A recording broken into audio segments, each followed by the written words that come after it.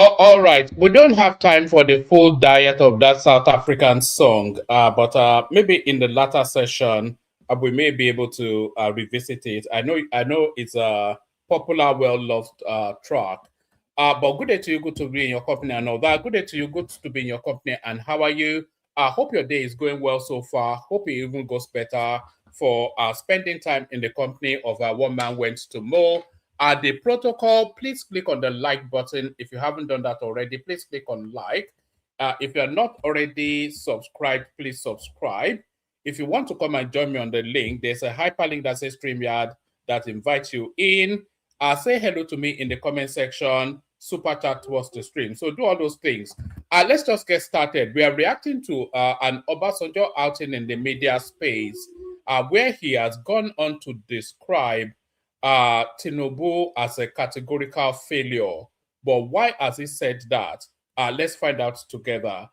So I'm going to start playing this now. If you can hear the volume, let me know. If you cannot, let me know so I can make the necessary adjustments. But here is Obasanjo in his latest media outing, again, as ever, slaughtering a government institution. So if there's anything we know about Obasanjo for, is for slaughtering governments in situation. He has been doing that pretty much since he left office. And by the way, apologies, you might hear a little bit of background noise. I've got my little boy with me, but let's carry on nevertheless. Look, you come in as a government that is deep in debt, and then you are spending money like a drunken sailor.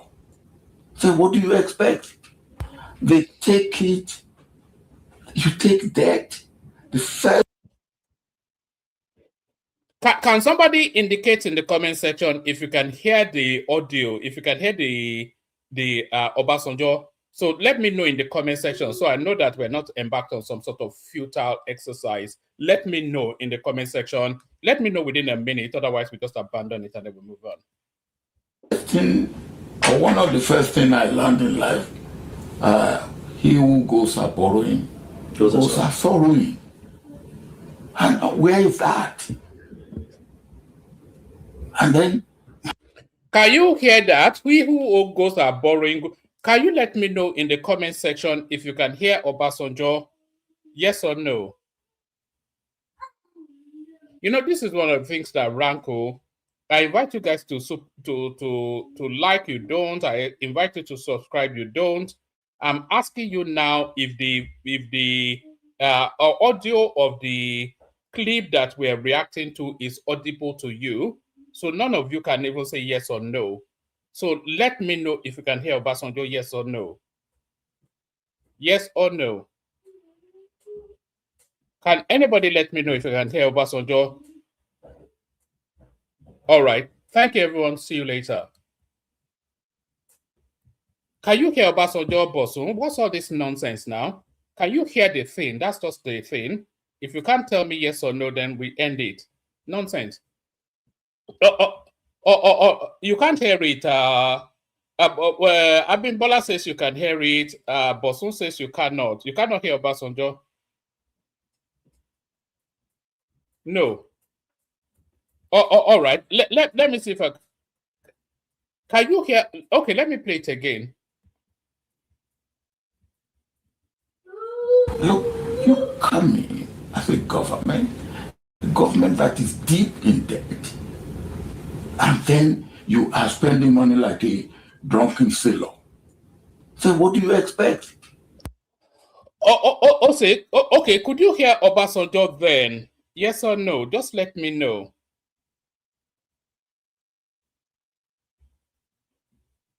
You can hear it. What's yes, no now, Bosun? Can you we are reacting to this Obasanjo interview. So if you cannot hear it, then it makes the exercise redundant. So, yes, that's all I needed now. So why is it so guys, man, sometimes it frustrates, just the simplest yes or no, you have to make a hue and cry about it. But I hear is Obasanjo coming out to slaughter the Tinubu administration. Look, you coming as a government that is deep in debt, and then you are spending money like a drunken sailor. So what do you expect? They take it, you take debt. So is that there that you are spending money like a drunken sailor, even though the country is deeply in debt? So the country has to spend money, and you have to borrow money. He borrowed a lot of money in his administration, stole a lot as well. The $16 billion that he and Atiku stole under the electricity cover. The first thing, or one of the first things I learned in life, he who goes a borrowing goes a sorrowing. And Can you imagine the just the redundancy of that statement? He who goes a borrowing goes a sorrowing. Which country on this planet is not a borrowing? It's just ridiculous. Yeah, I'm already irritated. I was already irritated by you guys not telling me if you could hear it or not. But Obasanjo irritated me even more now. Where is that? And then, and when you get this money, the amount of money that was left in reserve and in what we call excess crude account, excess crude account, was excess crude account went beyond 30 billion. After I have left, it was about 20. How much exactly did Obasanjo leave behind? I think he left a whole slew of debt behind. He and Atiku stole everything, did they not? 325 billion before I left. Reserve went up to 60 billion. It was about 45 billion before I left. Now, where is it? What did we do with it? And now people said our debt is 90-something billion within a space of how many years? Today we have here on NOR TV, we have President Olusegun Okikiola Obasanjo. Thank you for joining us today. It's a pleasure to be with you. Great. We appreciate you being here. Today we're going to have a few questions for you. So Choma is going to start off and lead us in terms of questions. So let's say that President Tinubu called you with the same question. What can be done? Sorry, excuse me. What is Tinubu? So when did Tinubu become Tinubu? Are we affecting some American accentuation here? When did President Tinubu become Tinubu? What are we? What's that signaling? Tinubu. Which one is Tinubu? Nibolo Busi. Thank you for joining us today. It's a pleasure to be with you. Great. We appreciate you being here. Today, we're going to have a few questions for you.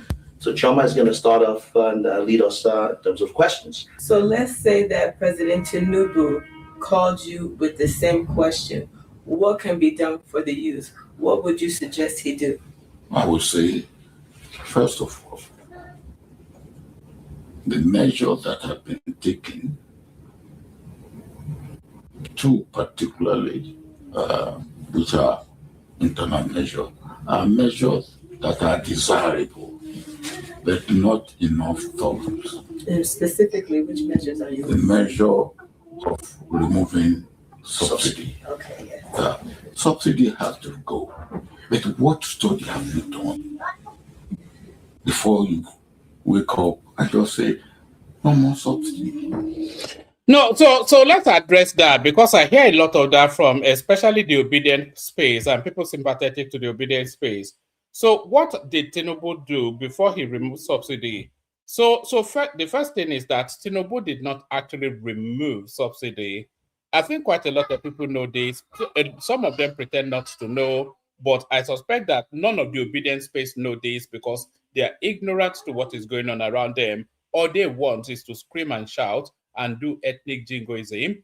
But Tinubu did not remove the fuel subsidy, no. Buhari, Muhammadu Buhari, he removed the fuel subsidy and he embedded it in the constitution so that it was irreversible. And the date was set.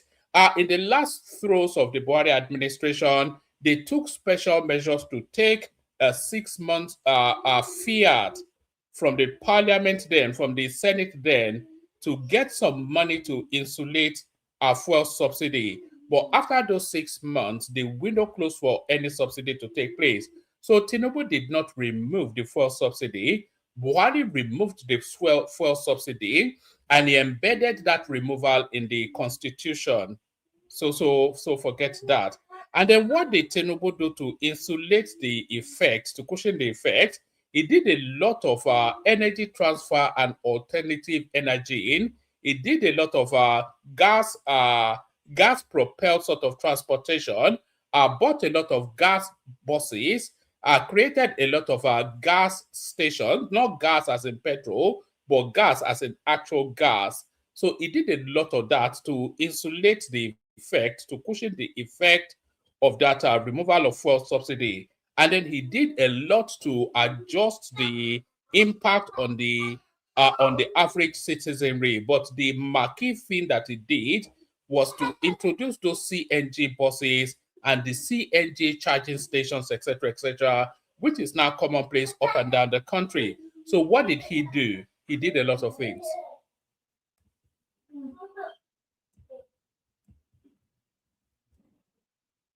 Desirable, but not enough thought. And specifically, which measures are you? The measure of removing subsidy. Okay, yes. Subsidy has to go. But what study have you done before you wake up and just say, no more subsidy? So if you were the one to do it, how would you have taken that? I will set up a committee. Okay. First and say, well, look, how much is subsidy? What is the subsidy? Where does it come from? How does it come from? And then I have a study. Now, if I stop subsidy, what do we gain? What do we get? And how do we spend what we get to alleviate some of the hardship that may come? Or will any hardship come? Will any hardship not come? I would do such exercise that I would say, look, so that when I come out and say, well, we remove subsidy, I will also say what had gone into it, how it has gone, and what effect it will have. And but for instance, I went around the world, I got debt relief. And I said, look, what we got in debt relief will be used to carry out sustainable development. And the present Deputy Secretary General of the UN was the lady I appointed. So what money we received, we gain from debt relief, this you will be in charge. So or even bringing the parallel and the official rate of exchange together, again, a good study. What will happen? There are policies that have to be carried out, but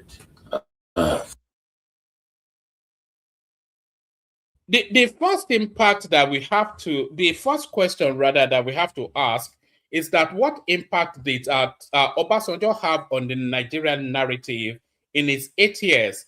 And if you add his military administration, which was 3-4 years, you know that Obasanjo is the longest serving Nigerian ruler, both as military and civilian. So what meaningful impact did as Obasanjo had on the Nigerian space to give him the authority to speak in this manner? What did he do to change the paradigm of that country? And he speaks with this arrogance as though he knows better. You know better if you've not had the opportunity to do it. You were there. What impact did you have? How do we spend what we get to alleviate some of the hardship that may come? Or will any hardship come? Will any hardship not come? I will do such. So you cannot completely insulate hardship when you're going through a process of ruling reforms. The sort of reforms that Nigeria is going through now, which are reforms that the country necessarily have to go through, you cannot insulate totally the impact on the people. The people have to carry some of the burden of the reforms. And because the people have been living off a free check for a long time, our oil was X amount, they were selling it for significantly lesser than the currency. Even we saw it to the point that they were what was it called? What's it called again? They were trafficking it. What's that term again? When they were smuggling it to other neighboring countries, you know, because the oil in Nigeria was so cheap. And the reason why the oil in Nigeria was not so cheap, we had no refinery, we were importing petroleum. The reason why our petroleum was so cheap was because we were heavily cushioning the price. So at some point, somebody has to pay the price for all of that profligacy. So the price had to be paid at some point, and this is the moment of reckoning. That free lifestyle that Nigerians have been living for endless amount of times, this is the moment of reckoning. So there's only so much that the government can do to insulate the effect. The Nigerian people also have to carry some of the pains of that reform. And those are the pains that they necessarily have to carry in order to evolve in the other side, onto the other side. Exercise. And I would say, look, so that when I come out and say, well, we remove subsidy, I will also say what had gone into it, how it has gone, and what effect it will have. And but for instance, so all of these laudable things that Obasanjo is talking about, which single one of them did he practice when he was the military or when he was the civilian president? You know, it was just busy slaughtering people now all over the middle belt, not the middle belt, the south. That's what we recall Obasanjo for now. It was massacre. So he's now telling us the processes of how government relates to the people. He has governed Nigeria for the longest. So you know he has an antecedent. What exactly? Name one thing that stands as Obasanjo's legacy that you can point to today. I went around the world. I got debt relief. And I said, look, what we got in debt relief would be used to carry out sustainable development. And the present Deputy Secretary General of the UN was the lady I appointed. So what money we received, we gave. Okay, so what sustainable development took place under Obasanjo? Please, comment section, tell me. Because I have no recollection of any abiding legacy of the Obasanjo administration. Not one.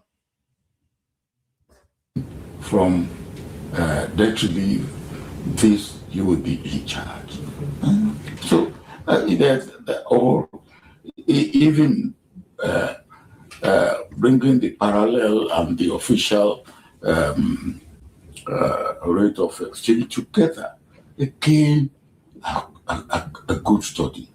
What will happen? There are policies that have to be. So all of these policies, all of these actions by Tinubu that Obasanjo is criticizing now, they were also still in play under the Obasanjo administration. Under the Obasanjo administration, fuel subsidy was in play and it needed to have been removed. Under the Obasanjo administration, there was a multi-tier exchange rate which needed to be addressed because it opened the window for arbitrage. So all of these things that is criticizing Tinubu for now, electricity we had none under the Obasanjo administration, no security, the birthing of Boko Haram happened under Obasanjo. So all of these things that he is criticizing Tinubu for now, they were all in play when he was president. We had a multiplicity of exchange rates to the Naira. We had a grueling corruption-laden fuel subsidy regime, all under the Obasanjo administration. So if he had all these fantastical ideas that this is how it should be done and this is how it should not be done, so why did he not do it in the way that he's now proposing that it should be done? Can you see just the ignorance, the lack of integrity? It's just an attack anyway. But what Obasanjo detests is for anybody to supersede him. And what really cuts to the very core of his bone marrow is for somebody of his own ethnic stock to supersede him. And that is really where Obasanjo's problem is. Tinubu is set to become the greatest Nigerian president, and he also happens to be a Yoruba man. The two spaces that Obasanjo lost us after the most. And this is really what underpins what he's doing now.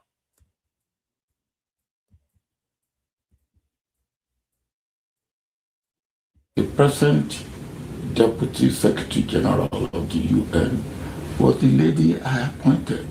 So what money we received, we gained from debt relief, this. So sorry, somebody just pointed out in the comment section, even Sharia law, the Sharia north started under this criminal element that is now saying is sitting on some lofty heights looking down at the hoi polloi. You will be in charge. So or even bringing the parallel and the official rate of exchange together, again, a good study. What will happen? There are policies that have to be carried out, but for me, not enough thoughts, not enough study, not enough preparation. Yes, but like I said, you said not enough, all of these things. You know, Nigeria had about 5 exchange rates to the dollar to foreign currency under Obasanjo. Nigeria was insulating the price of fuel to up to 70% under Obasanjo. The Nigerian states, the state government, they were holding the finances of the local government to hostage all under Obasanjo. Boko Haram was rife under Obasanjo. all of these things that Tinubu is addressing now, they were all in play under Obasanjo. So if he knew the solutions to these things, why did he not implement it? They would have been dealing with a different dynamic. Then would have been dealing with the different dynamism now. So this guy, man, is just a nonsense guy. Have been done because you should be able to say, look, if you do this, well, what are likely repercussions, and how do you ameliorate it? What will be the effect? How do you handle it? So during your tenure, you just spoke about debt relief. You were part of, I guess, the president of Nigeria that was able to get the Paris Club debt to forgive Nigeria's debt. Now, in the case where presidents of a country, in the case of Nigeria, were to go and say, "Hey, we need debt relief or we need assistance." No, if you come to me and I gave debt relief before, I would say, "What did you do with the money?" So I'm getting to the question. Yeah. Now you have a situation where there's excessive government spending going. What do you think the administration needs to do to address some of the question you're asking me is so ridiculous, with all due respect, because. So, sorry, where exactly is that excessive government spending? Because I've not identified. So what does that mean, excessive government spending? Which government spending is not tied to a Nigerian project? The presidential jet that Tinubu bought, it was bought at a very cheap rate, and it was bought for the Nigerian state. The renovated vice presidential lodge, that was for Nigeria. Shetima is not going to take it with him when he leaves government. It's for Nigeria. The money that they are borrowing, the $800 million that they borrowed for the Lagos, for the Badagry Sokoto superhighway, that's not for Tinubu's pocket, it's for Nigeria. All of the borrowings are tied to projects. So which one is some sort of profligate sort of spending? Which one is a waste of money? What so I don't get that. And it's this obedience space. So these are, I don't want to go ethnic, but I think you all know who these people are. And they so casually settle this sort of narrative. They tell you that Tinubu has done nothing. When yesterday we ran out of room to show you projects that this guy has been doing, so all of these things. So, I mean, it's just a nonsense now. And just they lazily place that as a settled matter within the Nigerian political discourse. Hey, we need debt relief or we need assistance. No, if you come to me and I gave debt relief before, I would say, "What did you do with the money?" So I'm getting to the question. Yeah. Now you have a situation where there's excessive government spending going. What do you think the administration needs to do to address some of the question you're asking me is so ridiculous, with all due respect, because running the affairs of a country is like running your own affair. If you have to earn money and you have to borrow money to eat because you are using the money you earn to pay debt, then something is wrong in your life. And the same thing, if we are earning and we are spending 95% of our earning to service debt, then something is basically wrong. And you have to sit down and say, "Hey, what is wrong?" Now, when I came into government, we were paying $3.5 billion to service our debt, and the quantum of debt was not going down. Now, and I said, "Look, now this cannot continue. There's something basically wrong here." And then I went around.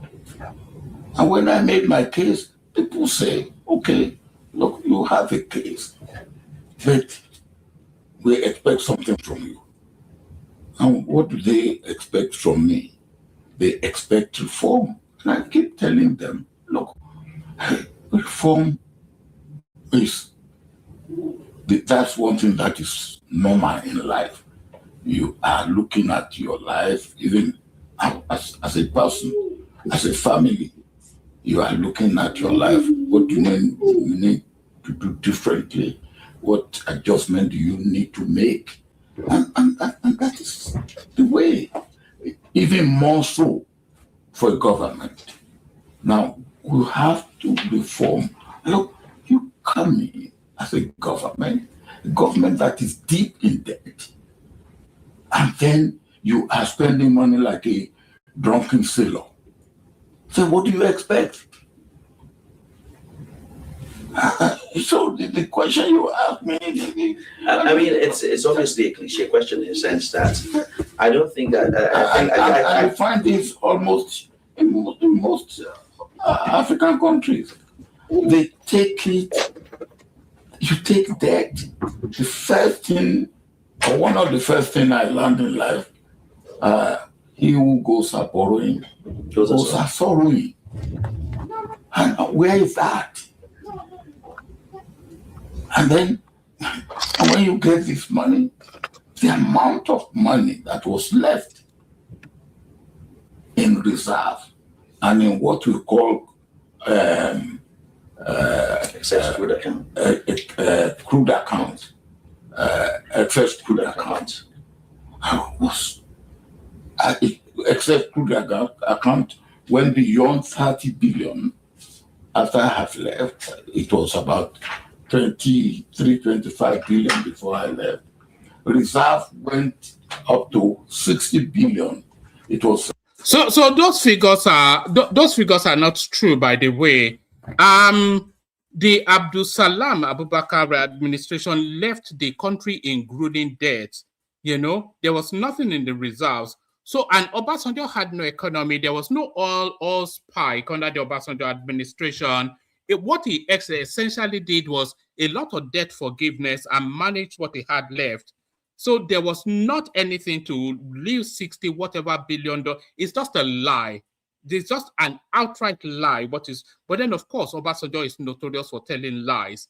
It's quite disappointing actually. But the figures, I think the CBN should actually come out and release figures to counter this guy, because a lot of lies actually go on within the. You know, they tell you that Tinubu has borrowed 10 times more than XYZ, and when we started to look at the figures, Tinubu has not borrowed anything significantly more than any previous administration, but all of his borrowings, you can see how they tie in with ongoing projects. The whole of the Southeast is a building site. The whole of the Southwest is a building site. The whole of the North is a building site. You know, Lagos, Calabar, Muritala Mohammed International Airport, Owerri Onitsha Road, etc., Suleja, Abuja, all of these things. So at least we can see where the money is going to. But Obasanjo never left a kobo in the CBN when Yar'Adua took over from him. It's a pathological liar. And all of these solutions now that is preferring to the Nigerian problems, all these problems were there when he was there. If he knew the solution, why did he not implement it? Did we not have multi-tier exchange rate to the dollar under the Obasanjo administration? Did we not have fuel subsidy under the Obasanjo administration? Did we not have electricity problems under the Obasanjo administration? So if he knows the solution now that is preferring to the incumbent, when he was incumbent on him, why did he not apply it? Total nonsense. Maybe senility, I think it's what, 110 now. Maybe the guy is sit down. Maybe that's what we're contending with. All right, you know, I'm going to pull this back. I'm going to put this thing back and start it from the beginning again, because I did 10 minutes to go and do something. So apologies if you have to leave, but listen to it from the beginning again. I need 10 minutes to go and do something. Look, you come in as a government that is deep in debt, and then you are spending money like a drunken sailor. So what do you expect? They take it, you take debt. The first thing, or one of the first things I learned in life, he who goes a borrowing goes a sorrowing. And where is that? And then, and when you get this money, the amount of money that was left in reserve and in what we call Excess crude account.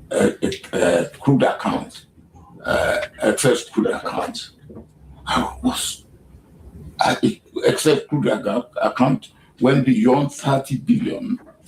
After I have left, it was about 23, 25 billion before I left. Reserve went up to 60 billion. It was about 45 billion before I left. Now, where is it? What did we do with it? Now, people said our debt is 90-something billion within a space of how many years? Today we have here on Nor TV, we have President Olusegun Obasanjo. Thank you for joining us today. It's a pleasure to be with you. Great. We appreciate you being here. Today we're going to have a few questions for you. So Choma is going to start off and lead us in terms of questions. So let's say that President Tinubu called you with the same question. What can be done for the youth? What would you suggest he do? I would say, first of all, the measures that have been taken, two particularly, which are internal measures, are measures that are desirable, but not enough thought. And specifically, which measures are you The referring? measure of removing subsidy. Okay, yeah. Subsidy has to go. But what study have you done before you wake up and just say, no more subsidy? So if you were the one to do it, how would you have taken that? I will set up a committee Okay. first and say, well, look, how much is the subsidy? What is the subsidy? Where does it come from? How does it come from? And then I have a study. Now, if I stop subsidy, what do we gain? What do we get? And how do we spend what we get to alleviate some of the hardship that may come? Or will any hardship come? Will any hardship not come? I would do such exercise that I would say, look, so that when I come out and say, well, we remove subsidy, I will also say what had gone into it, how it has gone, and what effect it will have. And but for instance, I went around the world, I got debt relief. And I said, look, what we got in debt relief would be used to carry out sustainable development. And the present Deputy Secretary General of the UN was the lady I appointed. So what money we received, we gain from debt relief, this you will be in charge. So or even bringing the parallel and the official rate of exchange together, again, a good study. What will happen? There are policies that have to be carried out, but for me, not enough thoughts, not enough study, not enough preparation have been done. Because you should be able to say, look, if you do this, well, what are likely repercussions, and how do you ameliorate it? What will be the effect? How do you handle it? So during your tenure, you just spoke about debt relief. You were a part of, I guess, the president of Nigeria that was able to get the Paris Club debt to forgive Nigeria's debt. Now, in the case where presidents of a country, in the case of Nigeria, were to go and say, hey, we need debt relief or we need assistance. No, if you come to me and I gave debt relief before, I would say, what did you do with the money? So I'm getting to the question. Yeah. Now you have a situation where there's excessive government spending what do you think the administration needs to do to address some of the question you're asking me is so ridiculous, without due respect, because running the affairs of a country is like running your own affair. If you have to earn money and you have to borrow money to eat because you are using the money you earn to pay debt, then something is wrong in your life. And the same thing, if we are earning and we are spending 95% of our earning to service debt, then something is basically wrong. And you have to sit down and say, hey, what is wrong? Now, when I came into government, we were paying $3.5 billion to service our debt, and the quantum of debt was not going down. Now, and I said, look, now this cannot continue. There's something basically wrong here. And then I went around. And when I made my case, people say, okay, look, you have a case, but we expect something from you. And what do they expect from me? They expect reform. And I keep telling them, look, reform that's one thing that is normal in life. You are looking at your life, even as a person, as a family, you are looking at your life. What do you need to do differently? What adjustment do you need to make?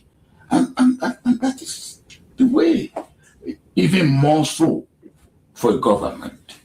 Now, we have to reform.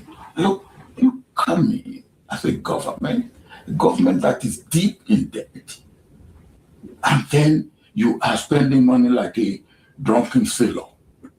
So what do you expect? So the question you asked me... I mean, it's obviously a cliche question in the sense that I don't think that... I find this almost in most African countries. They take it, you take debt. The first thing, or one of the first things I learned in life, he who goes are borrowing, goes are sorrowing. And where is that? And then, and when you get this money, the amount of money that was left in reserve and in what we call excess crude account. Crude account, excess crude account was excess crude account went beyond 30 billion. After I have left, it was about 25 billion before I left. Reserve went up to 60 billion. It was about 45 billion before I left. Now, where is it? What did we do with it? Now, people said our debt is 90-something billion within a space of how many years? The other issue that's become a big topic in the Nigerian spectrum is the issue of revenue. Nigeria is currently doing 1.6 million barrels, according to President Tinubu's recent speech, which he did a couple of days ago, which the allocation is supposed to be at 3 million barrels. What are the key reforms that you think that needs to happen to get to Nigeria to be optimal in terms of being able to, part of resolving the issues, obviously? You call the big oil companies. You call them. And look, what do we need to do? Well, that's what I did when I was there. Anything, look, come and let us talk.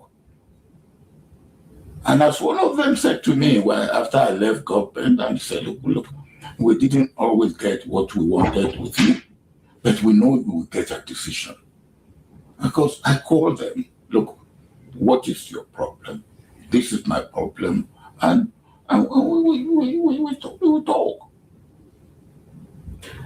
Back to the other question of corruption, which I think is obviously the elephant in the room within the Nigerian context. Each administration, you have been, I would say, very blessed to have seen from the 70s that you did the handover to Shagari, to the 80s, to the 90s.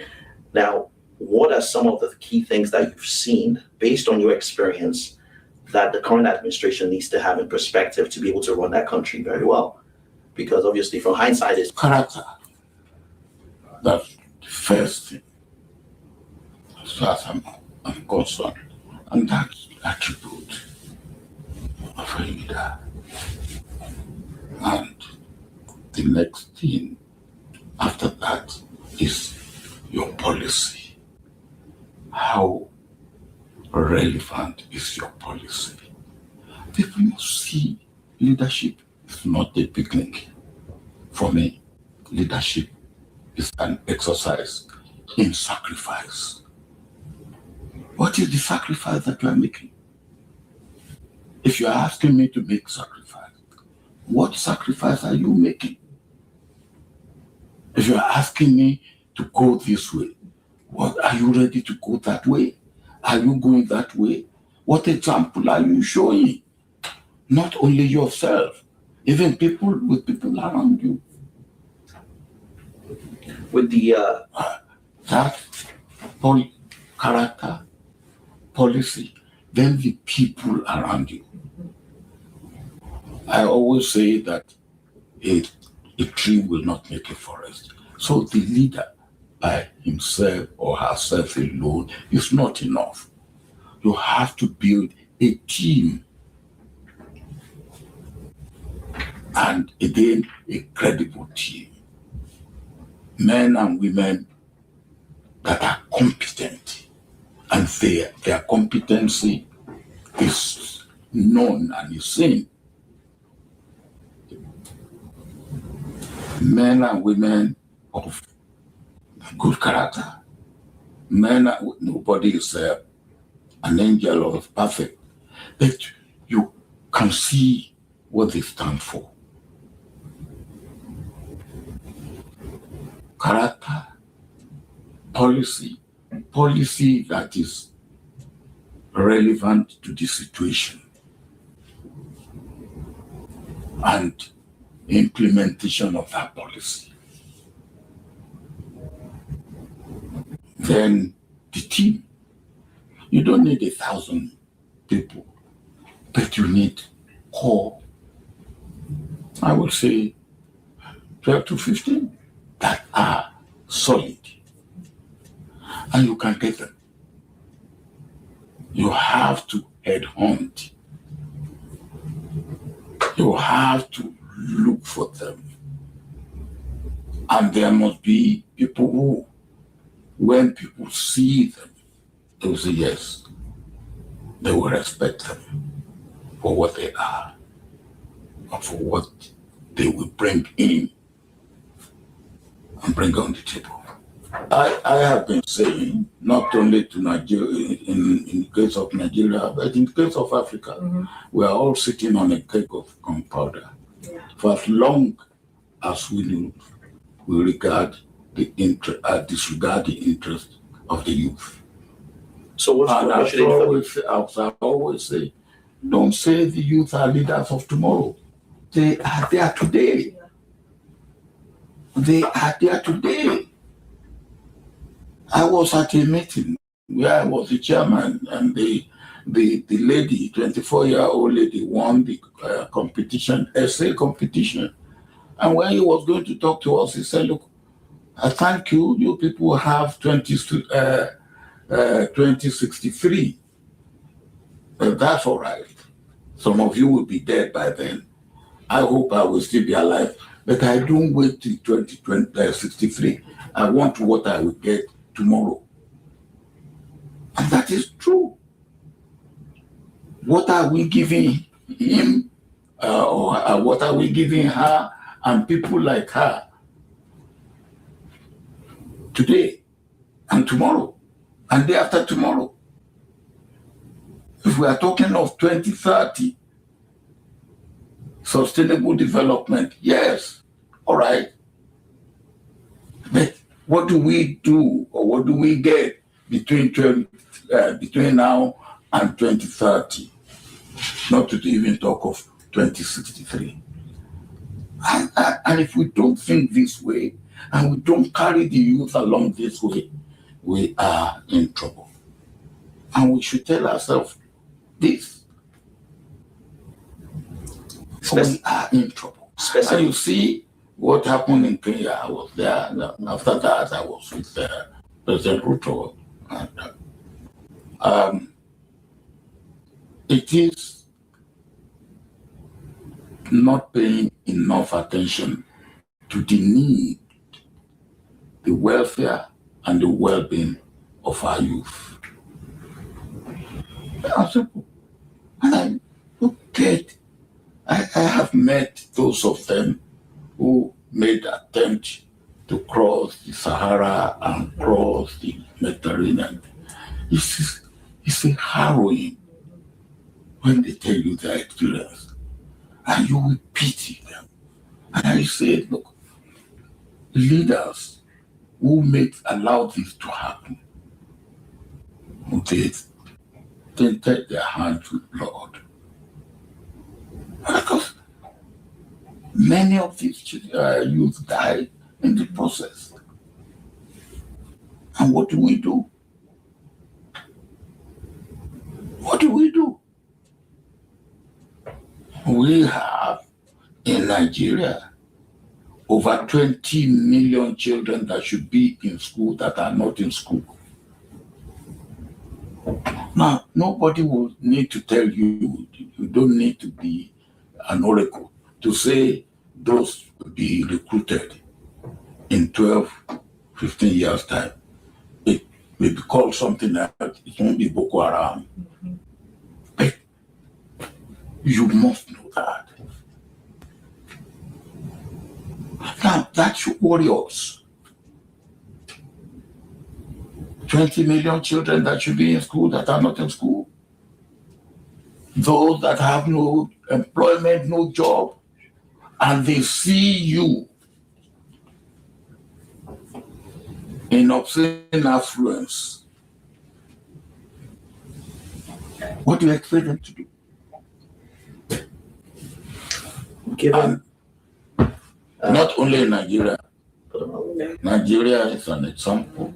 Nigeria, because we are the largest country in Africa, we need to do things right so that other countries can follow our footsteps. One of the things that I was very impressed with was the conversation I think you had made that President Buhari at one point had called you on the new year. If the current president at this time calls on you to provide advice to the nation, given the current situation, is that something that you would consider being able to do to... I'm not looking for a job. Thank you. Fantastic. The other issue is on the young people. Nigeria has between 18 to 35 millions of young people that are there. What specific reforms should be done? Especially people in the diaspora are very, very concerned in this. Different administrations have come and have not done this. Money has been allocated. First of all, I told you, education is number one. What about short term? Short term. Wait. If you say short term and you leave those 20 million, now if you leave them unattended to, you are who goes are borrowing, those are sorrowing. And all right, sorry, I'm back. I had to. And then, and when you get this money, the amount of money that was left. Sorry, I'm back. I had to go and attend to something fairly important. But apologies, I just needed to take that 10 minutes. So we're going back 10 minutes again, just so that we can react to it organically. If anybody wants to come in. We have Isaac Ojok with us. But let's rattle through this. It's only about 25 minutes, and then we'll see what we're making of what Baba Iyabo has to say. You know, there's been no administration since Obasanjo left Aso Rock that he has had anything decent to say about. You know, there's a lot of suspicion that in his mind, this elderly man, this coup plotter from Ota, the coup plotter from Ota, in his mind, he probably still thinks he's the Nigerian president. He thinks Nigeria is his personal property. In reserve and in what we call Excess crude account. Crude account, excess crude account. Excess crude account went beyond 30 billion. After I have left, it was about 23, 25 billion before I left. Reserve went up to 60 billion. It was about 45 billion before I left. Now, where is it? What did we do with it? Now, people said our debt is 90-something billion within a space of how many years? The other issue that's become a big topic in the Nigerian spectrum is the issue of revenue. Nigeria is currently doing 1.6. So is that a Tinubu issue? That's the problem. That Obasanjo is claiming he left X amount in the Nigerian coffers, and now Nigeria is owing 90-something billion according to him. There is no data coming out of the debt management office that supports Obasanjo's statement. But even if we take that statement, how is that Tinubu's problem? How is that a Tinubu issue? But because between Obasanjo, we had Yar'Adua, we had Goodluck Jonathan, we had Buhari. So were these people's pattern accountable people? We know what happened under Goodluck Jonathan now. They were just stealing everything. The only person that stole more than Goodluck Jonathan was Buhari now. That was the worst in terms of corruption we've ever had. You know, and now we have a prudent person in charge now. So are you criticizing this guy for being prudent? You know, for managing the resources of the country in the way that benefits the people? What is the criticism? Million barrels, according to President Tinubu's recent speech, which he did a couple of days ago, which the allocation is supposed to be at 3 million barrels. What are the key reforms that you think that needs to happen to get to Nigeria to be optimal in terms of being able to part of resolving the issues? Obviously, you call the major oil companies. You call them. And look, what do we need to do? That's what I did when I was there. Anything, look, come and let us talk. And as one of them said to me after I left government, and he said, look, we didn't always get what we wanted with you, but we know we will get a decision. Because I called them, look, what is your problem? This is my problem. And we talk. The other question of corruption, which I think is obviously the elephant in the room within the Nigerian context. Each administration, you have been, I would say, very blessed to have seen from the 70s that you did the handover to Shagari, to the 80s, to the 90s. Now, what are some of the key things that you've seen based on your experience that the current administration needs to have in perspective to be able to run that country very well? Because obviously from hindsight, it's character. That's the first thing. As far as I'm concerned. And that's attribute of a leader. Well, character is an ambiguous term, though, and it's a subjective term as well. So, what defines character and who arbitrates character? You know what actually defines character is results. You know, you make a decision and then you manage that decision, and then if it pans in your favor, people give you the applause. So Tinubu is, you can accuse Tinubu of many things. You cannot accuse him of not being able to make decisions. He makes decisions, whether you think the decisions are right or wrong, and in most instances, he makes the best decision for the country. But if you're talking about character, you're actually talking about decision making, and there is nobody better in the history of Nigeria. There is nobody that has made more impactful, more reformative decisions than Tinubu. In 3 years, he has made more reformative decisions than any administration we have ever had in the history of that country. The next thing after that is your policy. How relevant is your policy? People must see leadership is not a picnic. For me, leadership is an exercise in sacrifice. What is the sacrifice that you are making? If you are asking me to make sacrifice, what sacrifice are you making? If you are asking, we have to address that question. So they are saying, what sacrifice is the government making? So what sacrifice should the government be making? So if you are saying the government is over bloated, which departments are not necessary? If you are saying the government is spending excessively, which expense was not needed or value for money? The obedience space will very quickly run to the presidential jet and say, oh, there's presidential jet, there's IDP camp.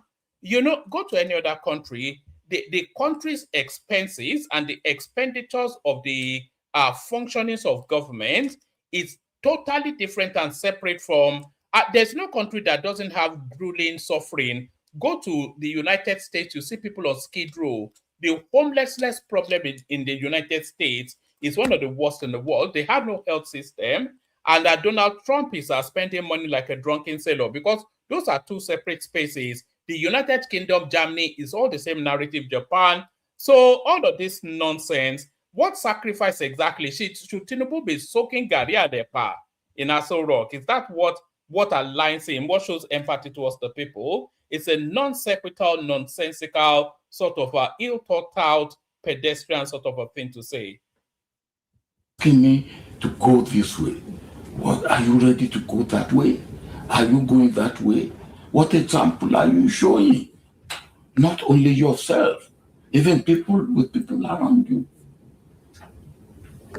With the That character, policy, then the people around you. I always say that a tree will not make a forest. So the leader by himself or herself alone is not enough. You have to build a team. I defy anyone to tell of a better team. Actually, if you want to say a better team, Obasanjo actually had a team as strong as the team that Tinubu has now, but not stronger. Because, of course, he had Okonjo-Iweala, he had Adesina, he had all of these superstars that still maintain their status till today. But if you look at Tinubu's administration, superstar all the way through. That woman, Adewo Oduwole, she's the best in the field. Yemsin Wike is the best in class. The Minister of Finance, Oyedele, is the best globally, the best in class. David Umahi, the Minister of Works, he's the best in class. So a superstar all the way through. So if you're talking about who Tinubu surrounds himself with, I kind of think, what about the aviation guy, Kiyamo, the best in class? So best in class all the way through, the first 11 that the country has to offer. And again, a credible team. Men and women that are competent, and their competency is known and is seen. Men and women of good character. Nobody is an angel or perfect, but you can see what they stand for. Character, policy that is relevant to the situation, and implementation of that policy. Obasanjo has already said that he endorses the removal of subsidies, naira, and fuel. So if you are talking about policies that are relevant to the situation, those are policies relevant to the situation. The NEL fund is a policy relevant to the situation. The autonomy finances for the local government, that's a result relevant to the situation. The infrastructural developments, those are projects relevant to the situation. The agricultural policy, commissioning equipment suited to the landscape. Those are projects relevant to the situation. I kind of think of one single thing that Tinubu is doing that does not go towards addressing things that are that elevates the Nigerian situation to a better place. So it's just jealousy anyway. Baba Yabo, the number one champion in Nigeria now, is the incumbent, and it will. Tinubu, by the way, by the end of those 8 years, Tinubu will emerge as the greatest black man that has ever lived. Mark my words, because it will recalibrate Nigeria, and Nigeria is the leading black country, which will then propel him as the greatest black man that has ever lived. Then the team, you don't need 1,000 people, but you need core, I would say 12 to 15 that are solid. And you can get them. You have to headhunt. You have to look for them. And there must be people who, when people see them, they will say yes. They will respect them for what they are and for what they will bring in and bring on the table. I have been saying, not only to Nigeria, in the case of Nigeria, but in the case of Africa, we are all sitting on a cake of gunpowder. Yeah. For as long as we regard disregard the interest of the youth. So what should as I always say, don't say the youth are leaders of tomorrow. They are there today. Well, but were the youth not there when Obasanjo was president? That's the question. You know, I'm not quite sure why the interviewer is not referencing his time in administration, because all of the situations that subsist now, they also obtained when Obasanjo was president. All the subsisting situation, the insecurity, Boko Haram started, or it got full-fledged under Obasanjo. He wasn't able to tackle it. We had problems with electricity under Obasanjo. They just used that as a conduit to steal money. We had problems with schooling, health, infrastructure. We had arbitrage in the exchange rate. We had the corruption of fuel subsidy. All of these things subsisted under Obasanjo. So if he knew the solution, he governed that country for 8 solid years. Why did he not apply it? Why is it that those situations still subsist 30 years after he left government? They are there today. I was at a meeting where I was the chairman, and the lady, 24-year-old lady, won the competition, essay competition. And when he was going to talk to us, he said, look, I thank you people, 2063. That's all right. Some of you will be dead by then. I hope I will still be alive. But I don't wait till 2063. I want what I will get tomorrow. And that is true. What are we giving him, or what are we giving her and people like her today and tomorrow and day after tomorrow? If we are talking of 25. Okay, so why don't you give her the opportunity to govern herself? Obasanjo would have been roundabout in his 70s when he became president. I think it's in his 90s now. So 70, 80, 90, it would run about late 60s, early 70s when he was president. So if he had concerns about what to give the younger generation, maybe give them the chance to chart their own path in life and govern themselves. So it's just with hindsight. These people become sage and Methuselahs in hindsight. Sustainable development, yes, all right. But what do we do, or what do we get between now and 2030? Not to even talk of 2063. And if we don't think this way, and we don't carry the youth along this way, we are in trouble. And we should tell ourselves this. We are in trouble. And you see what happened in Kenya. I was there. And after that, I was with President Ruto. And, it is not paying enough attention to the need, the welfare, and the well-being of our youth. And I look at, I have met those of them who made attempt to cross the Sahara and cross the Mediterranean.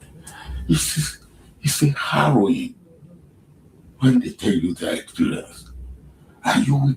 So there were a lot of Nigerians doing that under the Obasanjo administration, because that was where the Sahara route was first discovered under Obasanjo, just the escape from him. So why was that the case? You know, and what did they do to address it? And by the way, can everybody interacting with this session, please make sure you are subscribed. Check your device, make sure you are subscribed and click on like as well. We need 1,000 new subscribers this month. Please be one of them. Take us on that journey with your subscription. So please make sure you are subscribed. Pity them. And I said, look, leaders who allow this to happen, they take their hands with blood. Because many of these youth died in the process. And what do we do? What do we do? We have in Nigeria over 20 million children that should be in school that are not in school. Now, nobody will need to tell you, you don't need to be an oracle to say those will be recruited in 12, 15 years' time. It may be called something else. It won't be Boko Haram. But you must know that. Now, that's warriors. 20 million children that should be in school that are not in school. Those that have no employment, no job, and they see you in obscene affluence. What do you expect them to do? Given not only in Nigeria. Nigeria is an example.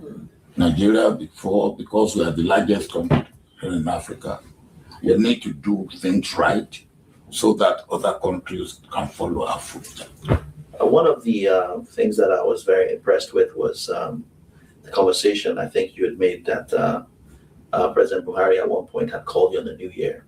If the current president at this time calls on you to provide advice to the nation, given the current situation, is that something that you would consider being able to do to... I'm not looking for a job. Thank you. Fantastic. The other issue is on the young people. Nigeria has between 18 to 35 millions of young people that are there. What specific reforms should be done? Especially people in the diaspora are very, very concerned in this. Different administrations have come and have not done this. Money has been allocated. First of all, you know, I really hate that the framing of that question, especially people in diaspora are concerned. What does that even mean?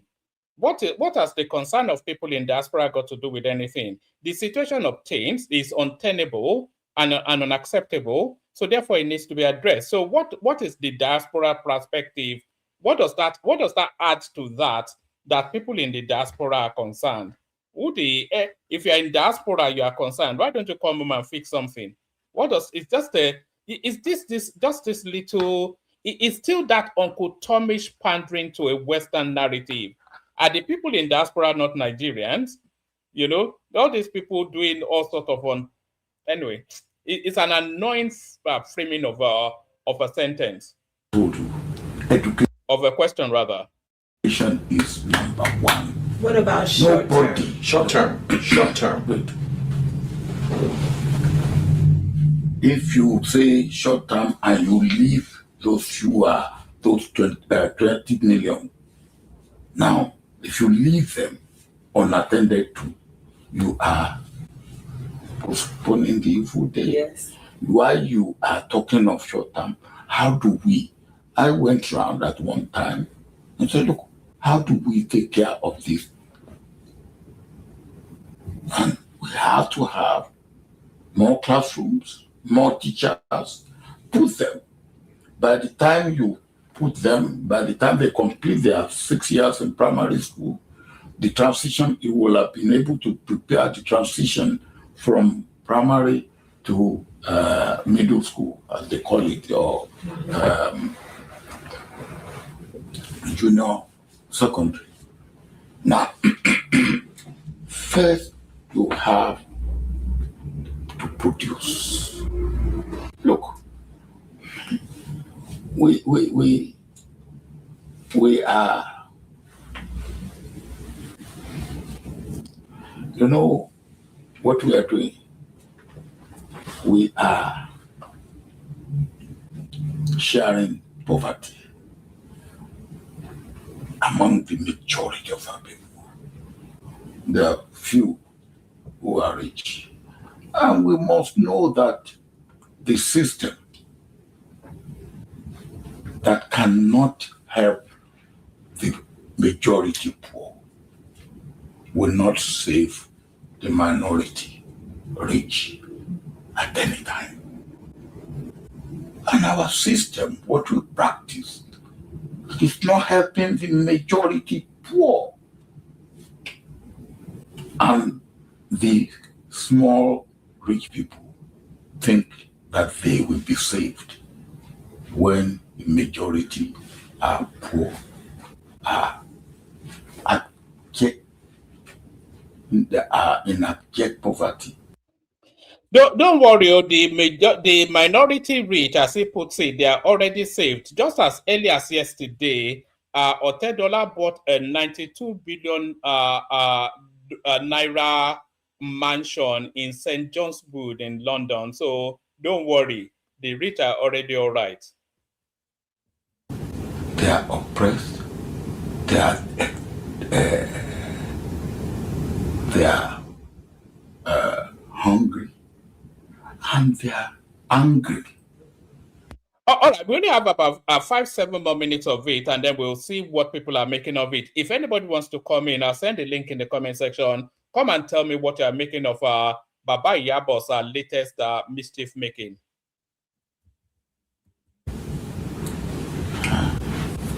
During your administration, hunger is a big part of the issue in Nigeria. People are saying that they're hungry. You had ran Operation Feed the Nation during that time.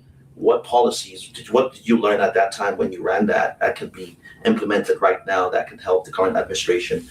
I don't know what anybody wants to learn. I know that one thing that I know is important, very important. I think security, personal security first. After that, food security and health. Even health is helped by food security. After that, education for me. Then employment. Now, so if food security is important, I want to treat it as very, very important.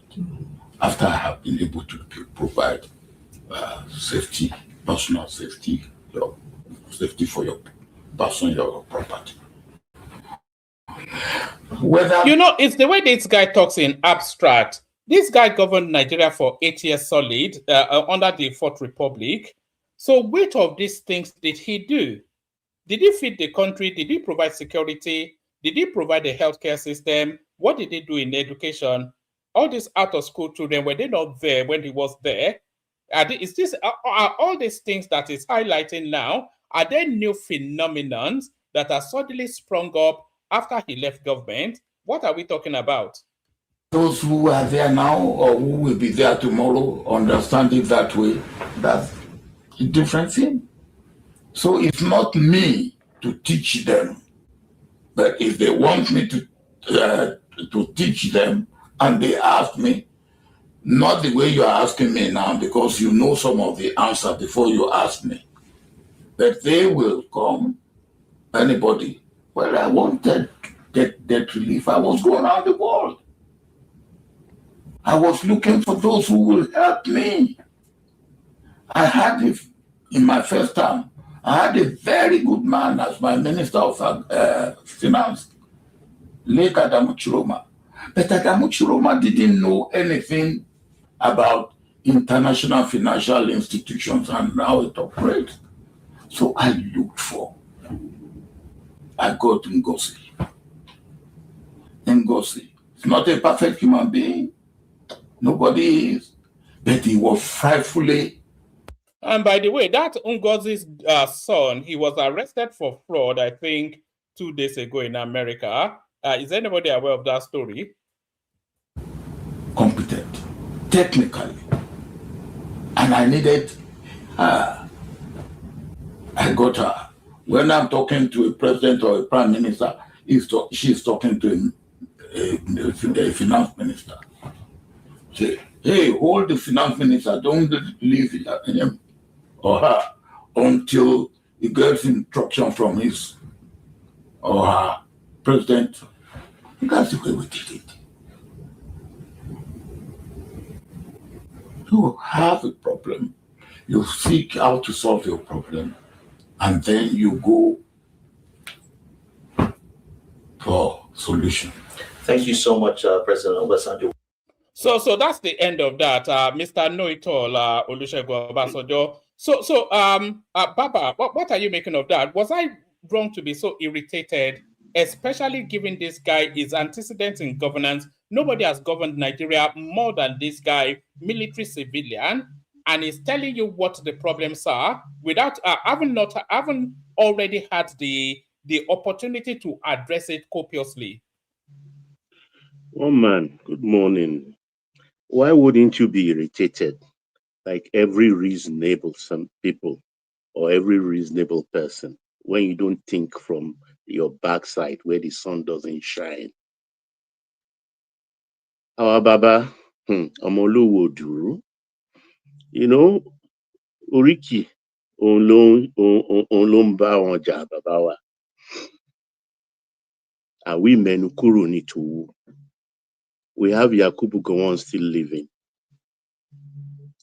We have Abdul Salam still living. We have Babangida still living. And by the special grace of God, our Baba is still breathing. What is his problem exactly? He spoke in abstract as if he's just an ordinary citizen. He's not an ordinary citizen. He ruled this country as a maximum power. That's his military, where he needed not consult anybody to do anything. Just with fiat, he makes rules, laws, regulations to guide our lives. He left. To whom did he hand over? To an incompetent party, NPN. He came back again.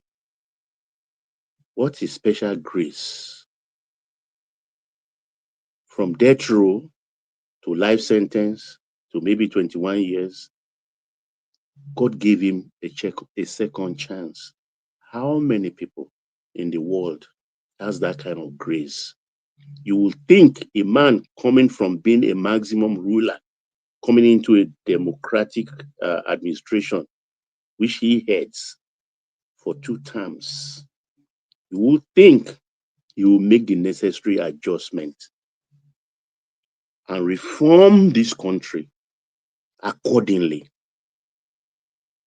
But did he? According to him, if you are listening to him, you will think, I mean, he is or he was then the best thing that happened to this country. The facts are there. So let's interrogate the facts. Simple as that. Baba was not correct, because you don't say an elderly man lies. No, Baba was not correct when he says he left 70 billion in the foreign reserve. No, Baba left for Yaradua Jonathan administration. When he was leaving, he left 43 billion in foreign reserve, and he left 22 billion in the excess crude account, and he left foreign debt of 4 billion. 4 billion he left debt to. Despite that debt forgiveness, he himself left debt $4 billion. Quote me. I want everyone to listen carefully. Our problem in this Fourth Republic started there from. Because if he had calmed down, get a very, very formidable team, apart from his finance team, every other one was rubbish. It's a finance team, that's a first class. But he was a very stubborn leader. How many of the advices they gave him did he adhere to or agree to? That is his profile. 43 foreign reserve, 43 billion, excess crude 22 billion, and he left a debt of $4 billion. And what happened first to that 22 billion excess crude? Amechi, as president, or what do they call them, chairman of Governors Forum, they chop everything, shine eye for Jonathan, and chop everything in that 8 years. After he left, they chopped the whole excess crude account. They took Fashola and Amechi took Jonathan to court so that they can access that amount, and they took everything. $22 billion excess crude account. They took it. And when he was the president for 8 years, in 1999, pump price per liter of fuel was 20 naira. In 1999, when he took over. By the time Baba left in 2007, it was 75 naira per liter, over 300% increase in his 8 years. 75 naira when he left. That is another one.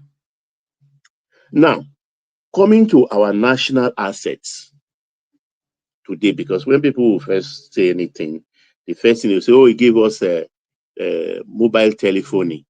No, the time has come when other governments in West Africa, not even Africa, in West Africa. That was trending at that time. Everybody was getting it at that time. It's not an attribution to Obasanjo. It's something, a technology that his time has come. We were even about 5 years late than the late people in West Africa, not even in Africa. So nobody can stop that. It's something that just flowed in. So he never gave us GSM. Rather, Baba sold him and his article. They sold Nitel. They sold MTEL. They sold the steel mills. They sold African Petroleum to Otedola. They sold Nikon Insurance. They sold Nile Merchant Banks and other banks where federal government has large shares. And the petrochemical company, they sold also in LMA, which is Ascon. And they sold also the one they call bought over by Indorama. They sold everything for peanuts and many more. Even the National Secretariat in Ikoyi, they sold that one too. If not for legal government that took them to court and say, no, we own the land. If you cannot sell, if you want to sell, give us the first offer. Let us have the privilege of the first offer. You sell it to the Lagos state government because we own the land. We gave you the land for a secretariat which you are not using anymore. If you are not using anymore, carry your secretariat on Ushuka and go. That's why that thing is still bogged down till today. Wale Babalaki actually bought it from OBJ. He sold also our refinery for I think about $600 million, which Yaradua reversed. The debate is still out there, whether for the rightness or wrongness of whatever it is. You understand? All these things is because it's not being given audience by this present government. He likes to lampoon people. And I don't know, when you talk about debt, there's debt to GDP ratio, for instance. Sorry, Baba. Has there been one administration that this guy has had anything complimentary or favorable to say about since he left government? None. It troubles them to high heaven. So nobody is good apart from him, Abi. Buhari just ignored him. But Jonathan was like catering to him, and he was haranguing Jonathan all the time. And this Baba, you are the father of the nation. You are revered, not even respected. You are revered. Yet, he has never attended one single head of state meeting, which they always call. Never attended one. Always wearing chips on his shoulder. Never attended one. Abdusalam will go, Yakubu Gowon will go. IBB is he doesn't have the legs to go. But at times they do Zoom for IBB. But this Baba never attended one. What is his problem? I do not know. God has blessed you beyond measure. Grace follows you wherever you go. It is high time you left the country alone. Stop pressing the neck of every president. Because I look at him now, to my mind, is just a content creator. As far as I'm concerned, because this year alone is gone, is even sat down for platforms on YouTube. He sat down for platforms. People ordinarily he shouldn't even be talking to, apart from TV stations like this he's been to. This year alone, if I have seen him, I've not seen him, I must have seen him on platform and on the YouTube TV about 10. Complaining and complaining and complaining. You who they gave debt forgiveness, you started your administration on a clean slate, yet you left $4 billion debt. You left $4 billion debt, though you left. And what happened to your 43 billion you left? By the time Jonathan came in, he finished everything. The governors finished the excess crude account. Today, I don't like to bother myself about domestic debt. That is because domestic is domestic. It can't threaten our balance sheet. The foreign debt we are owing today is $59 billion. $59 billion, our foreign debt. which is 74 trillion naira. And if we are to go by Brentwood's Institute's advice, that is the combination of the IMF and World Bank, the ideal for any nation debt to GDP ratio is about 40 to 55%. But our debt to GDP ratio, as I speak today, is under 40%. It's under 40%. Borrowing is not the problem. I remember in the early 90s, Argentina, Brazil, and which other nation, their debt portfolio was the heaviest, even at that time, running over 100 billions. The world had no option than to structure their debt and forgive them so many voluntarily. So if you owe debt, they dupe our countries in foreign exchange and pile up our debt. Was that not why people like Nedunwoku made money by going to the Paris Club and questioning most of their claims, for which Nigeria gained about $250 million? How much?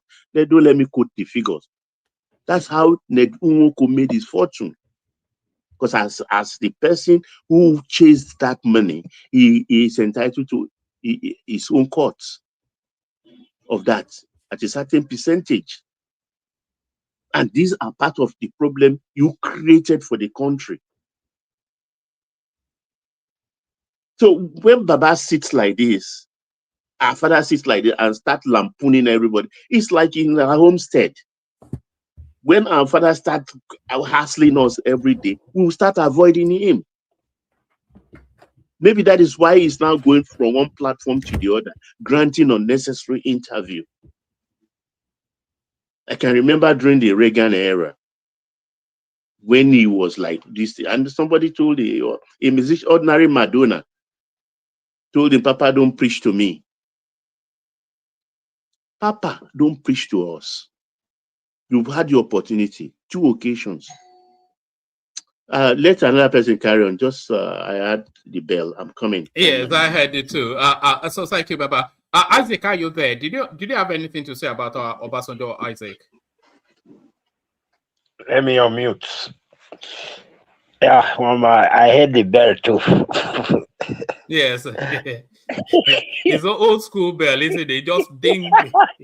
Yes. Mama, in fact, all the questions I have for this our Baba, you already asked him during your the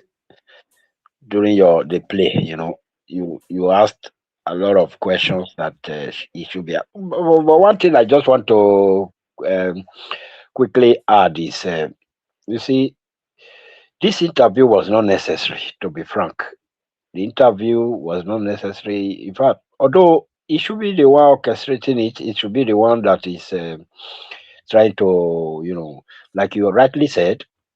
I think he's seeing that this guy on board is about to outshine him. You know something, Isaac. Obasanjo only has a voice if he has never had the opportunities to address what he identifies as the problem. So if he has had the opportunities to address those problems and he could not, then he doesn't have a voice. Did we not have insecurity under him, or the exchange rate, or the fuel subsidy, etc., etc.? Did we not have all these problems under him? So if he knew the solution, why did he not apply it then? Definitely. You see, with this interview, the level of hatred I've had for most of our past leaders, especially this Obasanjo, for him, I think it has increased. Just listening to this interview, I think it has increased because all these policies that he is even saying that they are good policies, but not well planned here and there and all that. You see, we always most times you always tell us on this platform, and some of our very nice friends like Baba, who just went to attend to the bell right now. You guys always tell us, especially those of us that are not really inclined in this political area and all that. In fact, me, I've learned a lot concerning this, Nigerian politics, Nigerian history from this platform. That's why you see me, I'm always here, even when I don't even climb, to say, okay, let me go enter scream yard and all that. I'm always Isaac, what do you think Obasanjo's game is? What do you think? Baba described him as a content creator. What do you think his agenda is? What do you think is after Obasanjo? yeah, that of Obasanjo, I'll come to that. But let me before I lose my thoughts, you see, you guys will always make us know that these policies that this guy is venturing into all this time, if they were things that were handled long time ago, even from his Obasanjo's administration, when he became democratically elected, if these things were nailed, at that time, things would have been better for Nigeria right now. Because now, did you see these policies? These policies now implementing them now is a bit is it now brings to the people more harsh because of the situation we have all over the world right now. Now implementing this kind of policies, which were supposed to be, long time ago, when things were good, when the world economy was okay, you know, these leaders were there, they couldn't implement them from one to another until I wish Tinubu was one of those leaders then. My brother, this Nigeria we are shouting today, it would have been a different planet entirely. So the game this guy is playing is what he just revealed to us when I will tell you one of the questions he answered. They said Buhari invites him. What if Tinubu decide to invite him, write him tomorrow to invite him to come and at least give some solutions to the problems we are having today? The answer he gave was that he's not looking for a job. When he said it, I looked at his face. I looked into his face. He's pained. He's talking out of pain, looking at someone of his ethnic, how you people put it, ethnic, whatever, Yoruba, same Yoruba man, coming up, like you always predict that by the end of this man's tenure, he's going to be the greatest black leader, and I'm looking forward to that. So this Sorry, is what about Isaac, if you hear any noise, it's construction people. They will not yeah, leave no our problem, routes alone. no, So bear with no, me. no problem, sir. Obasanjo is seeing that already. He's seeing the light. He's seeing the journey. Sorry, Isaac. Let me. I need to attend to something, but Ola is here. So Ola, please let people in and out. Give me about 20 minutes or so. Carry on, guys. Okay, so you can see that Obasanjo is already seeing the light. He's already seeing where all these things, Yeah, he I like said, that word there, Isaac, when you say he's already seen the light. You know one of why the reason he's pained? Baba never knew that you can handle the National Assembly easily by having one loyal man or two guiding your interest, creating a kind of legislative harmony between the legislature and the executive. Because Baba, in his 8 years, used about 6 Senate presidents, about six, all Southeasterners. He fought them all. He fought them all. He sacked them. So he had problems with the legislation. Count from the first one, what's his name, this stubborn man, to Wabara, to all the rest of them. He was just fighting them, busy pushing them out of the Senate presidency. He doesn't have the patience. He doesn't have people's skill. Being a military general, no people's skill. All he wants is to dictate and march you to order. So it's really pained to see a Tinubu administration, everything just going smoothly, which I don't support in its totality, in its entirety, that everything presented to the National Assembly should just sail through like a hot knife passing through butter. But then it's an atmosphere where this president can ideally reform the country. He never had that. I think looking at that alone is in wonderment that, oh, this is what I should have done or I could have done to ease things pathways for my program. Thank you, Isaac. Carry on, please. Yeah, like I was saying, I will not also miss this opportunity to address, most of our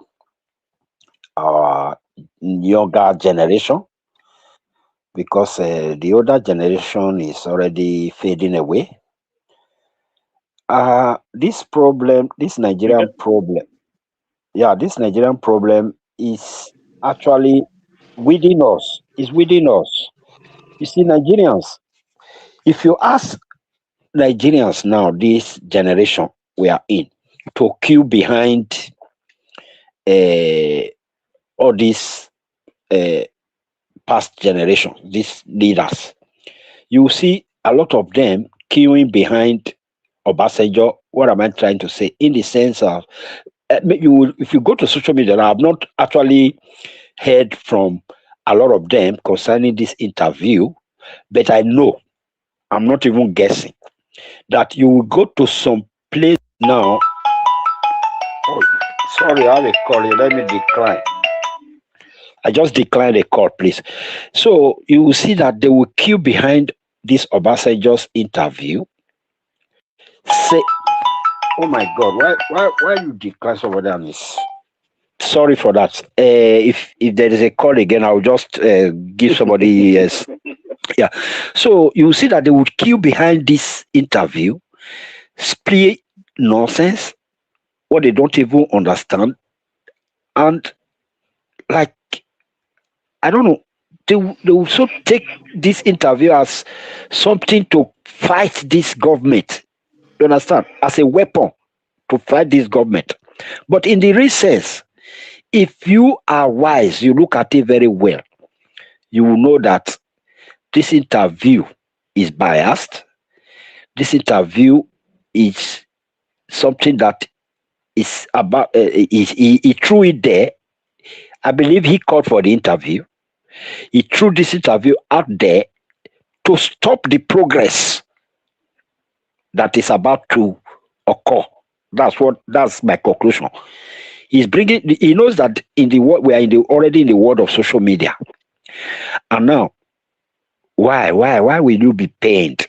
For me, I see this very guy on board, this so-called Tinubu, as somebody who is so serious about his job, who is not joking, who is trying to take Nigeria to a place where Nigeria will the next generation will begin to be proud. What we were not proud of, these people will begin we begin to go proud of their country. So this evil man coming up now to obstruct it. I'm sorry. I'm sorry. Coming now to obstruct it. I think Nigerians should be wise.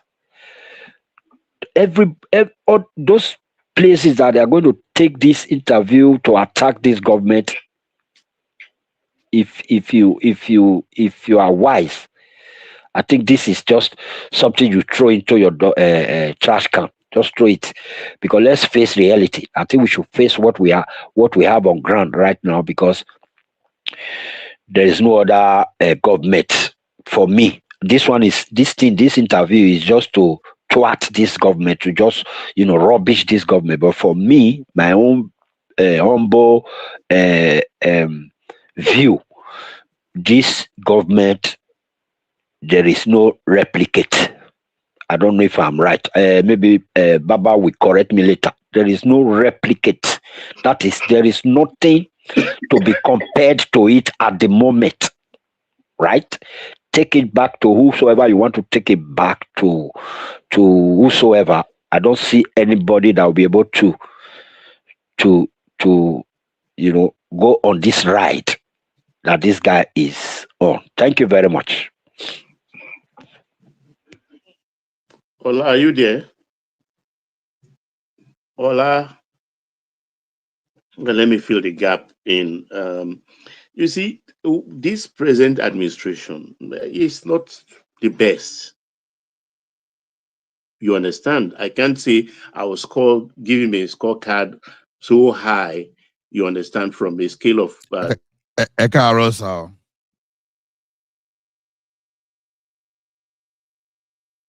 courage of the president.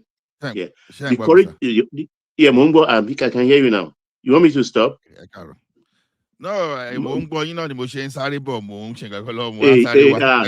sorry about that.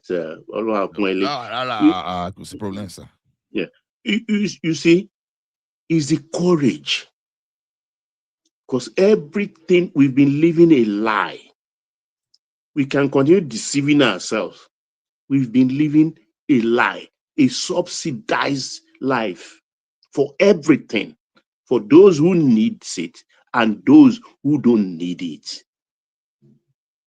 That's the kind of life it's like an open check for everybody. And this government has come to stop it. It's very courageous. Naturally, you face this kind of opposition.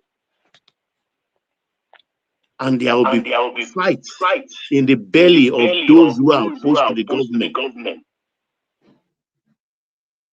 So it's expected. No doubt about that. But then Baba, sorry for cutting you short. So what the part that annoyed me most in all this interview was when he was talking about this administration, which is President Tinubu, that what he was supposed to do before removing fuel subsidy, that he didn't do it. That things he was supposed to put in place, he didn't do it, which has been this wrong narrative in the space. I was expecting this man at least as the senior man that he is, to, through this interview, put a clarity on that misunderstanding that has been going on about this removal of fuel subsidy. He still came back on this recent interview to propel that false narrative that Tinubu didn't put in place those things that he was supposed to put in place before he removed fuel subsidy. Tinubu was not the president; he was not in government when fuel subsidy was removed. How do you now expect somebody who was not in government to put things in place when he was not the one who removed the fuel subsidy? Besides that, Isaac, as Nigerians, we know ourselves. We are very litigious people. Litigious in the sense that every time we want to go to court, if Tinubu had left that thing unattended, 24 hours, people will go to court and block that subsidy thing with an injunction, with one funny motion. We know how to do it in Nigeria. So by a fiat supporting that removal and saying, forget them, nothing like that again. And I don't understand when they say you save money from subsidy.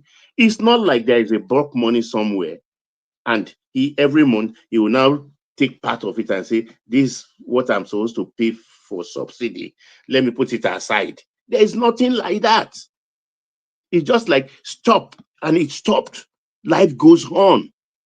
No money set aside. No subsidy money in a corner.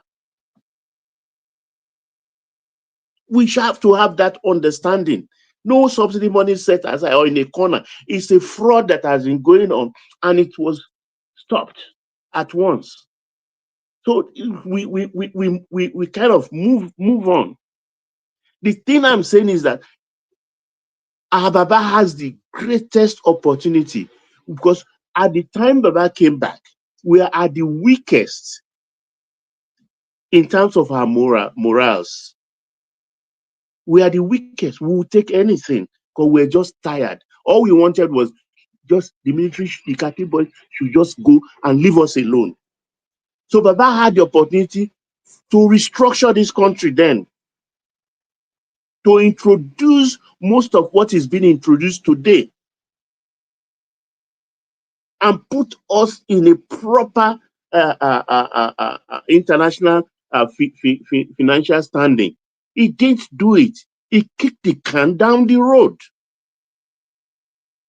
and following the same path. Yes, the 12, the money, they said, oh, Isaac, mute yourself. The debt forgiveness, everything. Well, the jury is still out there.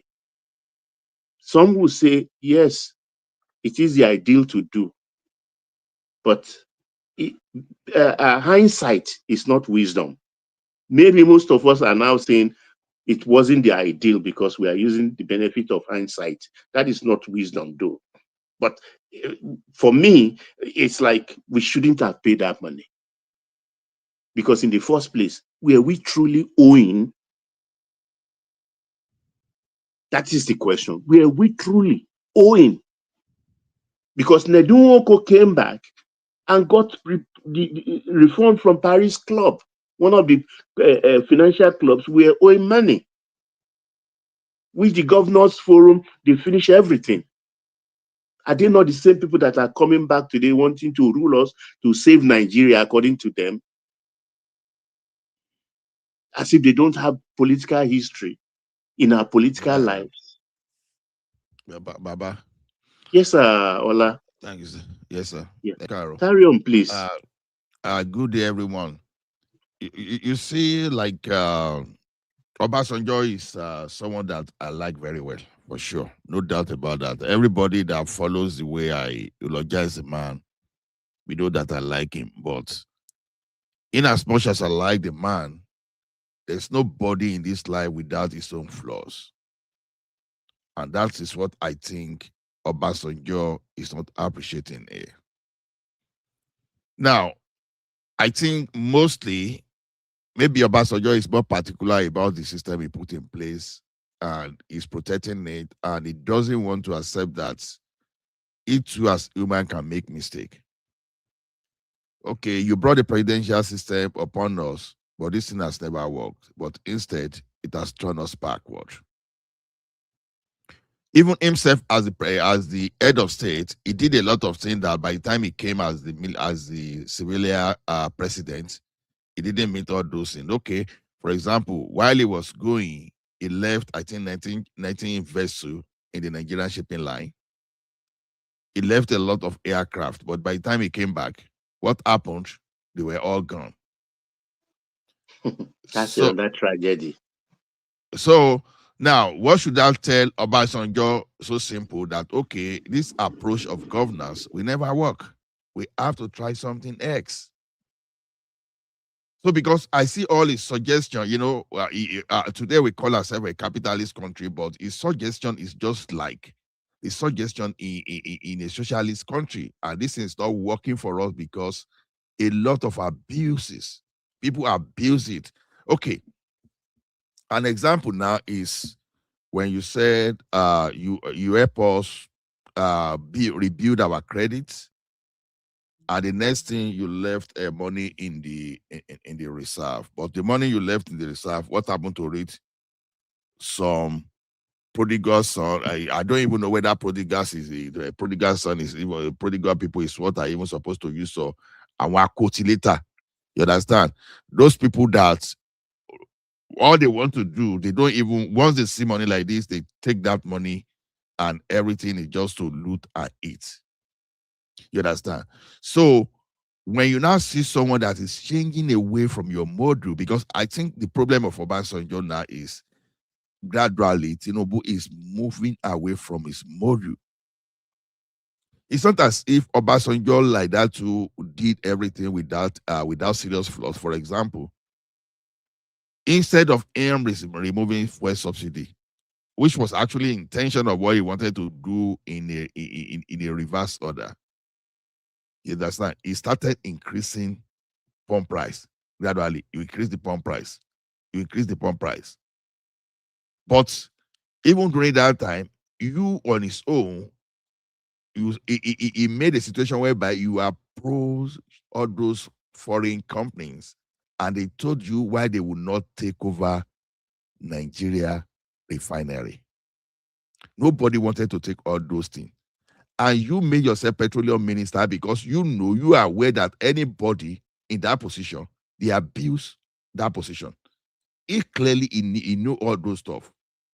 Because based on his experience, there's no way he can tell me that he doesn't know that that thing was made possible just because they are seeing this thing as national cake.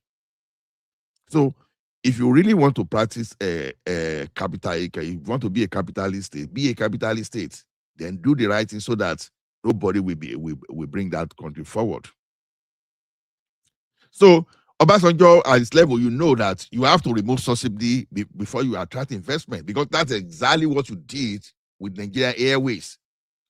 When they asked you about Nigeria Airways, you said you buy Nigeria Airways because you know of that debt, and so that's why you went the way you went, and you let everything go to the private sector. So you were not willing to invest in that Nigeria Airways. So how is that different from what is being done around subsidy? How is that different? Very good point, Ola. That Nigeria Waste team, very good point. Because one day we woke up and they said Nigeria Waste no more. Exactly. Up till now, So they've not paid a lot of people who retired. yeah, they've not paid. So what Petroleum Industry Act is doing for us is what Obasanjo himself did by fiat. So why talk? I like this man. Why are you now castigating other? It's just because of we are looking at the sources of that. Because whether we like it or not today, this Petroleum Industry Act, if we had done that as far back as 2007, probably we'll be close to Aramco today. Because where Nigeria is going, maybe 10 years down the line, there's tendency that we'll be processing like 10 million barrel a day. I mean, when I say processing in terms of refining, like 10 million barrel a day, because the like of about 500,000 barrel per day that we're coming up in those states, which I believe they didn't say that, which I believe we have capacity of doing 2 million barrel daily.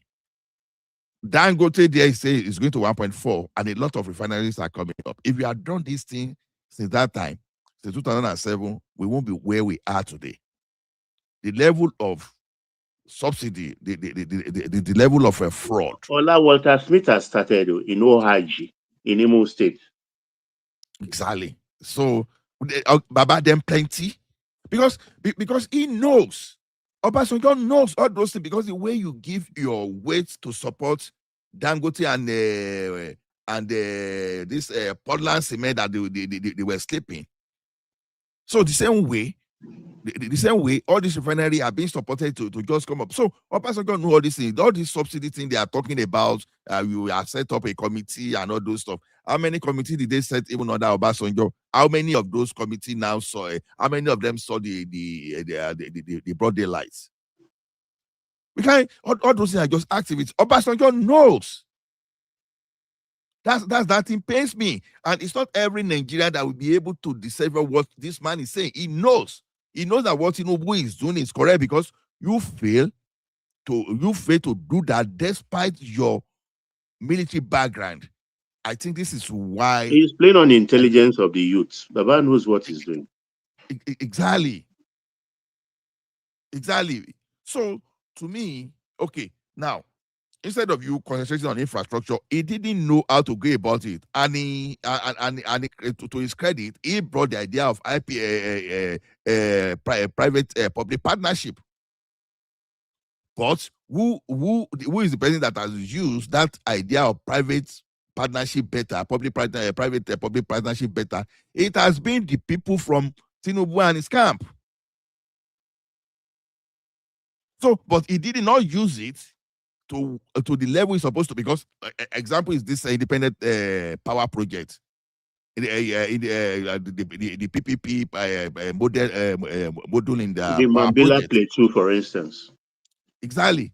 Instead for the man to just go and take that thing out of exclusive list and allow everybody to, but you still want to maintain the same structure that has failed, the same structure that you use to increase the number of aircraft in Nigeria aircraft fleet, and you did the same thing in Nigeria shipping line. But when you came back, everything was gone. You came back, railway was gone, everything was gone, and you still want to stop.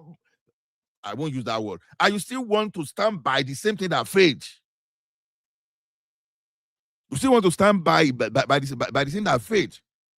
No, what this Baba is doing, honestly, it pains me, because if they say I will be the one to come out and speak against Obasanjo, I never thought of this day, because sometimes it should stay, just because I have a very high regard for this man, because I know that I've never met this man one-on-one, but I know the positive impact. I know the positive impact of his policy in my life. I know that for sure. But then he has to understand that he is human just like everybody, and you have your limitation, and just allow this to go. You are talking about debt now, for example. I'm an advocate of debt. If you can borrow Nigeria to $200 billion before Tinubu will leave that place, as long as there are infrastructure to back it up, let it be, so that we won't have Malami and all those rogues that will be targeting some kind of reserve and say they want to carry that money. That is painful. That thing is painful.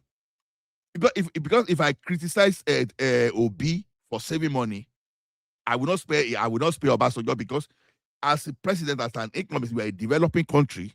You understand? We are a developing country. What you are supposed to do is not to put money in the bank. The way economists will save money is to invest in a means of production, which is example, all this Lagos Calabar Coastal Road they are doing, Lagos Badagry Sokoto Super Highway. Those are the things, because you facilitate business and you get your money back through taxations. That's what you are supposed to do. So if this man, as at the time we were doing, he took Lagos State government to go and bring Shogari to resolve the issue of Atlantic Ocean, that they spend more than what they used to resolve that solution permanently by all this traveling they were doing annually. He refused to help at a point. He felt Fashola was lying. Exactly. That beachfront, all the buildings there went away, invested in by the state government. Those liaison offices, everything. The water took everything. So I think I do not really appreciate what Baba Obasanjo is doing, honestly. I mean, let me yield to someone else. So AY, morning. Oh, AY is here. Okay, maybe it's not ready to talk. What of Awo? You want to speak? Hey. Okay, AY, fire on. AY, carry on. Good morning. Awo is here. Kale from here. Hello. Awo is here. Hold on. Awo, after AY, you can come after AY. Yeah.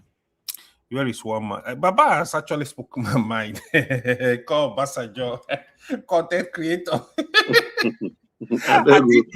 I think don't quote me. Don't quote me, Avec. I hide my head. The where is one man? The one that I don't agree with, actually, where one man said that Tinubu team is better than Obasanjo team. I actually disagree on that. Obasanjo had some he did some good stuff during his time, but he did a lot of bad stuff too. This his attitude of bashing every president after him is something that is really worrisome. Like I don't know, especially Nigeria are just funny people, to be honest. The way, no matter what the person did when he was in office, the moment they start either supporting your candidate or speaking against who you don't like, then you try to support them. If you go back to the history of Obasanjo, Obasanjo had every opportunity, like Baba said, to redirect the country. Even though I always give him a lot of credit, at least in economy, I'll give you credit any day. He did a lot of nasty stuff that I think probably he thought he was going to stay in power for forever, like the likes of Bobby, yeah, especially with that third-term agenda. What you talk of is impunity, like what Baba said, how he was changing the Senate president, the Speaker of House of Rep, impunity when it comes to politics. Using EFCC to go after people he does not agree with.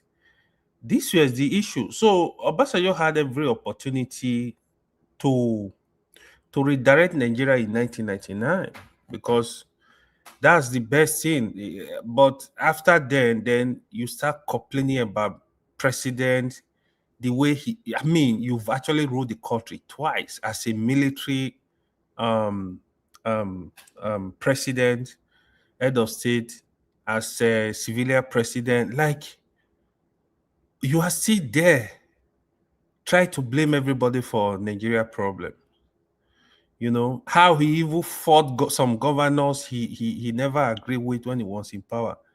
You know, but it's just like PDP today. When I hear them cry, I don't have pity for them. I don't, because they had opportunity to change it. That's what I still tell APC today too. AY, please, let's interrogate those impunity as regards Fayoshe and Oh man, Olubadan of Ibadan. do you remember He the came Plateau and one? confessed to us. Baba said he had to collaborate with a local thug like Baba Adedibu to remove a sitting governor. Yes, now Your boys kidnapped Ngige. Baba, ẹgbàgbé pé Your pé boy, ẹgbàgbé pé it's Tokyo and Co that announced that Ladoja has been removed.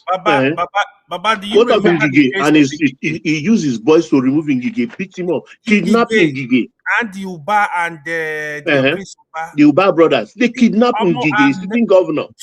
What is Baba? See, Baba when slow he down, come, he pretend he's talking as if he was a saint. I'm like, and people will and start not to even talk of Fayoshe.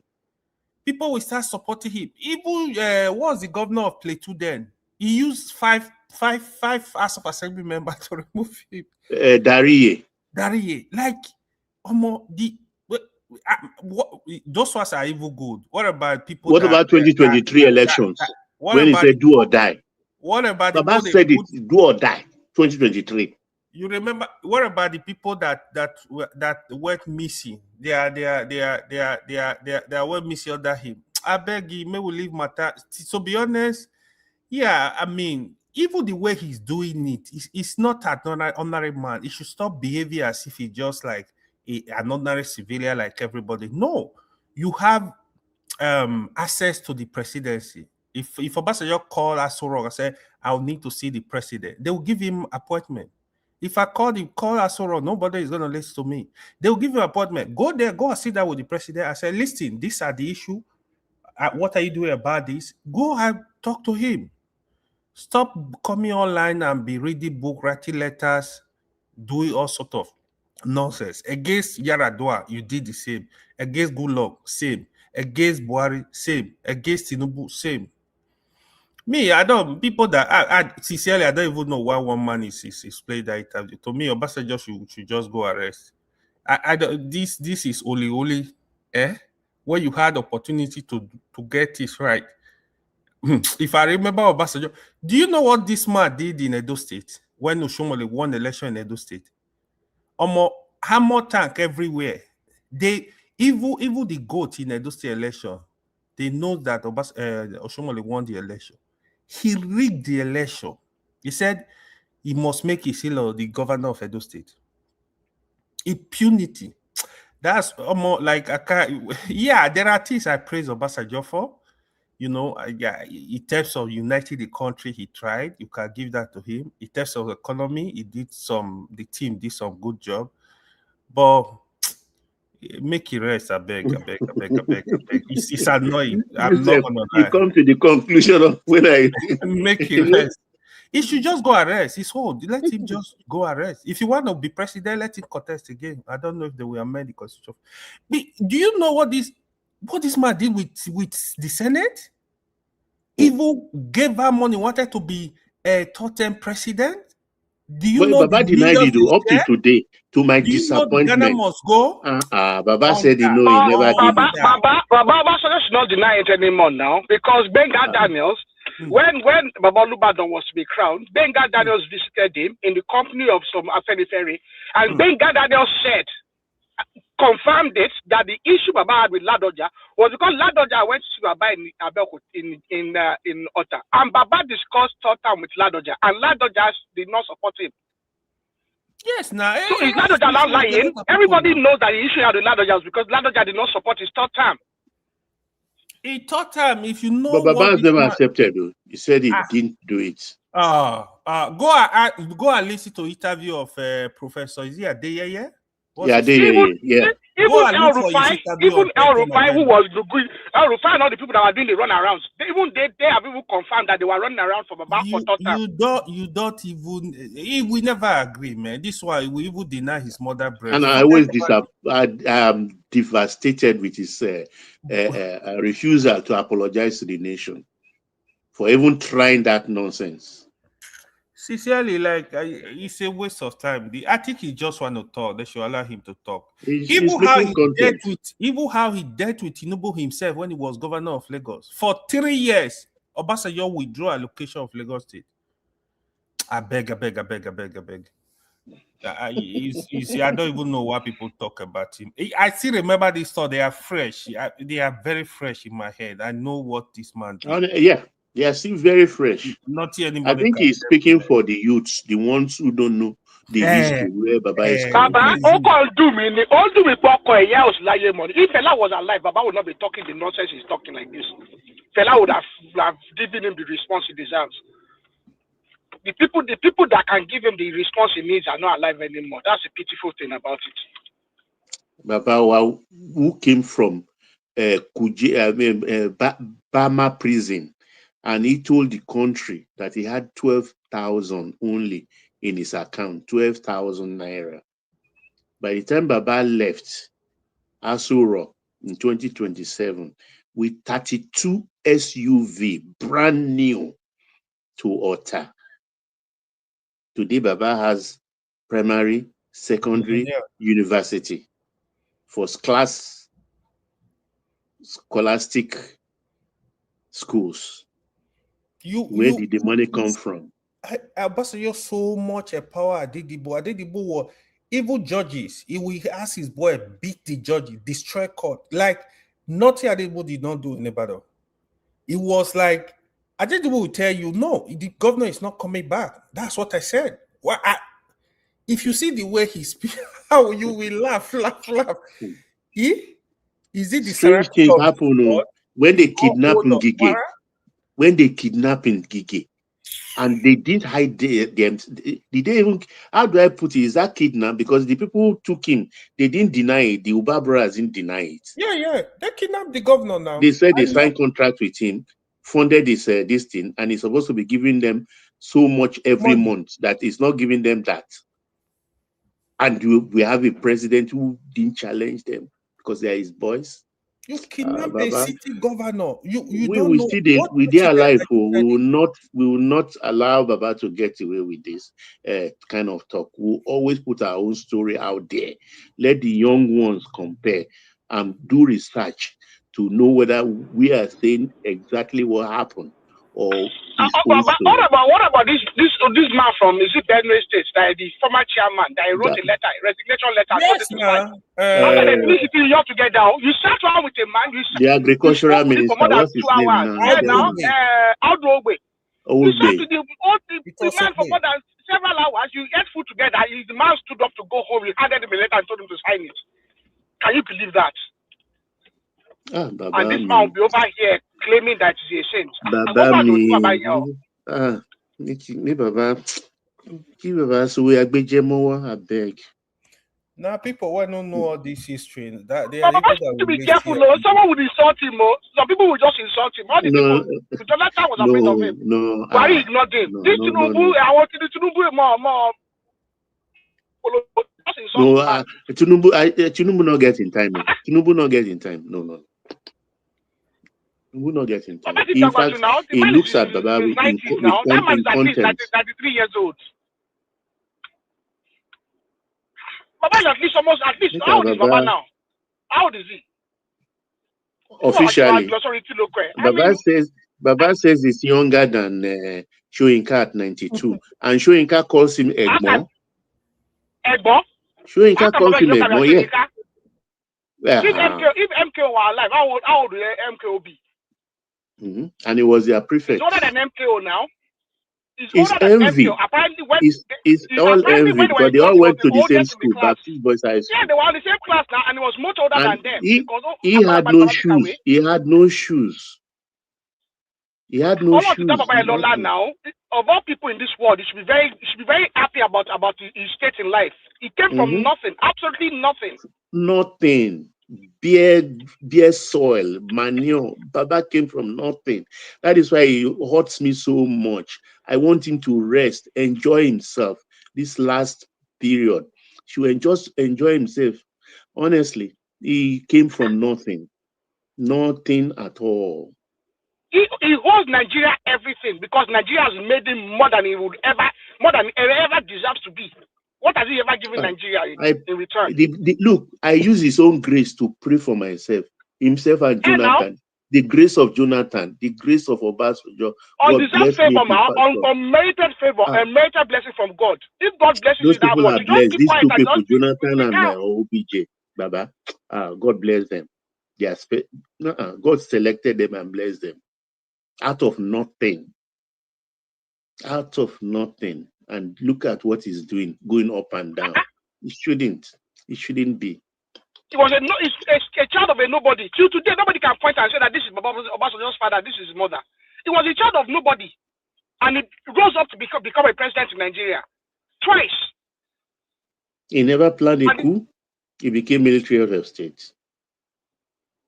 He became military. The day will have died. It was Baba. It was still that that went to call him from Marina now. SB Bakare they shared the same fence in Ikoyi. He jumped the fence and went to Baba SB Bakare's house to stay before Danjuma and all the rest arranged for him to be taken to defense headquarters.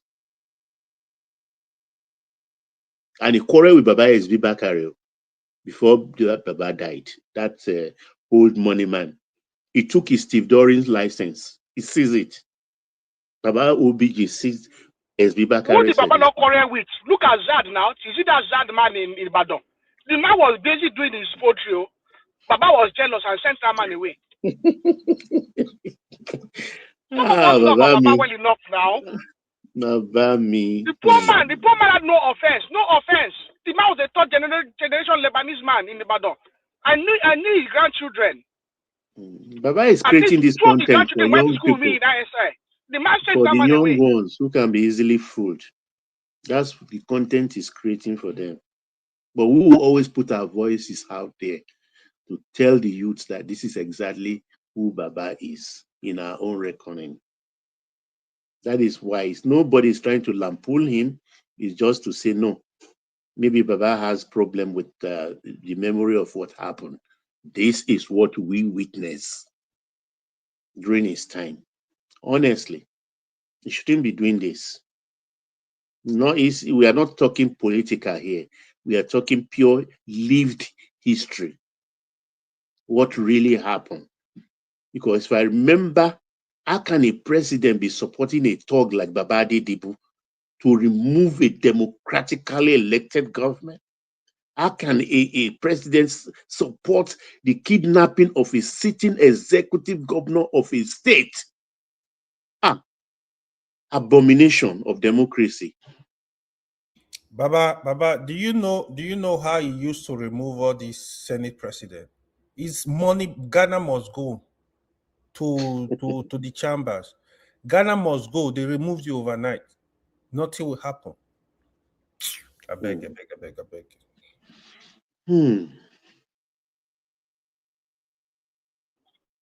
I've not watched the interview, Baba, but the thing about it, I can bet that the man could not articulate anything. Because what would his arguments be? What exactly would his arguments be? Tinubu is not perfect, though. He has his flaws. I'm not absolutely satisfied with some of these political maneuvers. But when it comes to the economy, when it comes to restructuring the economy of the country, you have to give it to him. We are living on borrowed time, and the things that need to be done have been done. So all this one that people are banging their head about this and that, and they've done it a different way. There's no that different way to do it. It has to be done. And this argument that Tinubu remove subsidy should be, is that one statement that should be banished from the mouth of everybody. Nigerians remove subsidy. The PIA Act was in the legislature for more than 10 years. That thing saw more than three head of states.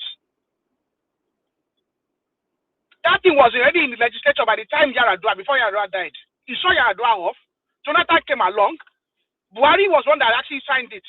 So why should anybody be claiming that Tinubu removed fuel subsidy when all of us were sitting around looking over the PIA Act for more than 10 years? If there's anything in the PIA Act that is cumbersome, that we don't like, why didn't we expunge it over the 10 years it was in the legislature? And if there's something in the PIA Act we don't like, take it back to the legislature. Let it be reviewed. If Nigerians like fuel subsidy so much, go let them write to their representative. Let their representative present a bill. If they present a bill and the legislative and they want to introduce fuel subsidy, fine. We will discuss it. We will vote.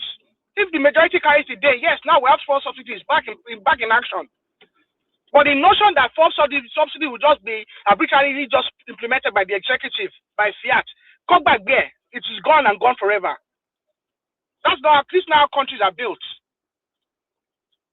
It's so annoying.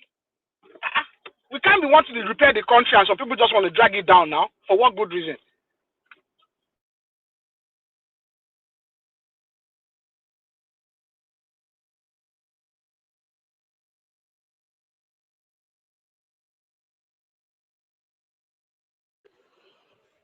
No, it's only this place you will hear this kind of facts. So if you go to other space, all these things you are saying, they will say it's nonsense.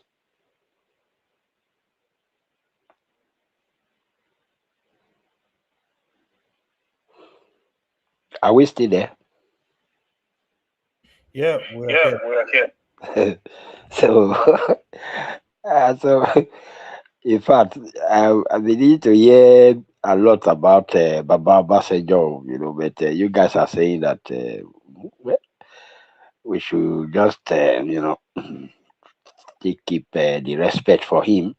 But anyway, for me, he fucked up this very interview, especially talking from. Sorry. Allah, please let somebody in. There's somebody in the background. Echo. Yeah, good afternoon. So Good morning, practically, everybody. hello, welcome. Practically, I think we are. Hello, can you hear Go me? on. Yeah, go on. Okay. Good afternoon, everyone. I think you guys are just attacking Obasanjo, but since you have been attacking him now, you have not said punchline or whatever he said, or where all the old power that he was using was against the ordinary citizen. But it's what you have been mentioning is elite fighting themselves. But what or the letter he write or what he said at the interview, I need to say that you guys are deliberating on. I don't see what is wrong there that you guys are saying. Everybody just focus on the messenger and leave the message. They said Brother, the sorry. Brother, sorry. Brother, sorry. Before the purpose of governors is the security and well-being of the people. Sorry.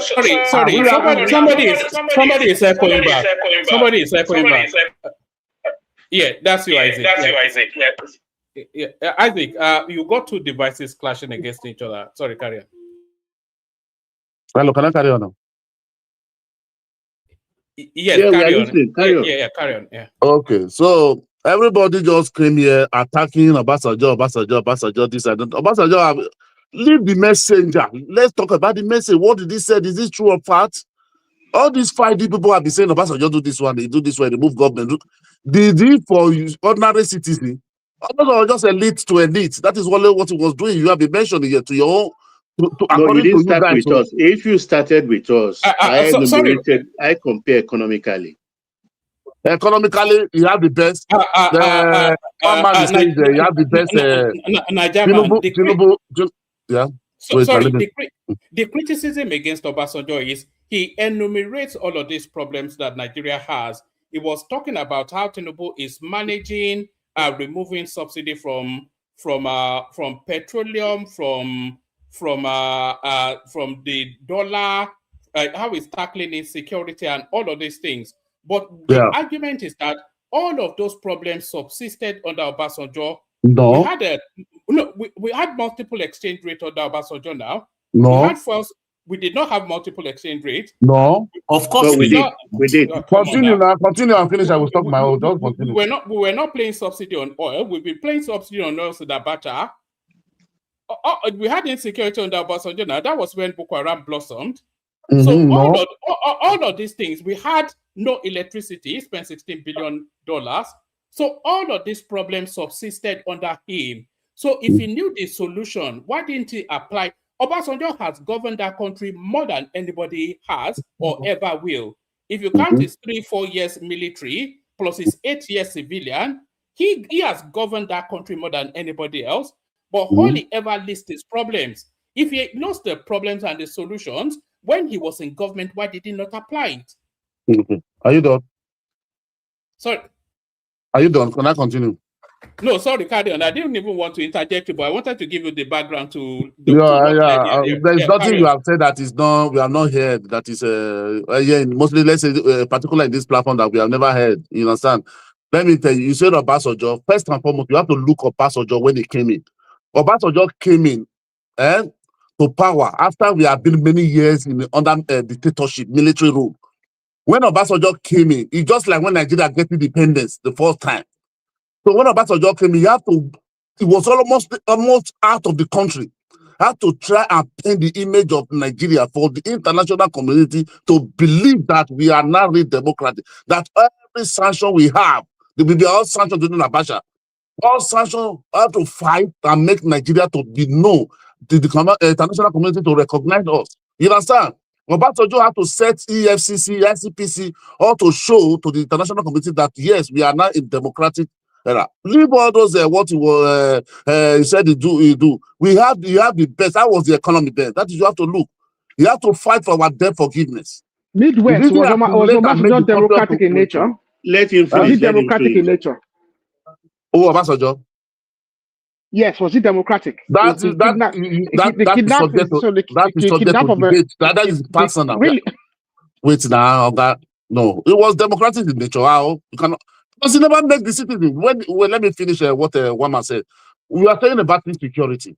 When insecurity, all this Boko Haram they started during his time. The house in Meduguri, Obasanjo never give time to go and be negotiating with bandits or terrorists. It destroyed all of them. It destroyed their home, where they say those are days where they are imaginating for. When Wazirike started, it take Wazirike out of the way from the IPOP. When Sani Tokumbo stayed, it better Sani Tokumbo alive. That is why they have to finish it and not grant the MMC. Remember, pamper all these things. He's telling you, never pamper all these things. You are traveling in Nigeria, that you can travel to him all over night. You never hear all these things. This man is telling you the government is failing. For we to say the truth for the citizen, we are just looking only the elites. Forget about all this elite. Forget all those democracy. When you do what is right, that is what we want. And make the citizen fail. That is the part, and it is part. You can't be put in, you just prevent Tinubu good. Tinubu is failing on security. Part. He's failing. Let me the elite. Even the elite of the Yoruba, they are saying it. They are not, nobody is hiding it. Truth is truth. We have to I've been tell holding government. on for a very long time. Can I also? Well, why are we not just saying we want to say Obasanjo? We are talking about somebody who left power since 2007. We are still complaining of his own by now. We will just come to democracy by then. You have to bring the country together. You have to set a Twitter panel to make all the country. Oh my God, why are you guys, man? Let me be realistic here now. Obasanjo himself failed to appear at the Okuta panel. I hope you know that. Obasanjo failed to appear. IBB failed to appear. So what are you telling me about the Okuta panel? Out of thousands of people, you are not saying Obasanjo. If Obasanjo appear, you could have said, he can't be a judge on his own court. How can he set a panel and he went there? They will say, boy, Obasanjo didn't fail to appear. He appeared. He appeared. Was just the first time. He still appeared. He did not appear. Obasanjo did not appear at the Okuta panel. Guys, hold on. Can anyone hear me? Just hold on. Just for the benefit of the audience. Let's hear from Awo, who I think wants to insert into the conversation. And then let's hear from Talk Now as well. Talk Now will never open up unless you ask him, invite him in. So let's hear from Awo, then Talk Now. We're discussing Obasanjo, who has suddenly discovered the panacea to Nigeria's problems, having ruled that country for longer than anybody else. Awo. Yeah, thank you.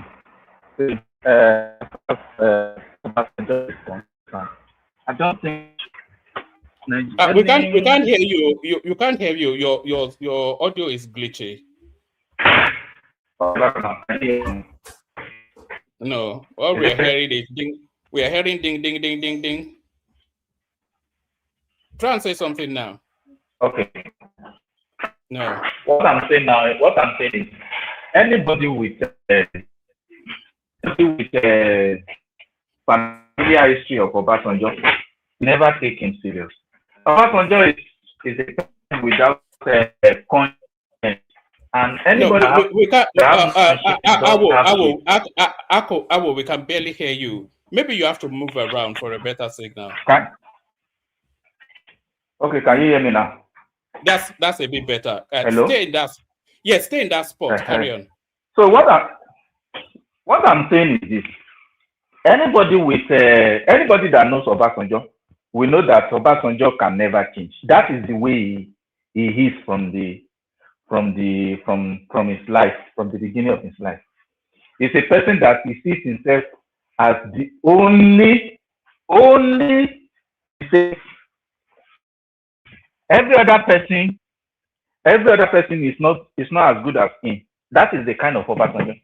Who can tell me one person that has come after Obasanjo to govern Nigeria that Obasanjo has never criticized, that has never written letter about? And the truth of the matter is this: the peculiarity of the problem of each administration is different to each other. When people try to justify that Obasanjo governed Nigeria, there was no insecurity, they forget something, that the level at which the peculiarity of problem as at that time when he governed, is it the same thing with the peculiarity of the problem we have now? And the truth of the matter is, with the kind of security architecture of Nigeria, there's nobody that can govern that country. There's no way. You have one unitary system of police.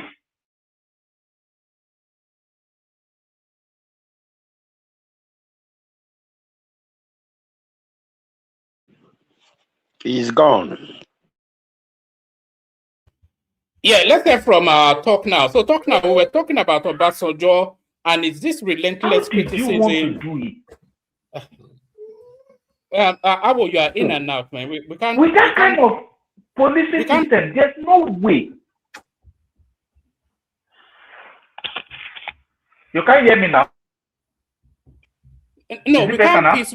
No, we can't piece what you're saying together because it glitches and then it fades out, and then you suddenly come back up, and then we don't know. You know, it's Okay. too What weird. I'm saying is this. I said when people compare the security level of what we have now with when Obasanjo was there, and I am saying it that there is nobody, okay, that can govern Nigeria with this present security architecture. It has nothing to do with who is president or who is not president. There's nobody that can govern this current. No. Hold on, Awo. You can't say that now.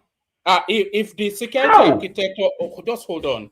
If the security architecture is not suited to the challenges, then the president should change it.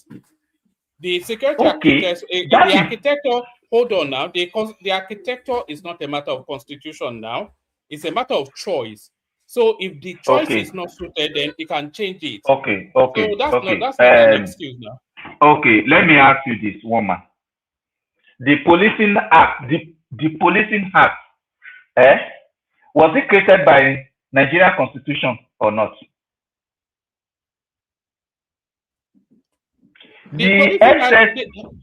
What are you talking about? Yeah, the policing act was it created by Constitution or not? Yeah, what has that got to do with what we're saying? That is exactly what I'm saying. That we have a central policing system, and the only way you can dismantle that, it has to be done by Constitution.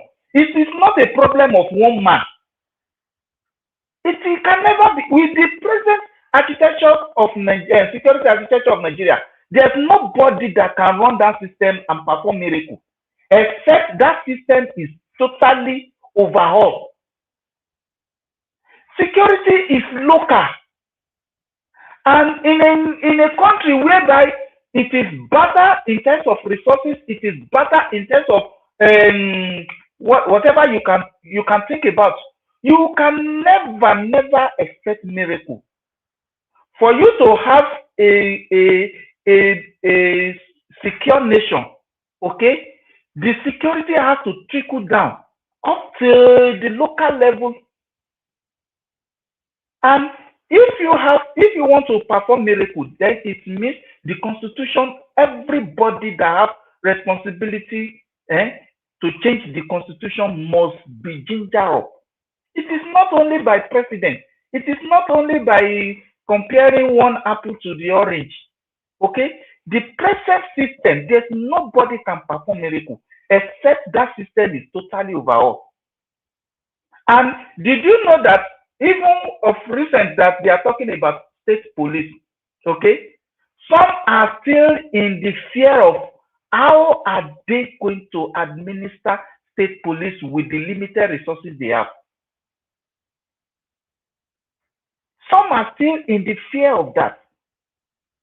Why some are still contemplating on the subsidy should not be removed and this and that and that. And now with when you not just oppose that with the people who have the fear that where are they going to get money to run state police, and you tailor that to people who said the subsidy should not be removed.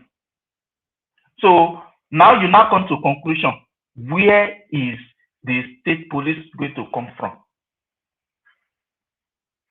Where? Obasanjo was not having they didn't change the constitution, but was able to deal with insecurity. Okay, let me now ask you. Excuse. Let me ask you, with the level of sophisticated criminality we have now, was it the same as when Obasanjo was there? Why not? Well, Obasanjo had insecurity now. When they did it, when they did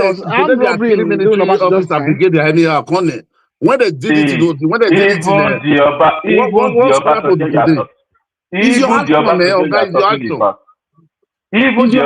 are talking about. No, one voice. Hold on, Awo. I think he wants to interject you. So take the interjection, then carry on.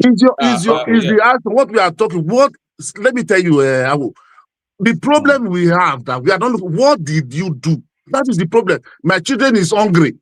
What did I do to provide food? Not that I didn't provide the food on time, or I go and provide the food less in the morning. What did I do to provide food?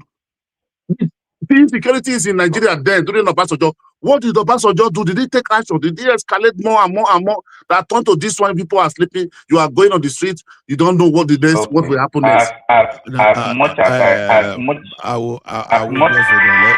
I will just a minute.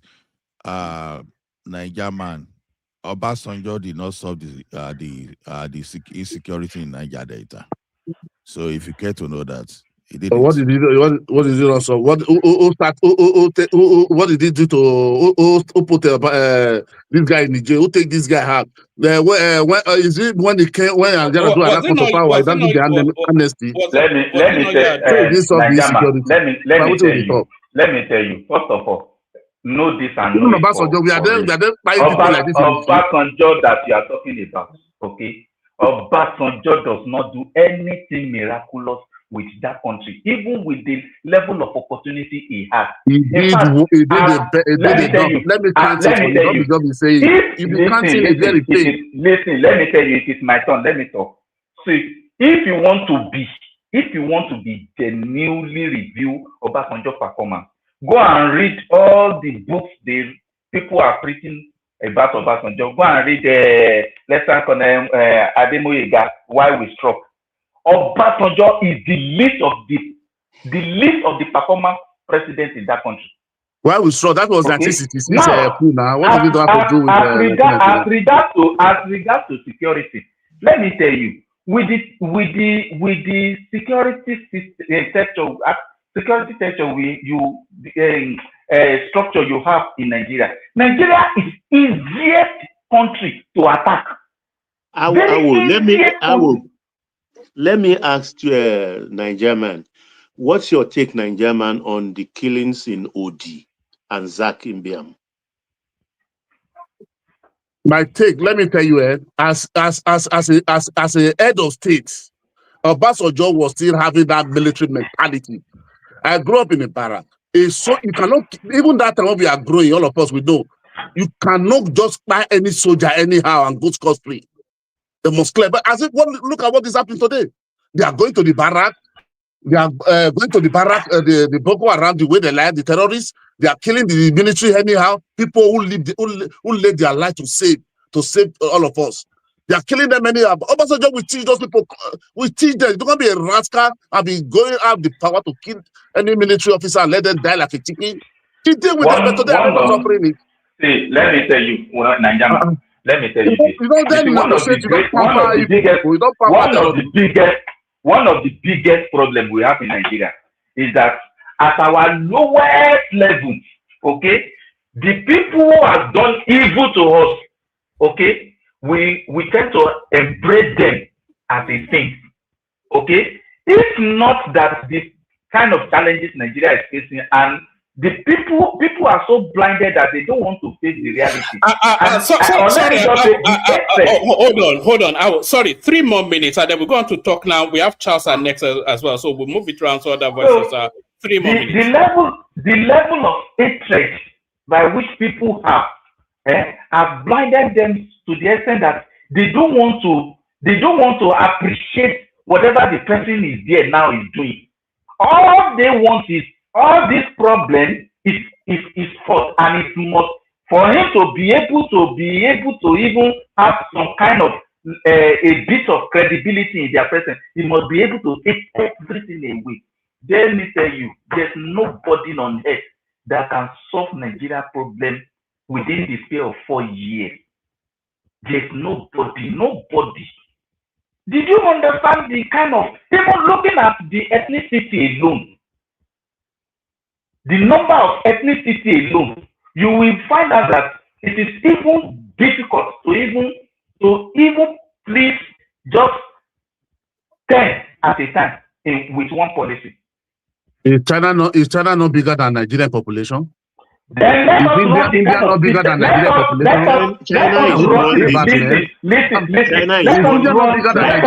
of system. Let us run the system of China. The system of China government in is China. one Let us No, run in go India. India. Just leave up China. to That is 80, too far. Just go 90%. India. The one. The system of government in China. Let us run in Nigeria. No, If go all to those India and Obi leave and China. people, You say that is a developed country. if they will be on the street. Guys, one voice now. It's just getting rowdy. Yeah. So if you talk about China, you embrace China. Did you know the system in China and Nigeria are not the same? If you want to practice the system of government in China, in Nigeria, I don't think even your Obi, who is your messiah, will be on the street.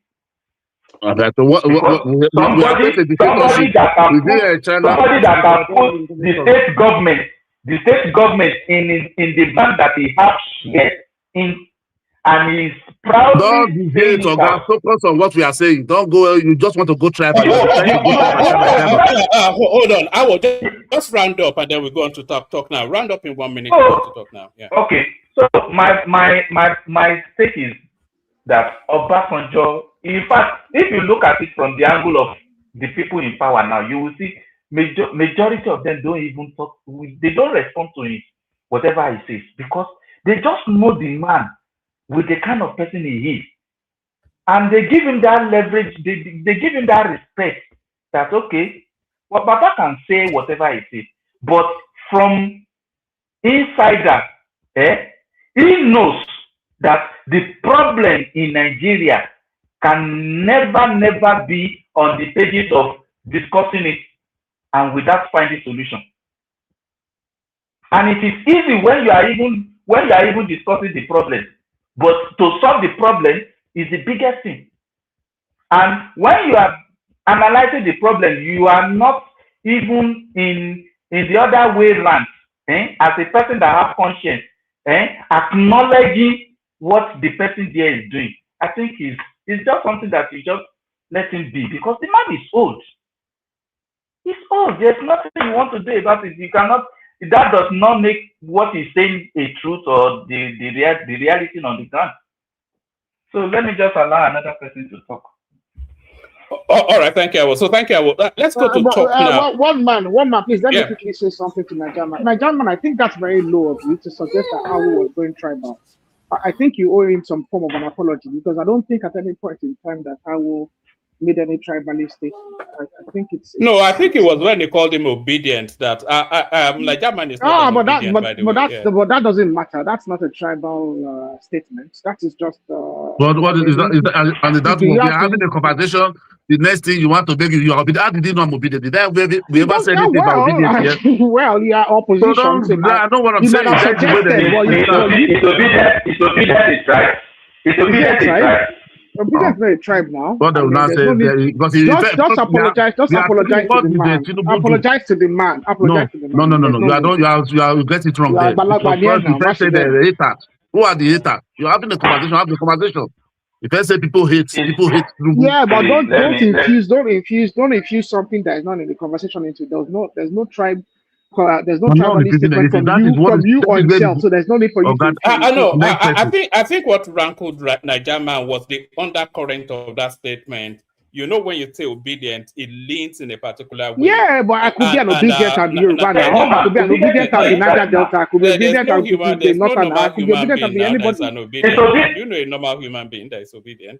Obedient is a curse word. It's a curse word now to call somebody obedient. It's what I'm calling somebody Omali. It's a curse word now. Yeah, but what I'm saying is, don't let us introduce what is not in the conversation into it. You can be obedient and be from anywhere in Nigeria. Absolutely, obedience has spread across, and there's no need for Nigeria man to introduce us into that conversation. Let's file it under lost in translation. It's a miscommunication both ways, but Nigeria man. So you heard the feedback right there. So let's go to talk now. So we're talking about Obasanjo, who seems to be the overlord of the Nigerian situation, the panacea to every situation, the answer to every problem. The only issue is that he has governed our country the most. So why is Nigeria not better than Dubai if Obasanjo had all these solutions? Good morning, everyone. Thanks for the opportunity. I've listened to Good morning to you. everyone.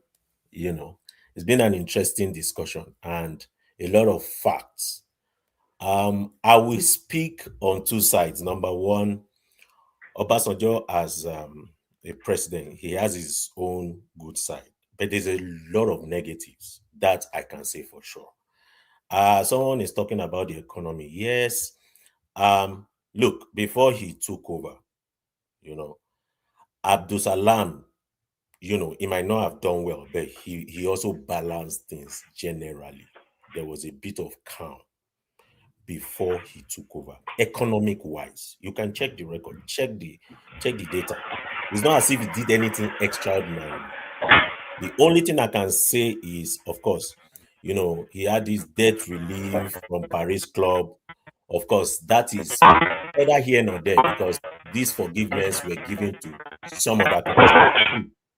Now, if someone talks about some GSM expansion, that's irrelevant because it's a global phenomenon. It was happening across, right? So the only thing I can say, of course, he did very well with respect to foreign reserves. Now, maybe banking consolidation and things like that.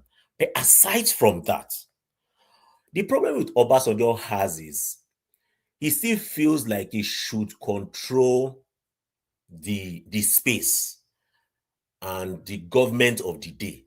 He still has that feeling. And that's the way Obasanjo is. Nobody is better than him. Check his trajectory. That's what he does. Is this the last time? Is this the first time we are hearing this from Obasanjo, from any government that is in place? No. Anyone that does not do his bidding is against you. That's his standard. That's his modus operandi. There's nothing new about what Obasanjo is doing.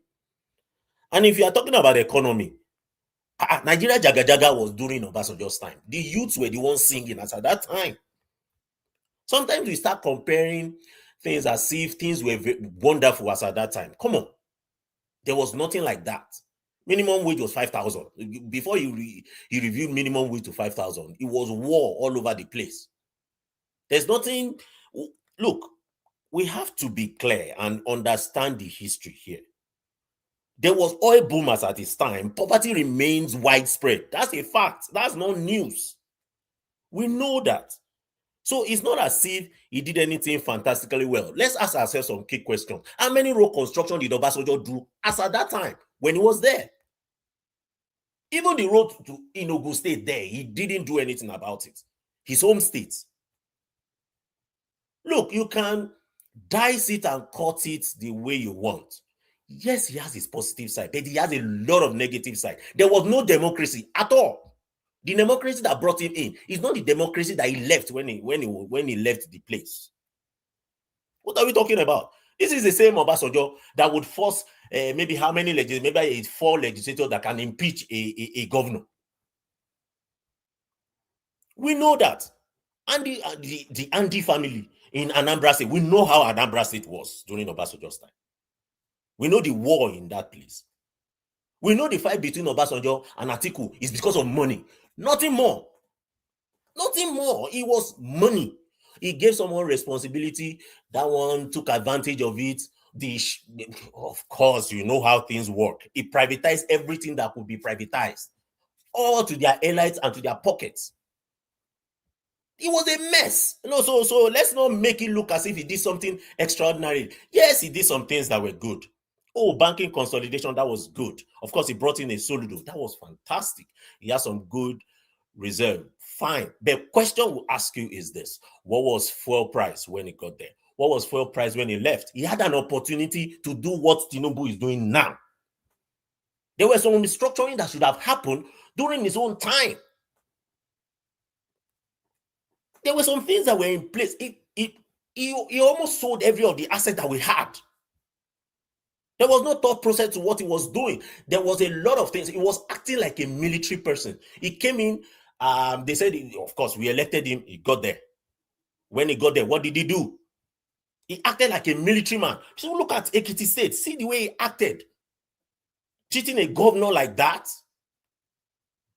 And we are here talking about Obasanjo as if he's democratic. There's nothing democratic about Obasanjo. Obasanjo knows Obasanjo. Obasanjo, he feels he's Nigeria himself. And that's the way he feels. He has always shown it that's his character. There's nothing new about that. Someone is talking about something that happened in Odi or Zaki Biam, the massacre. Because of military person, you cleared out the whole village. For crying out loud, these are citizens. What is not right? It's not right. Obasanjo cannot come and start telling us, he can criticize. It's okay to criticize. Constructively, he will do that. But the problem that I have with him is if you do not do his bidding, he is going to, he will do anything possible to make you look irrelevant. That's what it does. And the best thing the government is doing right now is, just ignore him. And that's the truth. He was there for 8 years, for crying out loud. He has spent more time in government than any other person. What did he do? Kiloshe, what did he do? Ibadan was there. Ibadan was in chaos. Talk Ibadan now. was in Just chaos. let me reference people who don't believe what you are saying or what we saying. They should Google Iyabo Obasanjo, what she said about Baba OBJ. Folks, Google even in his Iyabo own Obasanjo. front, within his family, was a lot of mess all over the place. Did he not get his son's wife pregnant, or is that just urban rumor? It was just a mess. It was woman, Fiele. Now it's urban rumor. Okay. That was rumor, but there was so much. One was angry. Of course, we don't know the facts of those, but there were so many things that were just not right. It was, when we talk about democracy, is the most undemocratic person. The House of Assembly that became a mess today started from him. We are talking about Ghana must go, growing all around the place because you don't want Adolphus Wabara, somebody they can mess that person up, put a Ghana must go somewhere and just get him arrested. The mess that was happening then, it was high-wired mess. And we now come here and start praising who? Please look, we have to be balanced here. When he did a lot of things that were wrong. Of course, he has some things that he did right. That's clear. When we talk about reserves, he has like close to, I can't remember, maybe 40 billion in reserves. I don't know. To a reasonable extent, I think he left on reserves. 43 billion. 22 billion extra school. Yeah, there was oil boom at that time. But guess what? It didn't get to the bottom, the people at the bottom. The people, there was high level poverty as at his time. As at that time, yes, there was. What infrastructure did he build? Please, let's ask ourselves the question. 1999 to 2007. What did he do? Someone is talking about Niger Delta. The peace that came in Niger Delta was when Yaradua came in. He had to apply wisdom. Democracy came in properly. We have to be clear and understand some of these things. Baba only wants what he wants. That's what he wants. Of course, it's okay to criticize the government. Government is there. That's why we have democracy. But look, this man had excess time. Someone talking about OD. And when I heard that OD, all those community, bam, you just cleared the whole village because of what? That's clearly not is unacceptable anywhere in the world. I'll yield my time. Let me use the floor. I was just furious, really. Someone came in and eulogizing that man. No, come on. There was no democracy during his time. That we can say for sure. When we talk about electricity, what did he do about electricity? They wiped out anything. The money was in their pockets. Was all over the place. Did you know that Lagos State will have been sufficiently electrified by now? Thank you. Because of policy. That man destroy everything. Yeah. They're talking about Obasanjo. He never wants anybody to be better than him. If you are a state governor, if you are performing better than him and they are hailing better than him, it's a problem for him. Lagos would have been better. It frustrated Lagos to the very limit. There was nothing he did not do to stop Lagos. What Lagos is now doing now were things that we've been applying for way back. Way back. Look, I was just a bit furious this morning talking about electricity, things that should have been taken care of way back. Certain things that you should have put in place. Obasanjo had the chance to do a lot of things. He had the chance to do a lot of things. But personal bias, what I want is what I want, that kind of a thing. I'll yield the floor. All right, thank you, talk now. Do you think there's Wama, an please. element? Go on. Wama. Carry on. Yeah, sorry. Even if it's just 2 minutes, the other brother that came in to tell us about how Obasanjo tried, because we are all in this platform, we are learning. You see this gentleman that just spoke, I've heard him, because I want to know more about this man. So I want you to just give him, if it is 2 minutes, to tell us actually what Obasanjo did. I want to hear from him. Thank you. All right, now, Jaman, I think that question is for you. Which question? I am saying that he's asking why you're extolling the virtues of Obasanjo. What has he done in the 16 years that he was president? It's not been I can't hear anybody. Sorry. Yeah, the interview. We have been here since nobody have even talk about the interview. All we just hear Obasanjo is this, Obasanjo is that, Obasanjo is not democratic. But Obasanjo never talk about it was democratic in that interview. Obasanjo never talk about I don't know what you guys say, how he remove one governor, he didn't remove one governor. All Obasanjo said in that interview, talk about the economy and about the insecurity. So I don't know where Obasanjo was done this one. We just depart from the topic, we just go somewhere else, facing personality. The issue is you are not telling wait, Oga, I listen to you. Let me finish. The issue is there is no fact for whatever you are saying. You are just saying whatever you like. The fundamental issue, did he take care of it himself? Wait, so somebody that just came in, they just came because you know how many years we are coming from? Is this not same fuel subsidy you guys are talking about? Wait, now let me talk. I didn't interject when you are talking. Is this not same fuel subsidy that you are Tinubu today? That during Jonathan, that the whole Nigeria that they call it Jonathan hippopotamus, is the Atlas, so Wole Soyinka, Bakare, all of them, Adeboye, the Ojota protest, that they almost finished put Jonathan in the coffee. Oh, God, man, you guys, you don't like that. That is normal. That's democracy now. That's sorry. Hold on. Now, Jama, let me address what you said there.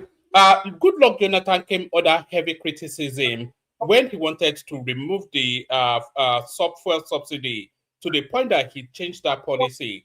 Tinubu is under intense, even more pressure now, but he's determined that this is the right thing to do and is following through. That fuel subsidy is one of the things that make people detest this guy the most. He's not changing course, he's not reversing. So that tells you then that good luck Jonathan, he did not have the mental strength to be a president. And no. It's my time. Everybody said when it was your time, so let me use your time. Let me use my time, please. I don't want anybody to. I wait and ask me with your own time. You understand? So nobody should just interject me 1 minute, and next time Mama will call somebody else. You know, the Jonathan, Tinubu. Lead protest. All of them, bring people said, no, it will affect the common man. Look what he said. He said we affect the common man. That is only what the common man is enjoying. He will all these things that is happening, all this poverty, all this suffering. This is exactly what Tinubu aligned those times that we after they remove the subsidy. That is the repercussion. So why did he not remove it? Jonathan was from 80 feet just to one something. They said no, it's too much. But he take it from 4 something to 1,400. So what are we talking about? Jonathan listening to the people. They listen to the people, not that Tinubu listen. How much are they paying by? How much are they paying now for the subsidy? Okay, please, you said the fuel was how much was fuel during Obasanjo? It was 35 naira. I think the highest was 42 naira. So what are we talking? Talking about Obasanjo to this, Obasanjo to that one. Najaman, can I have a conversation with you? I think everybody in the Nigerian leadership structure, they agree that fuel subsidy should be removed. So I don't think apart from Showore, I don't think anybody says fuel subsidy should not be removed. And everybody also knows that if they remove the subsidy, there will be it will impact on the everyday person. So there'll be a paying price. There's a pain towards that policy. Tinubu highlighted it during Goodluck Jonathan. It's happening now. So everybody knew the cost of that in terms of the impact on the people. Tinubu's alive it. Thank you very much. But he said he should not remove it. That's why he led the protest. Abi? Yes, but people are protesting now. But he's still doing it. That's what I'm saying. Protest during you guys say they should shut up. They should not try it. But it's politics now. So okay, it's politics. Okay, let me play my politics then. Okay, why are you attacking me? Let me play my politics. One man, would you allow me to? Let me play my politics now. If you said let me the hold on. I think Najaman wants wait now. Let me finish. Yeah, carry on. Let me finish. So let me play my politics then. So don't people should let me play my own politics if it's politics. So today they say what is good for the God is good for the gander. So if now Obasanjo is not telling us about insecurity. Hello? You said during Obasanjo, he didn't finish it. Nobody can finish it. But look at what did Obasanjo did when the insecurity started. That is the point. That is the point. He did what he did when this thing started. They didn't let IPOP that generated to this what they had to do. During Obasanjo, was he able to go to that way? The Niger Delta that started after Obasanjo gave to Europe, did he not solve it? What is Boko Haram? Did he escalate to all these things? What did he solve? What did he do? What's this one? The Niger Delta issue. What did Obasanjo solve as per Niger Delta? Boko Haram started under Obasanjo. If you don't know, what did he do to their camp in Meduguri?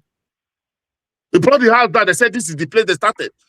You don't. If it solved the problem, why do we have it still now? Because when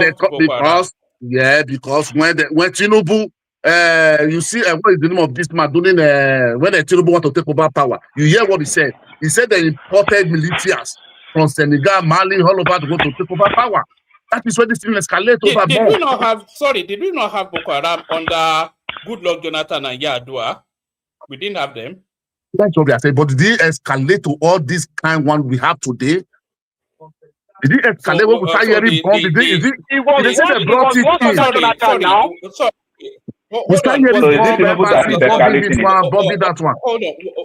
Sorry, Najaman, was the Chibok girls, was that sort of minor incident? Was that a minor incident? Just a casual...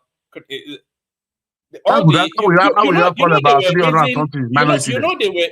were raising Boko Haram flags in a good section of Borno and the northeast. Boko Haram flags everywhere, claiming territory under Goodluck Jonathan. But they told you who brought it now. They told you themselves they brought it because they want to take over power. They brought there to help them. They wanted to take power under Yar'Adua. They had power under Yar'Adua. No, it's another Jonathan. I'm telling you, under Jonathan. There was no Boko Haram under Yar'Adua.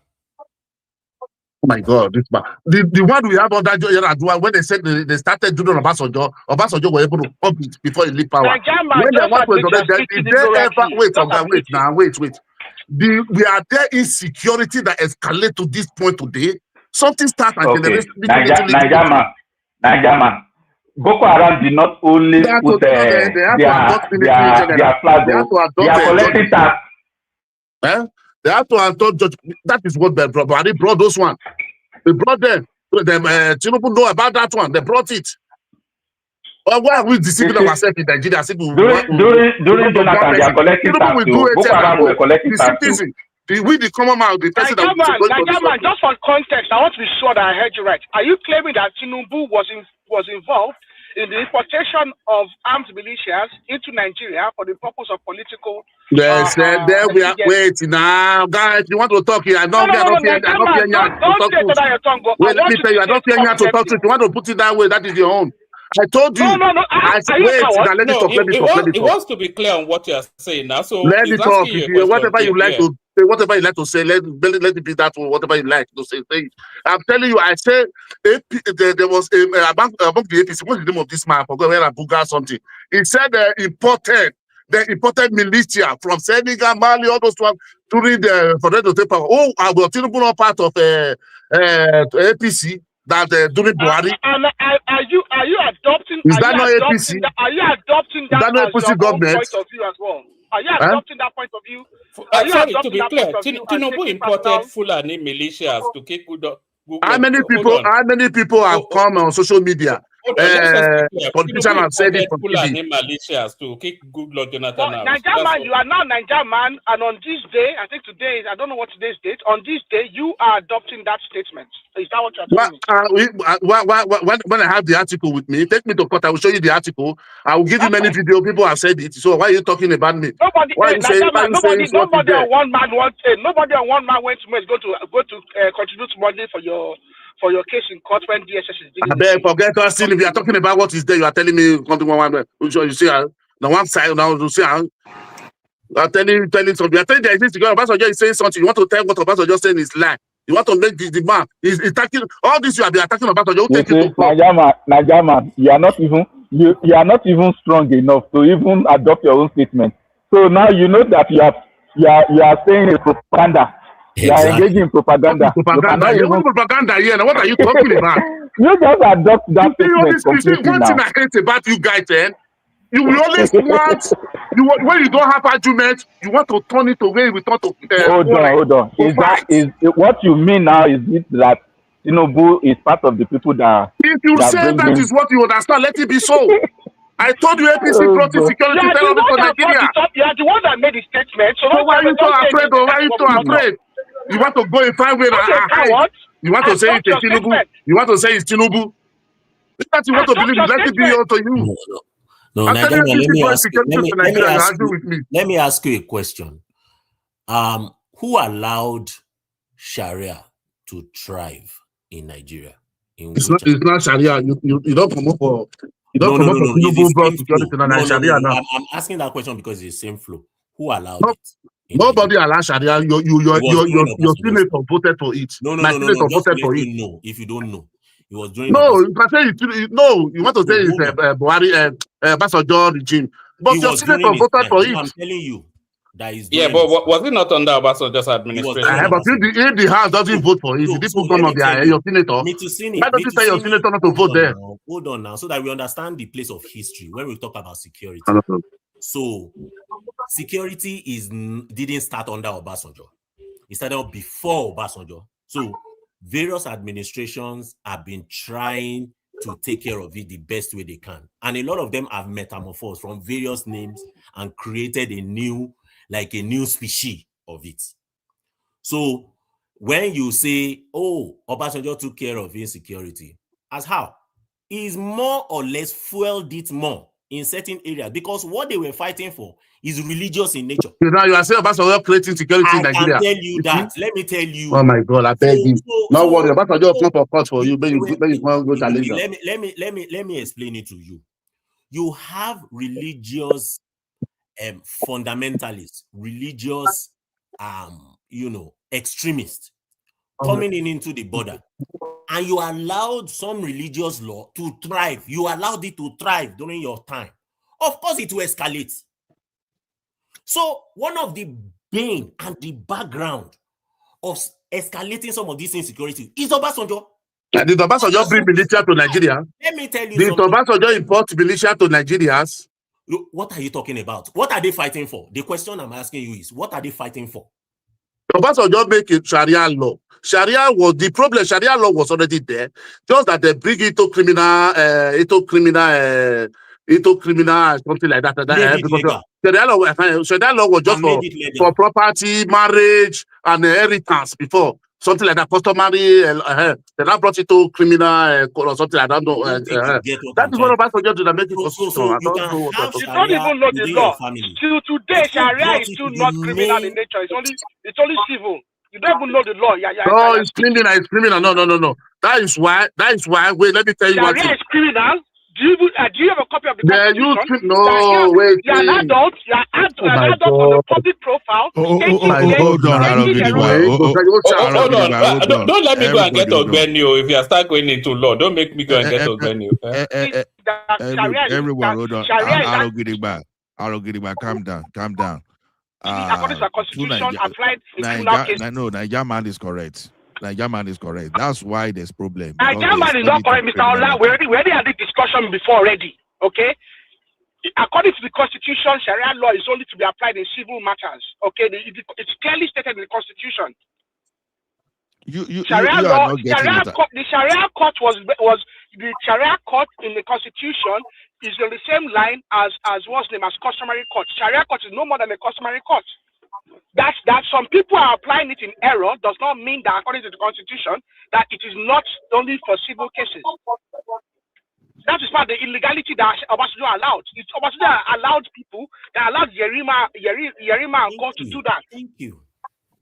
But it was Allah, just forget. We don't want to argue what they know. What is truth there? This is the truth. You don't want to argue protect. So, brother, do you want Sharia in Yoruba land? I wanted to ask you because you seem to love Sharia a lot. Do you want it in Yoruba land? Hey, forget that Yoruba land stuff. Okay, that's nonsense. But that's not. They were voting into Ibadan. All of them come out here and were Do you want it in your place? Look, one man, if I may come in, please, gentlemen. You don't want Sharia. Good to see you, Joel. Let Joel have that say. Joel, yeah. Yeah, if I may come in, please. It's certain things we do not allow. Yes, it's in the Constitution. Obasanjo fought it at that time. But it was in the Constitution, and the court granted it. I mean, they had to do it. Now, people speak out, especially when they want to use it to maybe, jail some people or cut off their hands and all that. There's been some public outcry against that. But it's not a practice anyone wants in their region. That is how this infiltration of religion comes into your place. What is wrong with the normal? Sorry, please. That's not the subject of discussion. Joel, let's stick to Obasanjo. Okay, there's no need to be talking about Sharia over here. I don't know what your. I thought you guys brought Sharia law now. I was saying something. You brought Sharia into it. You brought Sharia. You wanted to we were just correcting you. We were correcting you. No, don't brought Sharia. That's the question you asked me, and I said you. Hold on, please. Insecurity wasn't his right under Obasanjo. Including you. You will continue. Hold on, one voice. Now, the topic during the morning is how Obasanjo, his interview, how he was castigating everything that Tinubu has done so far. So he was basically appraising his Obasanjo Tinubu's performance. So he talked about subsidy, how he would have formed a committee. I would not have gone through the approach of Tinubu. So you must have listened to that in online. So you may want to give your comment around that. All right. So this is the thing. Obasanjo is 100% right. It is only us that stays in abroad that cannot feel the pulse of the ordinary Nigerians on the streets. If you live in Nigeria, you must feel it. In fact, even some of us, when we travel home these days, we stay in an upscale area or in a hotel. You don't feel it. Some of you don't even relate with your relatives. Talking about those in abroad. But if you have the heart of a human, if you go to Nigeria, you will know that this is not right. Any policy that is not going to benefit the people, that the people cannot feel, it's not a good policy. Forget all the grammar. What is it for the people? But my thing is this. If you take out something and you say this thing is going to cost us so much money, what was your plan? What is the contingency? You came in the same year. You took out subsidy. You took out all the subsidies on electricity. You took out subsidy. You devalued the naira. Only you. Only you. Joel of Nashville. Joel of Nashville. Okay, I will not allow you to continue. Please. Okay, Nigerians enacted the PIA Act. So stop saying that someone took out subsidy. You went ahead and you commissioned a road for the coastal road. Why am I talking about the coastal road? Why am I talking about the road from Sokoto, from Lagos to Sokoto? Why am I talking about those projects? Are they important? Yes. Is it our priority? No. If we can give Shagore, if the companies of Shagore could get $50 billion, if you have pumped $50 billion into our economy, we're going to see it in critical sectors of our economy. The people will be singing your praises. We all live in the countries where things work. Even when they're going to raise your taxes. Please repeat how much did they give Shagore?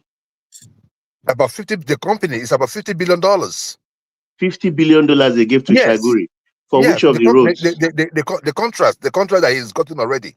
No. You said they gave to him $50 billion.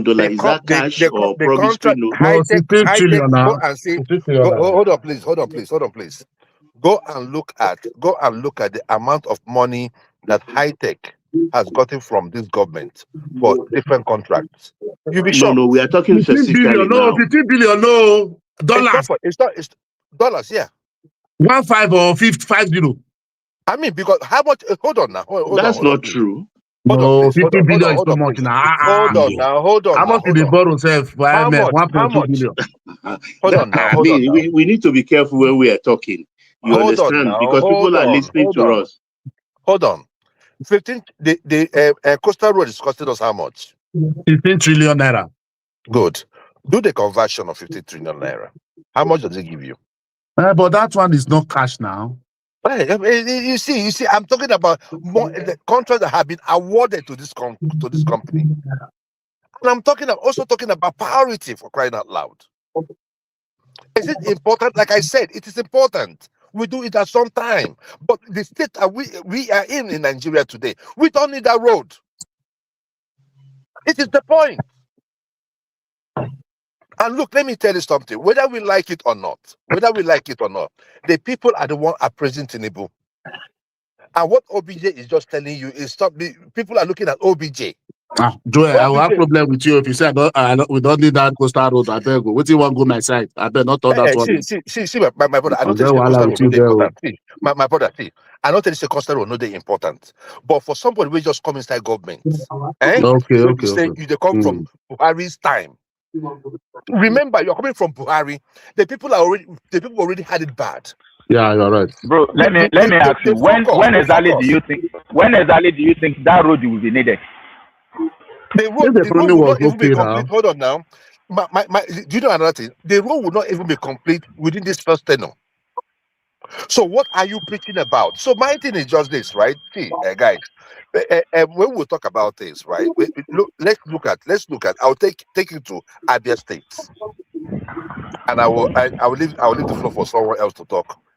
Abia State, that is how you lead. You understand what I'm saying? Somebody's mic is up. So in Abia State, that is how you lead. Sometimes we don't need to go far to get inspiration. When you go to Abia State, what is his name? The deputy speaker, he had to drop out. Do you know why? There was no space. There's a point to which a candidate, a sitting governor, gets too popular. That you know that when you go in there, you're just going there to waste money. He would have lost his polling booth. In fact, he would have lost his own family. In his own family. But what did OT do? Sometimes people say, oh, what is this thing that OT did? He did the most important thing that mattered to the people. If OT would have said, you know what, there is no road between Abia Abia and Calabar. Let me go on that project. I say it's legacy project. And that project is taking much of your money. Meanwhile, the people, me that is living inside Aba, I can't go from one street to the other. Sorry. All those roads you are saying, mostly in Abia State, it's not state project. Majority of the road you are doing there, it's not you. All those are majority because Abia linked to many state to state. It's a federal road, majority of them. The road I just told you that does not exist. They are do this thing on it. I've watched it severally. You understand? Majority of all these roads, they are not state roads. Most of the roads being built inside of Abia State is done by OT. My brother, forget it. Because it's Abia State doesn't mean it's a state road. There is state road. It's inside state now.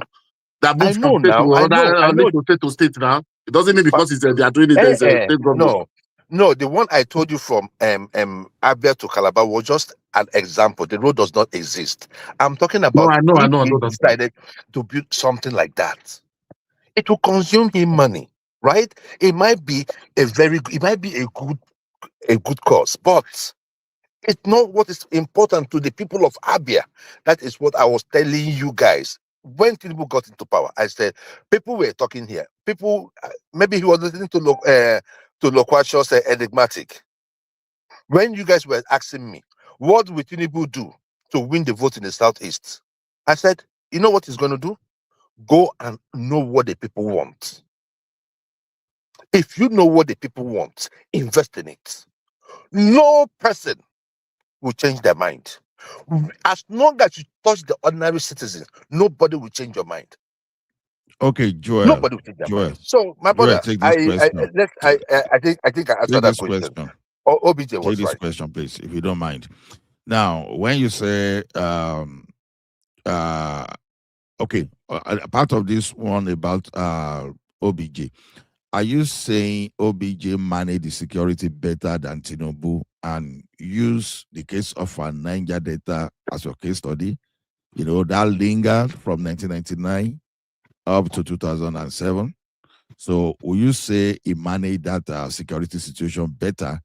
And what makes you believe that Tinubu, OBJ will have managed the Boko Haram situation better today? What gave you, especially when the thing is across across the Sahel, that is not limited to Nigeria only? So, what's your take on that?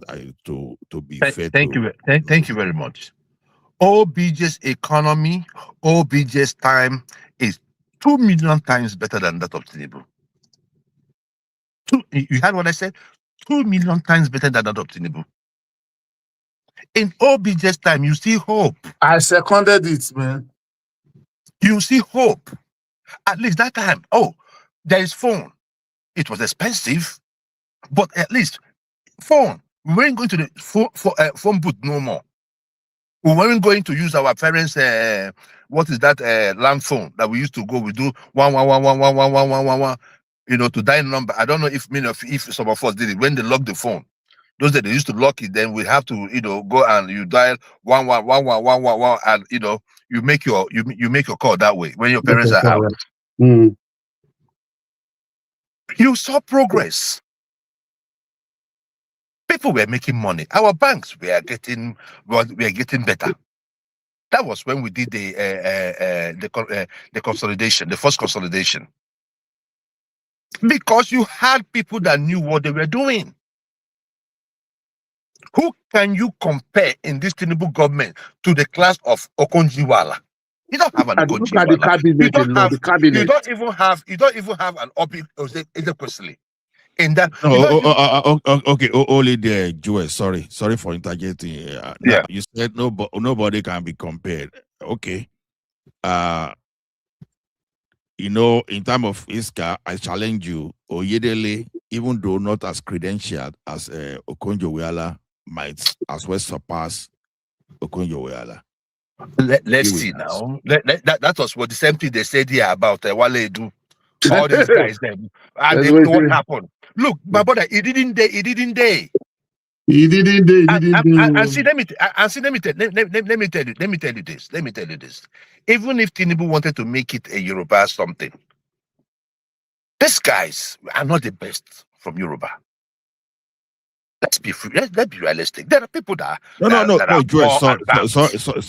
sorry for the frequent interjection. See, me, I want you to, because people talk of Okonjo-Iweala, but you cannot really say exactly what Okonjo-Iweala do other than being the finance minister. I want you to just give me like key 5 things that Okonjo-Iweala did. Then No, see, hold on. Oh, no, okay. Go ahead. you have the floor.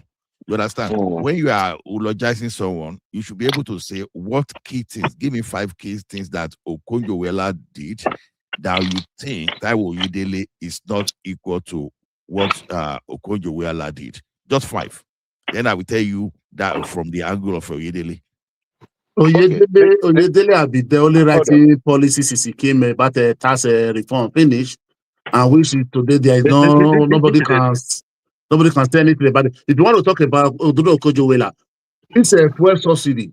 He's the one that designed the policy before for them to remove it, that it became a problem. They even kidnapped her mother, because of this fuel subsidy. You understand?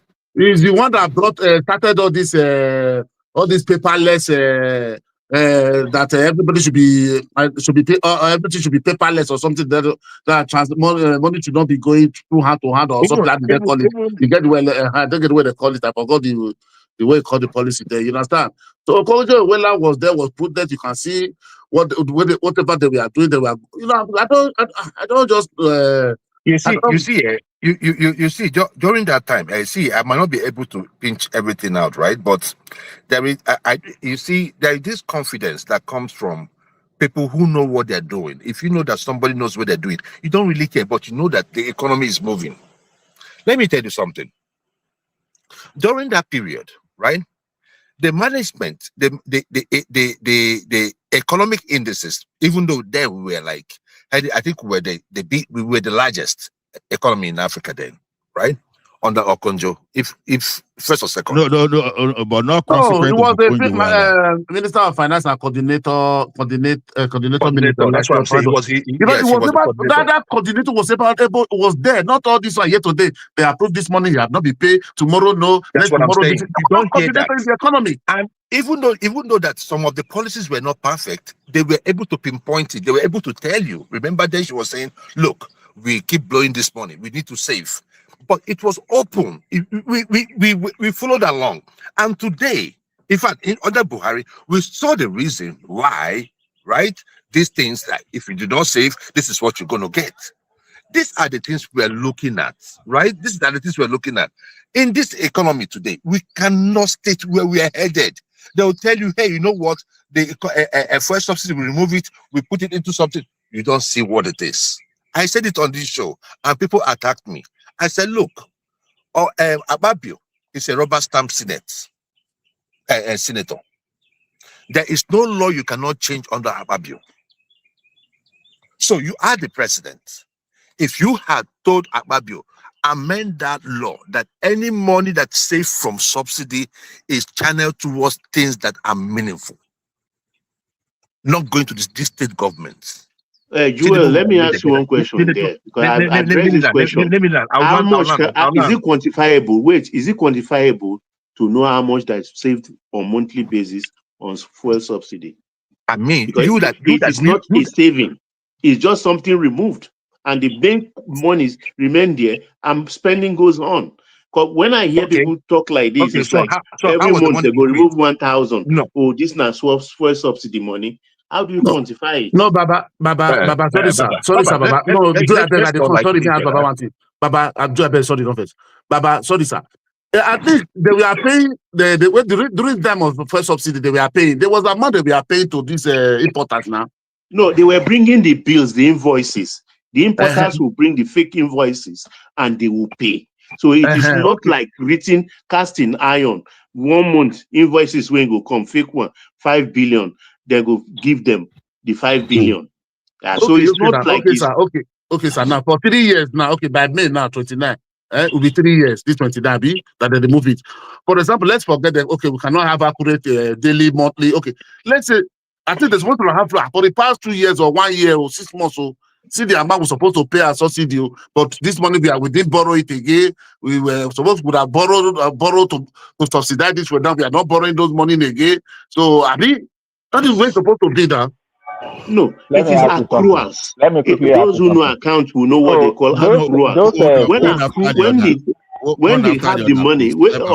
Allow me to make this point. I beg you, Ola, please. When the bulk money comes, constitutionally, they are not supposed to take from the money. That's what our constitution says. The FAC allocation. This is the money that came this month. We are not paying anything. We are not owing any debt in this quarter, in that quarter. So everybody divide the money. That's what the president has no power to take one kobo. No, Baba, no, that is not my question. Baba, see my question. Sorry, I beg you. Let me quickly ask this question. Let me ask this question. Baba, hear my question. Hold on, I will hold on. Baba, see my question. My question is that, they told us that they borrow money to pay for a subsidy. Yes or no, sir? Yes. That's so correct. Now they are not paying more subsidy now. Abi? Yeah. But for how many years now they will say, assuming we have been borrowing money since 3 years, we could have borrowed $50 billion, $10 billion, because we are not borrowing anymore.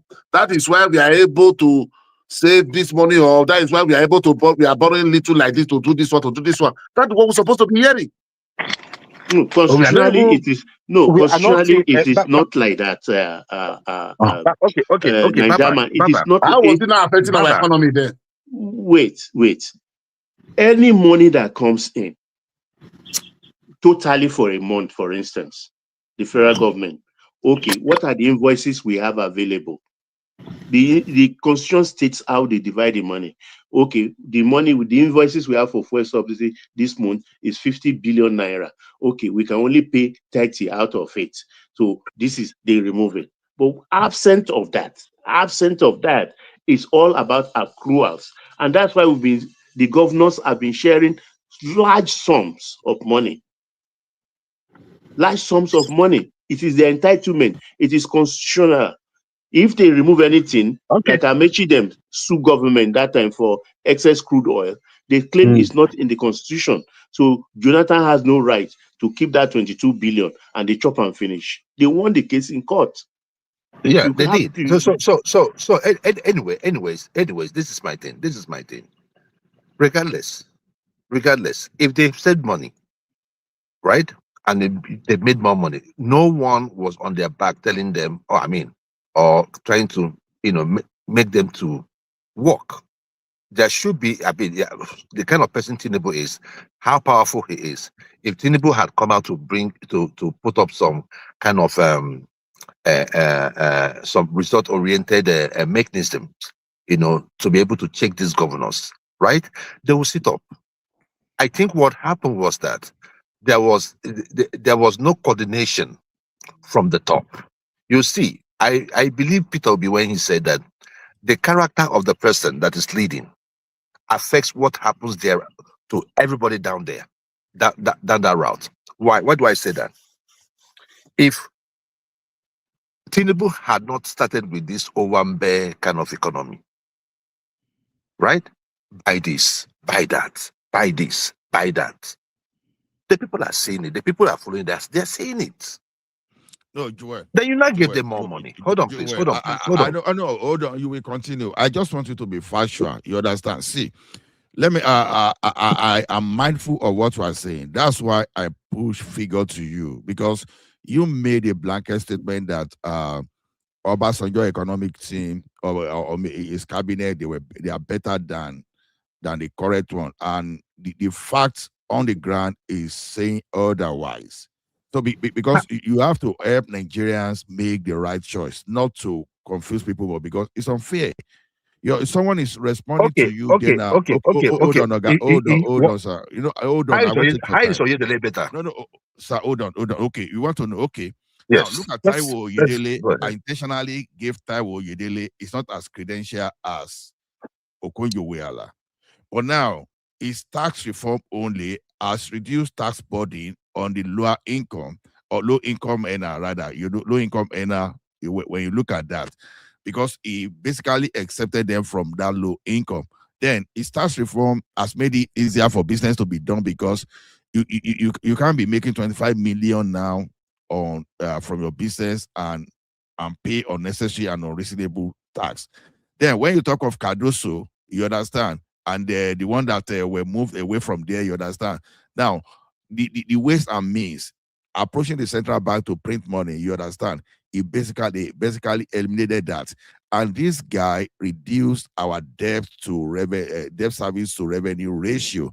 You understand? And you look at all those things and you stood your ground and say, this guy like the right cabinet.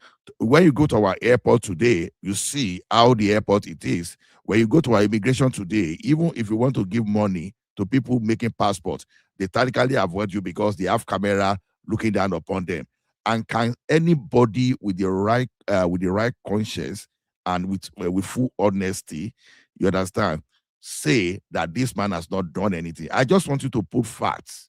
No, you understand? Don't just go on blanket. My brother, see, look, let me tell you this.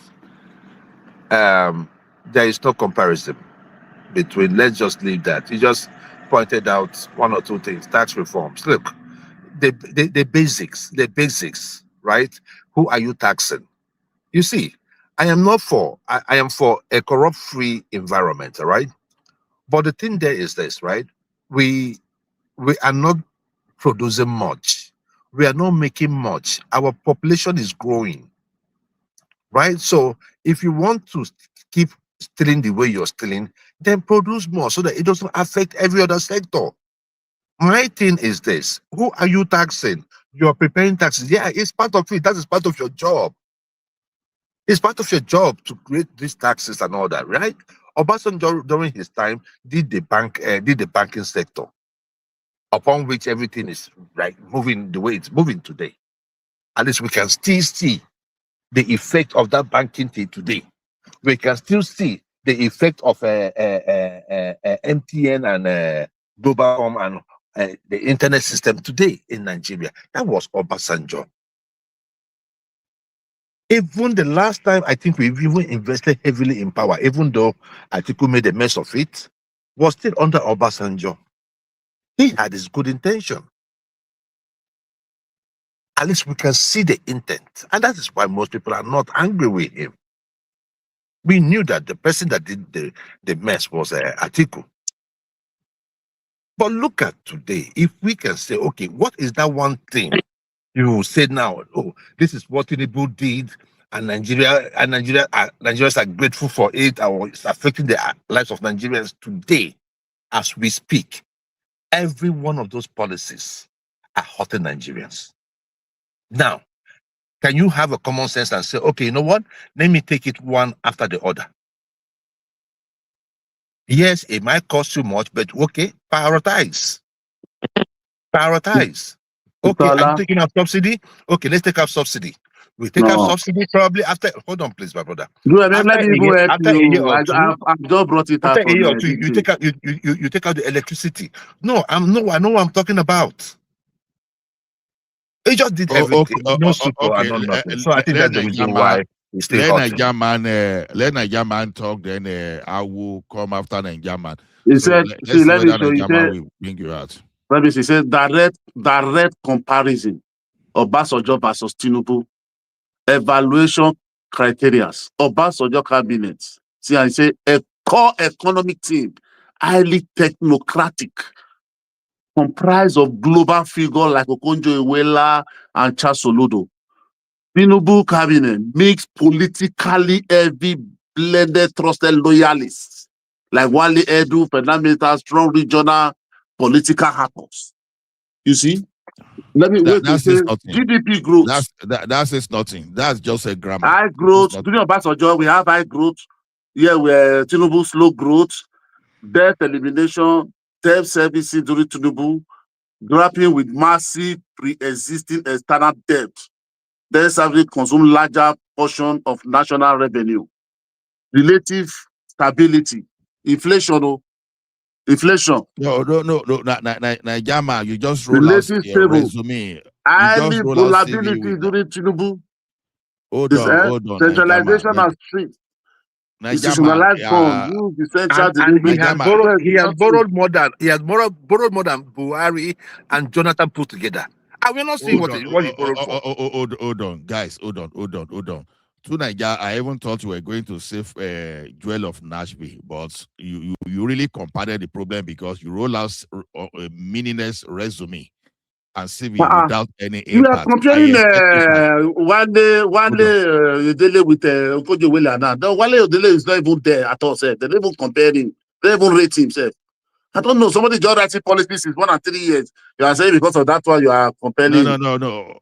That's okay. Someone was living is coming from America, and someone is living in Nigeria. It does not mean that you are in America, you are better than someone in Nigeria. But your impact is what I asked you to put.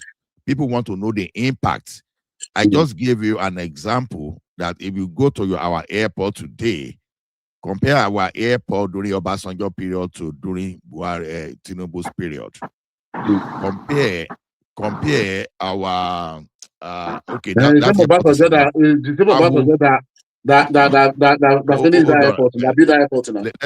let us bring Awo in. Whether Awo will have something to say. No.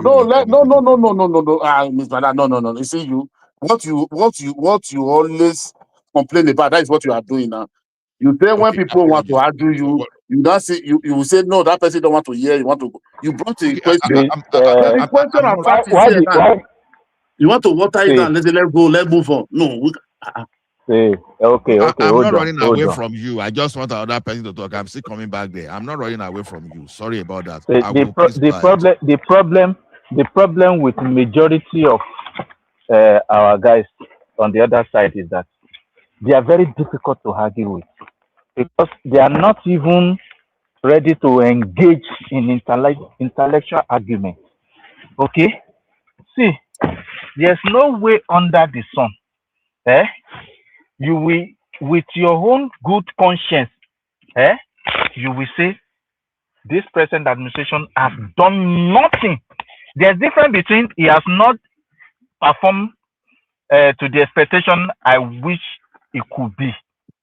But that's what we're saying. So now that's what we're saying. He has done nothing. That is exactly what you are hammering on. That he has done nothing. But even what you are talking about, you don't even have clue. No. He has done nothing. Like the people of Nigeria, like from the time of Buhari, they've not had any moment of respite. That's my point. No, I don't understand. So in terms of policy, doesn't agree to your argument. Is not, but you are not saying anything intellectual here now. Nobody even said he has done nothing. Yes, it's when you say he has not done nothing. Intellectual. When you say he has hold on. When you say he has not done nothing, okay. So those people who are benefiting from that nobody has said nothing. Yes, we are talking. But that nobody is what you're that word on. Nothing. That a specific word. Okay. Let me ask you now. Okay, to those ones that he has performed that you can concede with, let me hear them. What are those things that you can concede to that? Oh, this man has done great in this site. Yeah, I don't need to tell you that, or you tell me what you know. What you what is the problem with you that because you don't ready to engage intellectually. I'm saying I will say your own now. You said in this cabinet, nobody at all that is even measured up to anybody in Obasanjo administration. Any blah blah blah. Okay, you're not here. Just go back to where you're coming from. We are talking of Oyedele alone. That is only the name mentioned here. Okay, even this Oyedele you are talking about. This Oyedele you are talking about, you can never write him off like that and say he's not in any way making impact. You cannot. But Did you know this? Listen. This tax law that he rewrote. Did you know since when this tax law has been existent? Since under colonial administration. I don't tire for these people, man. What did they complain? Under colonial administration. These are people that were writing Obasanjo up here now. Everybody, hold on. Please give me a chance to Hold speak. on, including you, Arogidigba. Everybody, hold on. Are you done? I'm done. Let's okay, Arogidigba, let's hear you. Mr. Ola, I find it very, very sad that no one has actually responded to Niger Man's statement, suggesting that Taiwo Oyedele cannot even be mentioned. This is Niger Man. Who are you? In your local government, I'm not even sure that are you guys having any problem? Do you guys have any problem? In your local government, they can't even call you to come and just be simple treasurer. Do you have any problem? Do you have any problem? Is nobody. Who said there's nobody? Where? How? Okay, hold on. You said that I said, wait. If you guys have any problem, you will ask. I didn't hear what you said. Please repeat it. Everybody. Ola was mentoring Okojo-Iweala with this. I said, wait, let me help you. I Google it out. I said, Tinubu cabinet. Look at who they mentioned highly. I said, Tinubu, Obasanjo cabinet. I mentioned the two people that mentioned highly.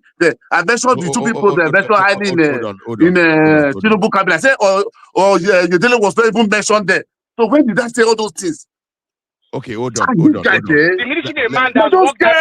that tribal hatred. Anybody who doesn't support Tinubu for their mind. What does this have to do with tribal hatred? I'm talking to you. Just go to my local government. Go to. You don't understand English language. It's okay. How does what I said now, what I read on Google now, become my word? Everybody hold on. How does what I read on Google become my word? Everybody hold on. Everybody hold on. I don't want fighting. I want fact for fact. I want fact for fact. Hold on, Arogidigba. Hold on, Arogidigba.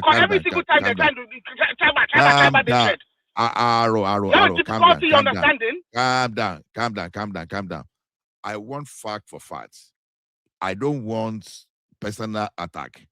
Fact for fact. I just told you because, like Joel of Nashri, I said he's playing clever.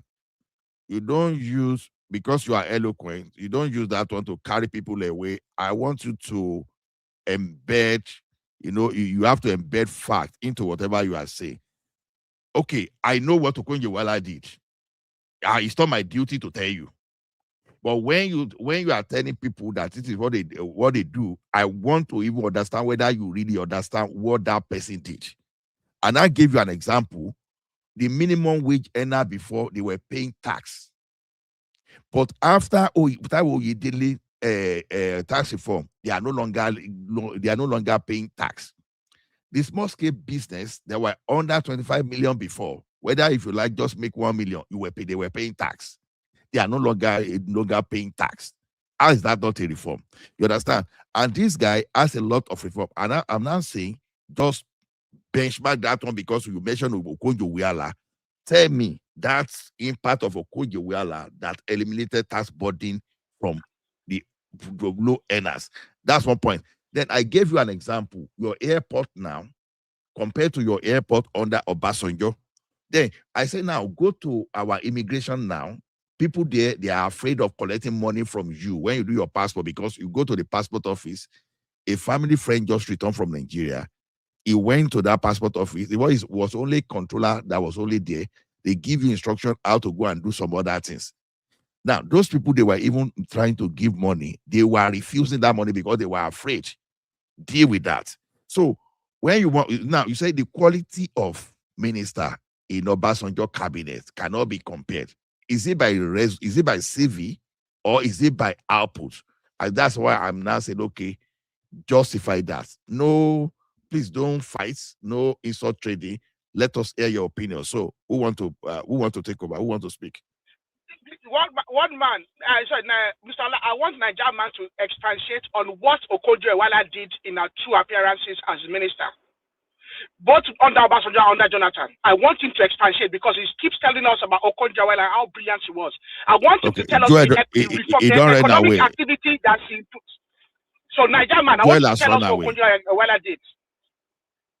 You can come back and tell us what Okonjo-Iweala did. I can tell you what she did. They are very, they are very, they are, they are very difficult. They are very difficult to engage. They are very difficult to engage. What did she do? Because I can hear you. I will send the link. I will Please send the send the link. link again. I want to come with my laptop. They just mobile everything up. I'll send the link. As young as I am, I can't be speaking ignorantly the way these older people are speaking now. You know what gets my goat, with so much ignorance. Arrow, Ola, folks, is this repeated lies. And that is the more reason I kind of spend my time, once I have it, to come on the platform that they are taxing people. They are taxing only people who are as a certain bracket. Nobody is taxing low wage earner. Nothing. You pay next to nothing if you are earning below 800.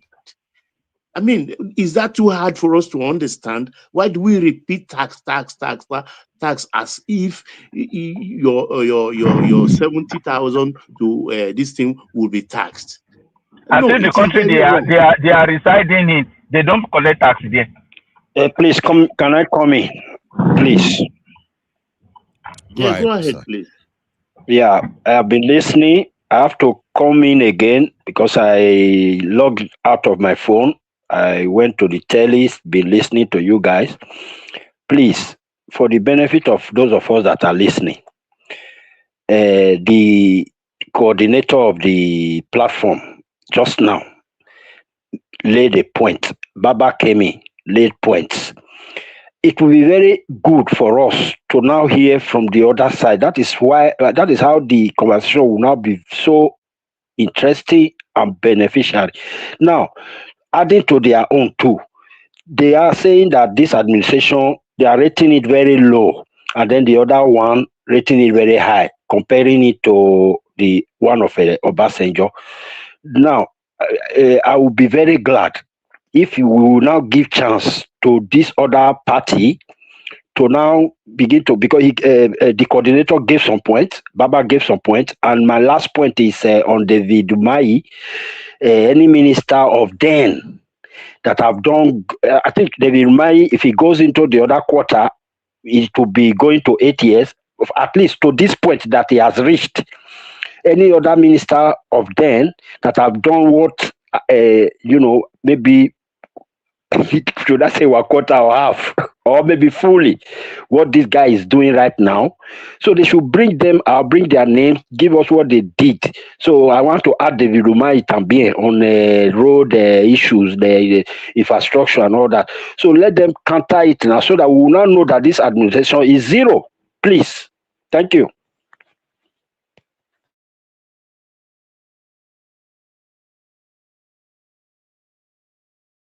Okay, let me add another point in case nobody is coming in.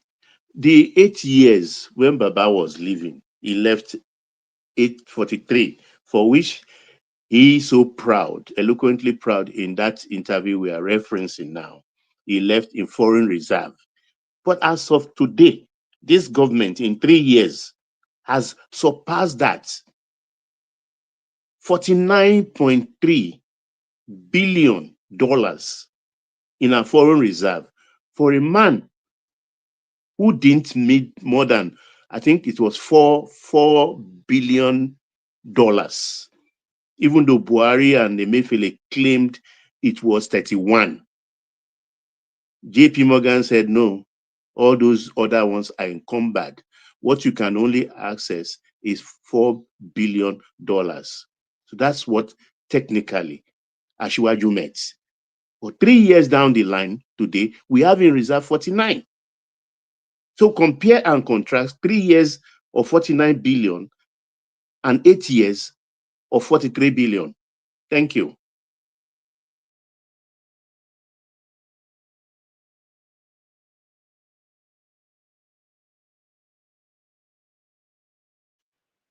Can anyone hear me? They can hear. Baba, please. You know why you guys, you don't always win argument with these people. You don't give them time to talk. When you have made your point like that, you now give them, because if they come now, you're making now they have time now. Just allow them. No, If this platform me, I remains, always give them if time. this I'm not always platform in a remains hurry. silent, if they cannot come up now to come and defend this and say, bring us ministers, bring us people, bring us to counter it, then they have no right to zero this administration. Please give them the time. Thank you. No, I think, I like to talk, but I'm giving them time to talk this morning, and I don't know. Before we go, it's talk now. Do you have anything to speak before I open the room for? Hello, Mr. Allah, can you hear me? Oh, show me the law. Okay, go ahead. Okay, see, okay. No, I just come in again with this one, so let me log this. This your microphone. Don't change your voice, so you sound more. And I wanted I just surprised too. You change but we go a car or a castle a candle. Mr. Triumph, I agree to. Go ahead Yeah, now. Mr. Triumph, I agree to. Oh, Badu. My brother, what are you saying? You said they don't call it boo. I don't know. This place is where we want to come and say we should tell you can't to fight. You understand? Because the topic that brought us here today is to react to the reaction to what Obasanjo just said about insecurity and fuel subsidy and all those things. So I don't know how we generate to all this personal attack that you have to tell me that I have to become your researcher. To be researching, I'll be telling you information about the history of Nigeria. Anybody that want to do anything about any administration should go and Google it and find it. So we have no time for that to come and be searching one by one, be telling you want to know about Obasanjo. If you want to know about Obasanjo, it's there on Google. Okay. Only when I have problem with Taro, blame Mr. Ola, sorry, very sorry, sir. No, don't fight. I beg, don't fight. No, not fight. You didn't listen to me. One thing I understand. Sometimes we are not hearing ourselves. We may interpret this thing because of the thing we already have in our head what to say. You come in, you said I was saying that Oyedele was nobody. I don't know where anybody said it. The other one coming the last time, he said we said Tinubu and nobody had never used nothing in years since. So Mr. Ola was saying it was rating Oyedele and Okojo Iweala. So I said, let me go it and find out. And then I was start telling you, Okojo Iweala was ratedly high than even the Tinubu administration. They didn't rate, it's only Wale Edun and they didn't even rate this guy, Oyedele. That is only what I said. And what I was reading on Google, that is not my own word. So I don't know where you come from. That you now say, you don't have to go and be referring to me, my family, and everything. So I don't know where all this hatred come. This is you are there, me I'm here. All of us are suffering. All of us are bearing the brunt in that country. So nobody is more Nigerian than anybody. I don't know when somebody want to talk his mind, you don't have to talk because his Tinubu is there. This is the people what they did to Jonathan. Nobody had never even done 1% to during this Tinubu administration. So I don't know why all this afraid. Somebody cannot talk again in Nigeria. I don't know. So yeah, no vex. I'm sure Arrow don't drop that one. No vex. Yeah, Baba, so at least you don't hear that, Baba don't beg you. Now, no, I don't hear Baba. No, because I don't know. Because Do you know why we? Yeah, I know they suffer. Hold on.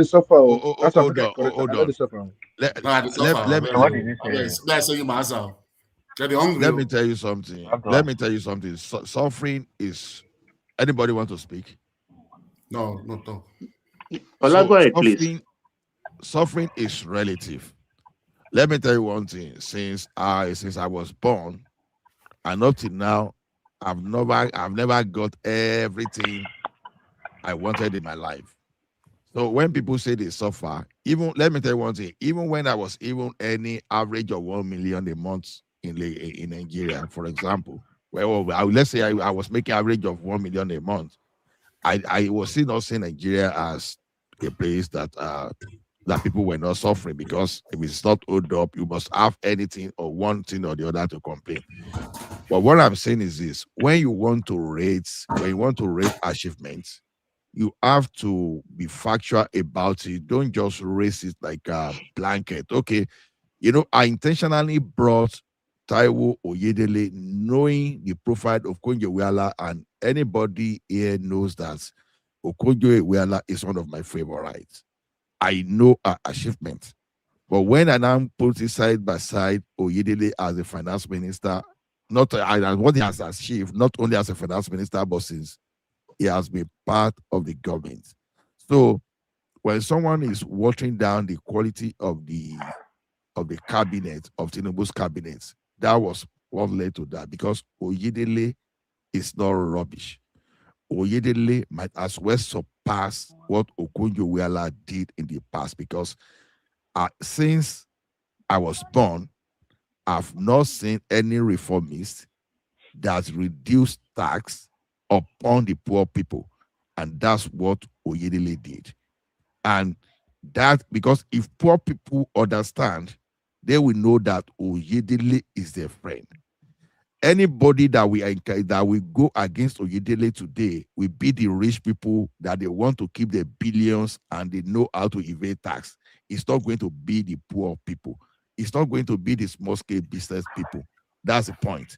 So if you are saying it's not doing very well now, I just want another point from opposing angle to counter. That was my request. So I don't want to seem like I'm dominating. So that's why I said, okay, fire on and let's hear Mr. Ola, you see, my brother Isaac did there. You see, I can remember when he was in Nigeria. When he was in Nigeria recently, because I was online here, when he called me talking to one man. One man was asking me, are you taking, he said he's going to Asaba or either Anambra, I cannot remember Asaba or Anambra. Then one man asked, okay, the boss you go take, he said, no, road's not good though. Don't say kidnapper, I'm taking flight. Oh. This is my own brother from the same, but he's the one telling me that what I'm saying here, that Nigeria is Uhuru, there is no insecurity. But my brother not take bus. Not take bus when you go Nigeria from Lagos to Benin to Asaba. Moderator, can I come in? Because I'm the one you referred to. Can I? Go ahead, sir. Can I?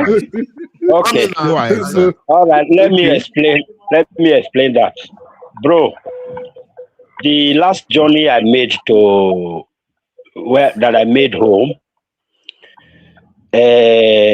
although quite some time I haven't visited home. So when I was going, you see all this noise we make on social media gave me fear. I won't lie. That you cannot walk the street in Nigeria gave me a lot of fear. So even when I was living here, because some people we also have around here, they were all advising me that anything road I must avoid. When I got to Lagos, I wasted my money. First of all, because of this noise they are making on social media, I wasted my fucking 95,000 naira to buy a piece from Lagos to Asaba. When I was supposed to take road, I never knew the road was free. I wasted my 95,000 to get an airpiece ticket to Onitsha. When I got to Onitsha, I saw that moving around was fine. So at the time when Wama called me, I told him that I was going to board my flight from Onitsha to Benin. But seeing everything, all the time I stayed in Onitsha, I was able to get Nigerians now, people living inside Nigeria, now telling me that, people fly road, why are you going to waste all this money? Because I was already trying to book a ticket. A friend said, why? Instead of using is it 8,000 naira or be 12,000 naira, something like that. Instead of using that while booking a flight, I now took transport from Onitsha. My friend, your brother went to drop me at the park. I paid, went through one Sienna like that. And I saw a lot of activities on the way. I saw a lot of security checks like that on the way, and the road was Sorry safe. to cut you. Is it only When is it in Onitsha when I or got Onitsha listen to Benin? from Onitsha to Benin. Then finally, when I was coming back, I took brother drop you, Mr. Isaac? I took Iyare from Iyaro from Benin to Lagos because fear left me when I got there.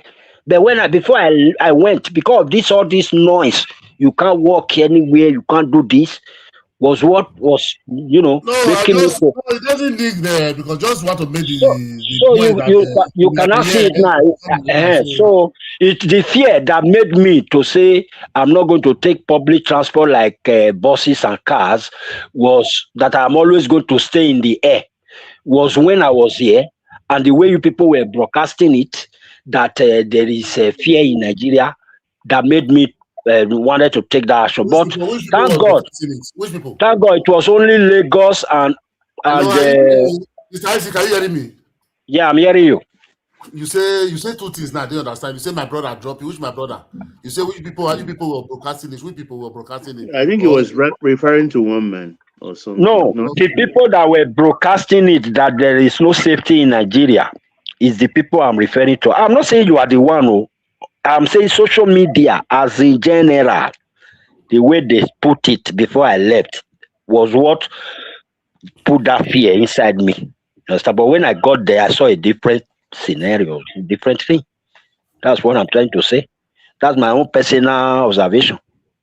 Maybe someone else. When you call one man that you're already in Lagos, now say you're taking your flight the next day, now you're in Lagos. I said I took flight from Lagos to Onitsha because I just got to Nigeria now. The fear that I left with was still with me in Lagos, so I couldn't take road.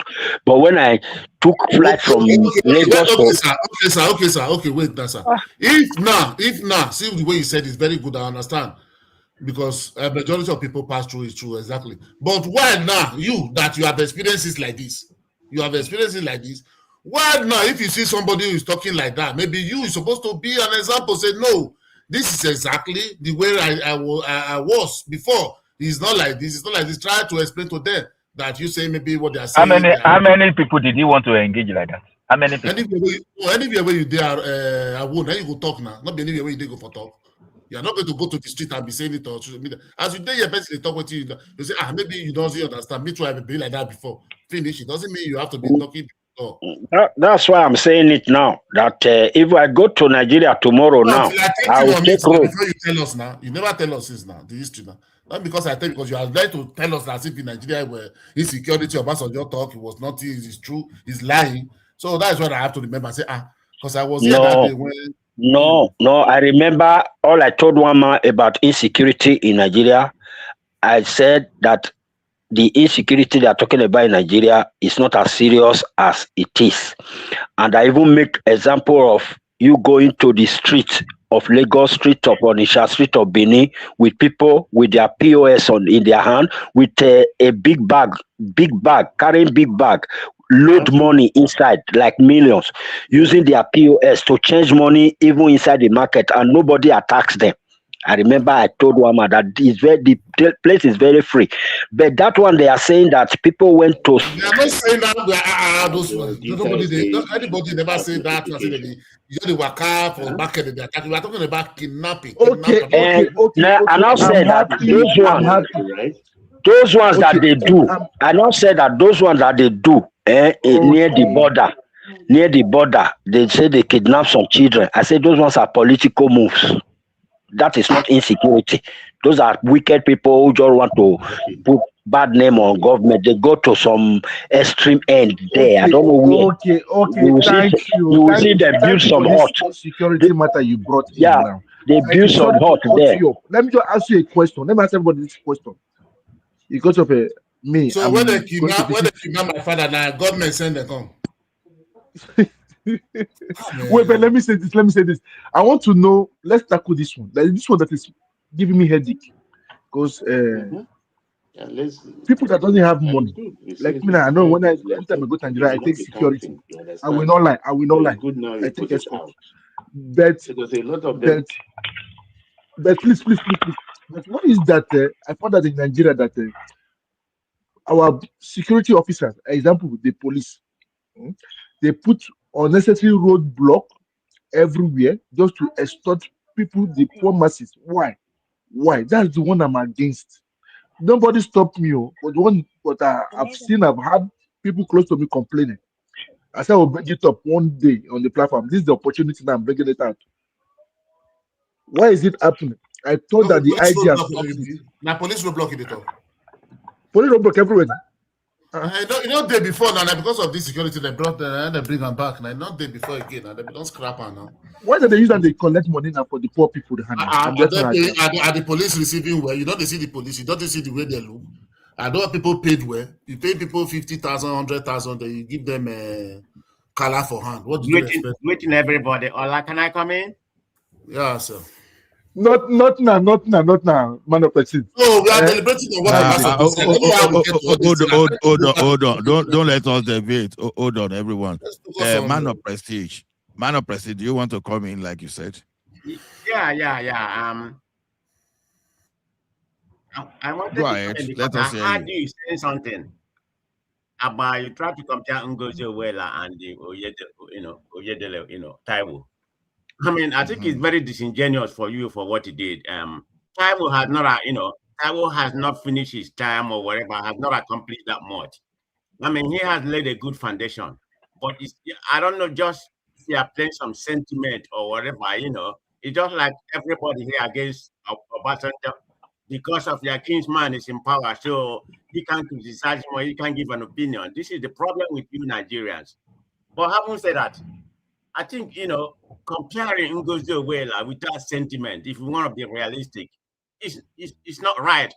This man has only been in office for a few years and finance minister for a few months. Now you want to compare him. I mean, let's start with education. In terms of education, maybe that's comparable. I think Ngozi Owela, Harvard and something like that, or Yale broke, I don't know, he went to university in London, So, that's comparable, but that's not the main issue we have to. We have to see what does your economical reform mean to Nigeria. Who has a better economy in terms of transforming Nigeria? That's where the argument is. Ngozi Owela achievement is already well known. This guy is still pending. Yeah, he has done some good things in terms of tax reform. He has a very good, broad, long-term plan for Nigeria. I'm gonna give it to him. He's a smart guy. But comparing him right now, in my own opinion, is very disingenuous because his accomplishment has not yielded any good result to Nigeria. We may be talking about in a long time, maybe that will happen, but it has not happened right now because what Nigeria is going right now, all he has done right now is pretty much microeconomics. It has not really shaped Nigeria. Nigeria is worse off than they are in 2023. So maybe in the long run, and the whole thing that he's doing, he's going to help Nigeria. But anybody here try to make that comparison when he has not achieved anything. Most of the Okay, okay, hold on, sir. Hold on. I'm the one making that comparison. And then you are wrong. Why are you even making that? That's so hard. Before you said I'm wrong, hold on. I said, I gave an example. I said, if you want to compare, make it factual. Don't just roll blanket statement.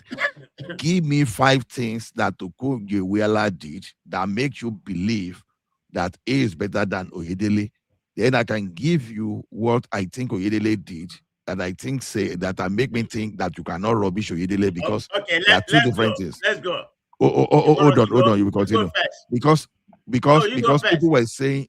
No, hold on now. Because people were saying, hold on now, understand the question. Your people said, because Joel said, when you look at the quality of cabinet of Obasanjo compared to that of Tinubu, that the cabinet of Obasanjo was super. The members were super. That of Tinubu are rubbish.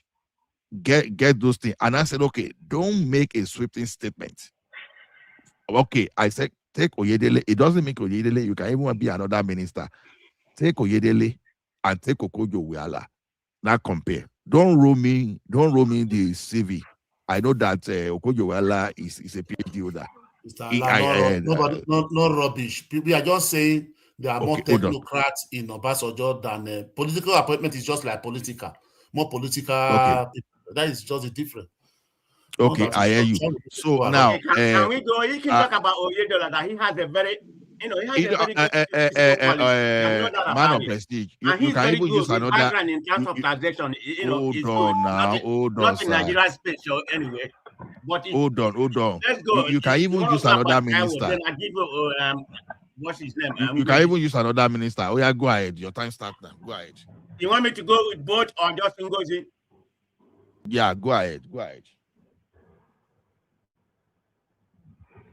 ahead, sir. Go ahead. You can use any minister you want to use and compare to that of Tinubu. Go ahead. Okay. Ngozi well during Obasanjo time. I mean, the lady did pretty good. I mean, we know we know where he stands. You've forgotten about the debt relief that he did to Nigeria. He helped negotiate almost about 25 to 30 billion dollar in debt relief to the, from Paris Club. Do you know how that shaped Nigerian economy at that particular time? Secondly, in terms of physical, stabilization, she was a top notch, in that regard. That and everything that he did was he has a very transformation reform. You can't doubt that.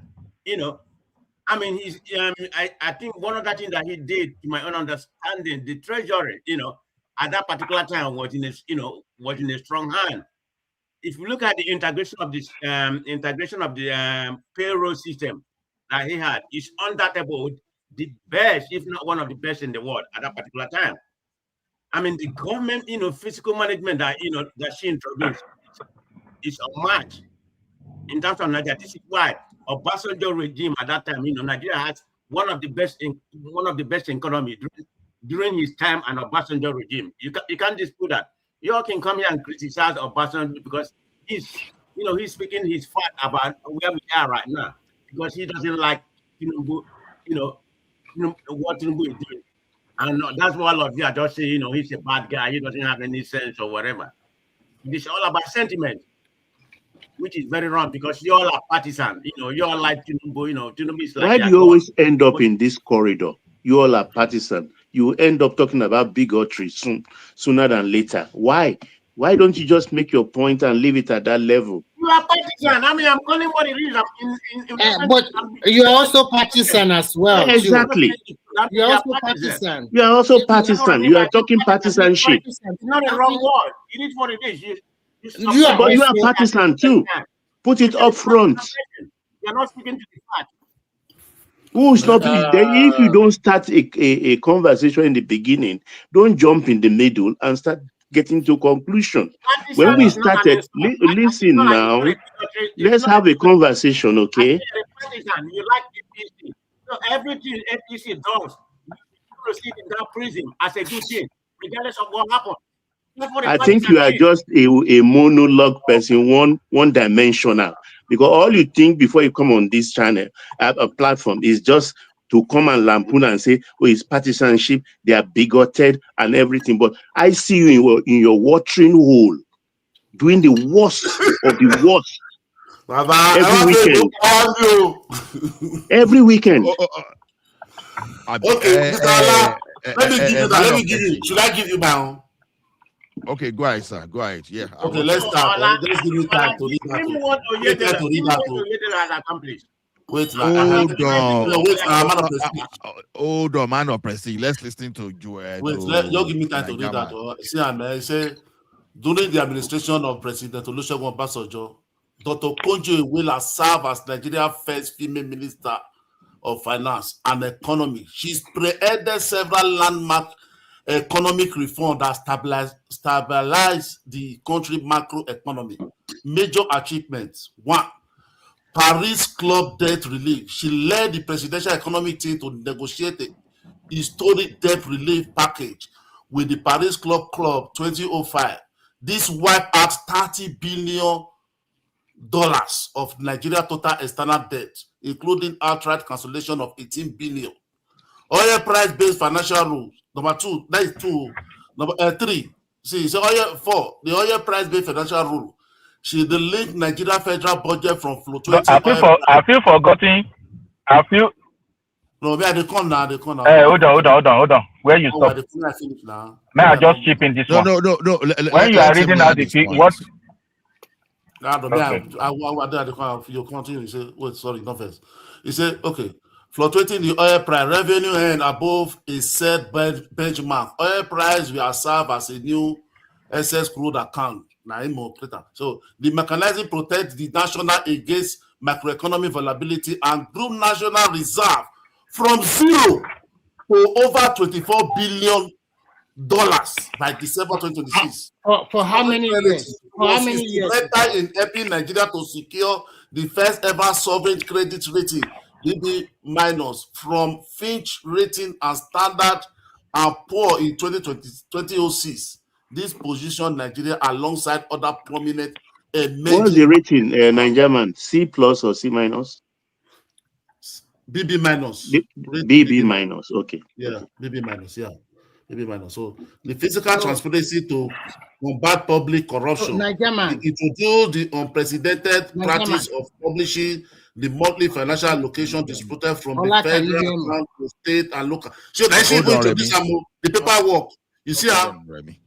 Okay. Should I continue as you stop there? Okay, let me just we shouldn't have discussion at this level. You can't compare Oyedele and Ngozi. Let us be honest. They don't. It don't even start because Ngozi is up there. At all levels. So I don't know why we're having this comparison. It's not a fair one. Nigeria annual GDP growth rate double from roughly 3% to an average 6%. Nigeria, before you continue reading. It's still going on, but let me just talk. Anti-corruption initiative, she's the one that bring it. Can you answer this question? All these things you are reading now, is it no, I'm talking to no, he said we should measure what I know. I just want to clarify something. Is it for 1, 2, 3, or for 8 years? No, I'm telling you three different from the sum total of the period she served. Remy is the sum total of the period she served. That means for 8 years. About 6 years she served before she was transferred. She ended up as foreign minister under Obasanjo. So it's about 6 years actually. 6 years. Okay, 6 years. Okay. So there's something I want to hold on Nigerian. Hold on Nigerian. You see, like I told you, I'm even more a fan of Obasanjo, I think, more than anybody here. But what I'm saying is this: some of those things that you said Obasanjo achieved, I'm listening to Obasanjo himself, especially on that debt relief. You understand how he personally called some presidents and asked them that I want this. And they gave him assurance this, and he now sent Obasanjo to now go ahead. The interview is recent. Now, I see when you look at what happened under Obasanjo and what happened under Jonathan, even though Obasanjo still performed under Jonathan, but go and compare. You will see that the president, this thing was part of your president must be ready for you to achieve. But reason I brought Oyedele into this matter is this: at the end of 8 years of Oyedele, you cannot say where will Oyedele go, because when you look at that single thing, because under tax reform alone, I can tell you the achievement, and this is the person that is not even a minister up to 6 months. So why you should not rubbish? Whose car is making noise? Why you should not rubbish Tinubu's cabinet? Now, okay, look at this thing. How does this thing sound? Whose thing is making noise now? Okay, now when we are talking of this tax reform is a form of poverty alleviation. You understand? They didn't say that it's a form of poverty alleviation for the poor people. You understand? Now, that's one thing. Oh, that one. Then, elimination of multiple taxation. You know what it means if you are a small-scale business and you set up your businesses and you now have about 13 different taxes coming to you. You know what it means? You understand? Then, so he did that. Then he now set up even the agency that will be getting all those taxation in a transparent manner. You know, not the one that you just pay anyhow before, but now you are connecting it to the hub that you can never escape. You will be able to monitor all those things very well. So you've built your finance basis first before you move ahead. You understand? So why I brought that Okonjo-Iweala in place is that it's not that I don't know Okonjo-Iweala's achievement, but many people that brandish this Okonjo-Iweala achievement, they don't even know what Okonjo-Iweala did. They are just using it as political weapon. That was why I just said do that. So when you are bringing your ministers, don't just say Obasanjo had better minister than Tinubu. I want you to say what exactly he did. I can place what Wale Edun and what Okonjo did, even though they may not have the same credential, but you look at all those things, they acted different time. Nigeria was sinking, and the like of Wale Edun brought some kind of reform that stabilized Nigeria. And people are saying you want to rubbish those people. You understand? We have these facts. Talk with facts. Don't talk politically. That's what I asked for. So, man of prestige, do you want to compare the aviation minister under Obasanjo and aviation minister under Tinubu? You understand? Do you want to compare the one? Aviation minister under Obasanjo, aviation minister under Jonathan. All those ones doesn't even know their left from their right. Ochika, Osita, and FFK, those ones doesn't even know their left or their right. They don't even do anything. Ola, there is also no basis. Everybody give it to Tinubu on that one. There is no basis of comparison somebody that spent 6 or 8 years than somebody that spent 6 months. What are you? No. Remy, that's not even the point. Remy, that's not even the point. This month on the 29th. Hold on, Jama. The question is this. I understand what you are saying. I'm saying I can even mention what Oyedele did under 6 months, but someone that is blowing grammar around what some people did in 8 years, they cannot even give that thing with facts. Ola, look at this parameter. Under 3 years of this present government, our external reserve has shoot up to about $51 billion. And when you now calculate the net profit of it, it's going to about 20 billion. Just under 3 years, 51 billion. And even Obasanjo cannot, under 8 years, can only garner about 40-something billion. So sometimes when you compare, you have to compare the economic environment at that particular moment. It's not the same terrain. What is the price of crude oil that we rest on at Obasanjo regime? What is the price in the last 2 or 3 years now? So many parameters. It's not the same world like we had before in almost how many years ago now.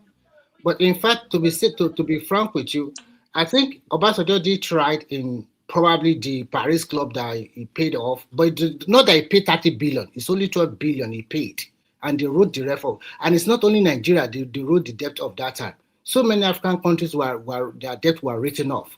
There's no magical or bracaba that happened. It does not happen to Nigeria alone. So many countries. But when you talk about infrastructure development, Obasanjo did not do nothing to me. With all those, tell us particularly the second Niagara Bridge, nothing changed. It is Buhari that did it. What are the road infrastructure that he did? Nothing to show. Ibadan Lagos Expressway started during Obasanjo. No. Please, I beg you. I went to Nigeria. We are all in Nigeria at that time. There was a court case between him and Babalakin that they were foot dragging. It was just there throughout the entire 16 years. I say Ibadan Lagos Expressway started then. I'm telling you that. I'm telling you, for somebody to spend 8 years, and we cannot see clear, visible road infrastructure. Of course, you might not like Buhari, but Buhari did wonderfully well when we talk about it. Stabilized the country. Then we are coming from military era. for the whole international community to trust us back? No. This is not about stabilizing. You know what it takes to wipe those net out? Listen. Before Obasanjo became our president, remember, Abdul Salam stabilized the country for 1 year. We are not having problem anymore. It was a smooth sailing to democratic rule. They gave him everything. And because he's a former general, I think he also leveraged that one on the rest of the world. Abdul Salam didn't stabilize anything. In fact, to me, Obasanjo should have been the greatest Nigerian because he ruled us for 3 years before. Another 8 years, 11 years. But we cannot say categorically, this is one thing that we can say about this guy. Even the road to his own village, he did not tardy, he did not do nothing. So please, you can. Is that not governor in that state? Okay, now you know is that not governor in that state? No, is that not governor? You expect a federal government to go and tie road on his own street? Did Jonathan do the Buhari? Why are you saying like this? Is he a president of Ogun State? Okay. As a president, if he cannot influence the road, even calling the governor of his state from Ogun State. I remember there was a time that the second time of the second time of Obasanjo, Benga Daniel is from PDP. Obasanjo is also from the same party. So he cannot call Benga Daniel to fix his road to his home. But he know how to bring all the governors together to ask them for donation of money to build the library.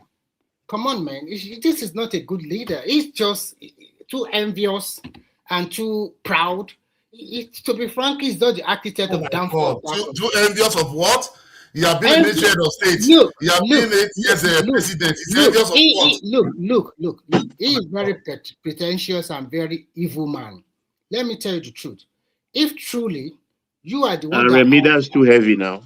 It should be. That's too heavy. I beg. Withdraw it possibly. If not, go ahead. It should be. That man, let me talk now. You have been talking for 2 hours. Can't you just keep quiet for some few minutes and let me make my submission? And you will come back and tell your whole. That man singularly pick Yaradua and Jonathan. As a good leader and elder statesman, you pick them. You are also dictating to whatever they want to do. Within 2 years, you started abusing them. You started writing stupid letters to them. Are you the only one? When we want to make president, you are not the only president of Nigeria. Gowon, still living, never put his mouth, Abu Salam, Abasha, IBB, they were out there. They never put their mouth. Jonathan too is there. Jonathan there. When Jonathan, you don't let them put your mouth, why, an elderly man? If you have access to these people, why you want to deliberately ridicule them? You want to deliberately tell the other people you are the best. That's why you are writing public letter all while and there, granting interview at almost 90-something. Come on, man. Is there anything bad about that? Yeah, can I say something? Can I add to this? Because I don't appreciate us aligning Obasanjo. Obasanjo, okay, greetings everyone. Obasanjo is one of the only Nigerian that you can maybe call a true nationalist and has run the country twice, handed over relatively successfully. And I don't know why we are bad-mouthing him, because if you look at the Nigerian economy between like 2012 or other periods compared to now, almost every matrix will tell you that the Nigerian economy is worse now. I don't know why you have bad-mouthing. Go and check, go and do your own research. Go to any AI platform, ask the question, let them analyze it. They will give you the same answer. So the idea that you are bad-mouthing him for calling something that is actually bad out, I don't understand. If you look at around those periods, Nigerian government was paying this is subsidies and everything. Yeah, the economy was still better than what they have now. And now the government even have a gift that all the other government never had. The government now have Dangote refinery. That is, and as a matter of fact, is the reason why the Nigerian currency is even appreciating a little bit, because Dangote is doing serious value-added manufacturing for Nigeria, and it's going to increase. Let me finish my point. Let me finish the point, because we forget all these things, that most of the things that is keeping this country going right now, if not Dangote, God help us, because what this government has done to the Nigerian economy, the only reason why the economy is still standing is because of Dangote refinery, and this is something that Buhari didn't have as a blessing. Jonathan didn't have this as a blessing. Yaradua didn't have this as a blessing. Obasanjo didn't have this. For you to have this type of gift wrapped for you when Buhari was leaving, and then you still have a worse economy after 3-4 years when you are in office. God help us, man. And people who are here defending him, defending the current government when Obasanjo is calling it out. If you look at everything you want to ask for, like, how is it that the previous economy is better than this one when they had subsidies, they don't have refineries, they had terrorism, they had everything, and yet they're still better than this one? How is that even possible, and you are still defending this current one? I don't understand it. What metrics are you going to use to defend this one, this current economy, when the other people have more burden? The other governments have more burden on them, and they have managed to run a better economy. Go ahead, of course. You can make a Can I make a point, Remy? Just hold it, Remy, please. Tinubu did not. They others, the fundamental of economy, others did not meet 23 trillion ways and means. They did not meet that. Tinubu met that. And that's a big challenge for anyone. And because he had to start all over by printing his own 7 trillion ways and means. And that's how we survived. And it is based on that nothingness. This is where we are today. Thank you, Remy. Okay. Actually, all those things you have said. But if they really met that, if it was a problem, sir, I've laid started buying private yacht and jet. No. I think the yacht you was spending money lavishly from the first. I think sometimes the yacht belongs to the Navy. It has been paid for by Buhari already. It has nothing to do with Tinubu. He only took delivery for the yacht. Baba, sometimes I think when we make submission here or we are comparing, sometimes we make it so low, too low. When you talk about the yacht, did you go and research about who bought the yacht? Is it Tinubu that bought it or Buhari that bought it? And what kind of yacht is it? Have you ever seen any Nigerian president that go on the IC and the private jet? Is it Buhari that bought it? Yeah, they gave a very good reason. The solar panels, the lack of power supply. Let's not defend when somebody's not performing. Come on. Let's take it one by one. The jet he bought, the 2 jets, they were not serviceable anymore. It come to a stage where they have to charter an airplane to go to South Africa. They chartered airplane like 2 or 3 times. And if this man continues to take that plane, if anything happened to the president and he dropped dead, that is the end of his life. Because he wants to serve the country. How about the recover from the old ones? No, and then please don't please let me just finish. When I finish, you can come back. What I'm just trying to say is very simple. As we are today, the economic situation we find ourselves today, it's not the same thing that Obasanjo found himself. The economic situation around the world. It's actually better now. Okay. It's actually better. That's why I said that when Tinubu came into office, Remy, let me say this so that you know what I'm saying is actually true. Let me tell you, you say we should make it conversational. You did say that we should make it conversational. Let me just tell you what I said when Tinubu came into office. I said Tinubu can be the greatest president Nigeria has ever had because when he came into office, all the headwinds were favoring him. And yet he still managed. So why do you think I said that then? I don't know why we keep acting as if everything was worse for him. It wasn't worse for him. It was better for him. Let me chip in this one. In case you forget, Tinubu met crude oil sales up front, okay, for complete next 2 years when he came in. 30 trillion, miss and waste, okay. Did you factor in that? And when you open your mouth and say Obasanjo time is better than Tinubu, other government made the same thing. Other government made the same thing. Stop making excuses. They did not make the same thing, my guy. They did not make the same things. Listen. Yaradua met almost about 40 billion external reserve with the additional 20 billion SSR. Tinubu met only 4. That's what Yaradua met. By the time Jonathan. So why is the national debt? This reserves almost the same between then and now? He built it. Then I would just No, this Jonathan had the same thing, so it's not like any new thing. If you continue to break me, then I will let you continue to talk. No, I'm not breaking you. Sorry, go ahead. So I'm trying to tell you that when Obasanjo came in, he also made some money that Abdulsalam gave to him. And we have a lot of debt on our neck because of the mismanagement of the social adjustment program of Babangida and so many shenanigans they did. Abdulsalam also, they stole a lot of money, whatever he came in, and after some time, we were able to get a Paris debt. They forgave us, and we paid 12 billion out of our money, and the rest was written off. Not only Nigeria, several African countries. But by the time he left about 40 billion foreign reserve and an additional 20 billion SS account for Yaradua and Jonathan. That was the golden time of Nigeria, not even Obasanjo, because price of crude was selling about $100 per barrel. So that we were awash with money during Jonathan period. But this guy frittered everything away. Our excess crude was withdrawn to the tune of below 26 billion. The excess account was blown away. People were just stealing money left and right. And the guy was clueless, didn't do anything special for the country in terms of infrastructure or wherever. By the time Buhari get there, unfortunately, are they not stealing now? Can we? Okay, go ahead, say your own. Are they not stealing now? So go ahead, say your own now. If you don't want me to finish, No, go ahead, Remy. Remy, go ahead. Come. Okay, by the time Buhari came in, he has a lot of trouble. The money had been withdrawn. Then there is COVID-19. Already by the time Buhari came there, 6 months to Buhari came, the Nigerian economy was already in recession.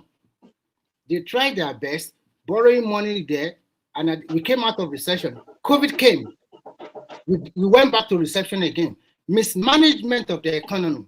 Unfortunately, we are only exporting about 600,000 barrels of crude per day.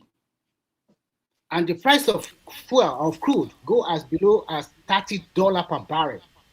What kind of country will survive that way? Our daily output went down to 800,000 barrels.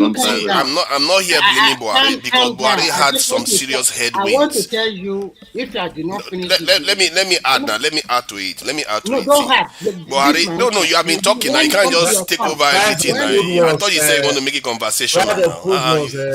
You want to make it a free trade now. It was for 1 year or 2 years. Oh my God. See, I'm not blaming Buhari.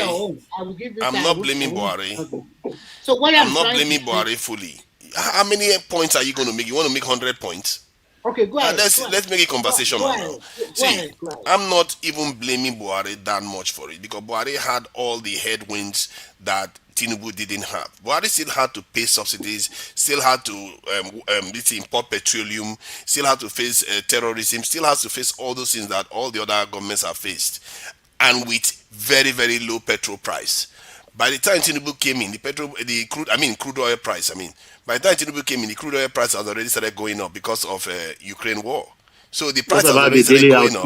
Daily output. The daily output too was quite low under Buhari. So some of all those things, the headwinds were really and against Tinubu Buhari. Too. Don't add that. See. Okay, if you want to include that, you can say that the Tinubu inherited some of it. But by the time Tinubu came in, Tom Polo was already in place. Sorry, hold on. By the time Tinubu came in, Tom Polo was already in place. Dangote Refinery was already in place. All these things, Buhari laid the foundation for it. And this is why you can say whatever I like about Buhari. Even with his hand tied behind his back, he was still able to accomplish all these things and lay the foundation for Tinubu to come and be the greatest president Nigeria has ever seen. That is exactly what I said. I said, Tinubu right now, given the way Nigeria is, it wouldn't be very hard for him to be the greatest president Nigeria has ever seen. All he had to do was tap into everything this Buhari left for him. But what did he do with it? He decided to squander everything, sabotage the economy to the point whereby today, as we sit here today, the economy is even worse now than it was under the other governments. Go and check the matrix. Go and check the matrix yourself. May I come in? May I come in to have my 2 minutes? It is not confirmed that you cannot make heaven. Can I come in? It's a fact now. Let's go and check the economy now. Can I come in, please, with 2 minutes? I think you are being economical with the fact. You trying to skip it.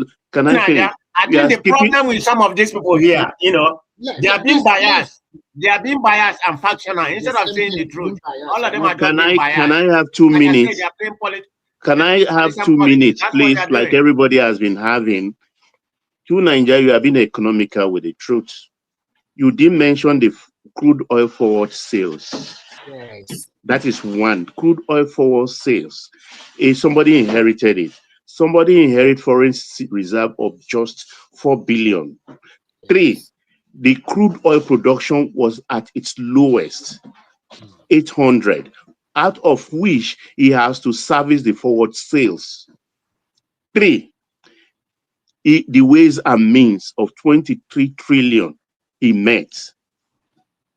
To the extent, of course, I'm always very factual, that because people make mistake and say, oh, it was 30 trillion. No, Buhari printed 23. Obaseki was warning us then, we didn't believe him. Tinubu had to print 7 trillion of his own to make it 30 trillion. Those are irrefutable facts. Those are irrefutable facts. And for somebody to take off on an empty slate like that, it is not a main feat. But today, 3 years later, hold on, 3 years later, governors are receiving from FAC allocation almost 2 times, at least, don't let me exaggerate, 2.5 times or 2 times of what they've been receiving before. That is 1. 2, nobody is being owed salary anymore. 3, the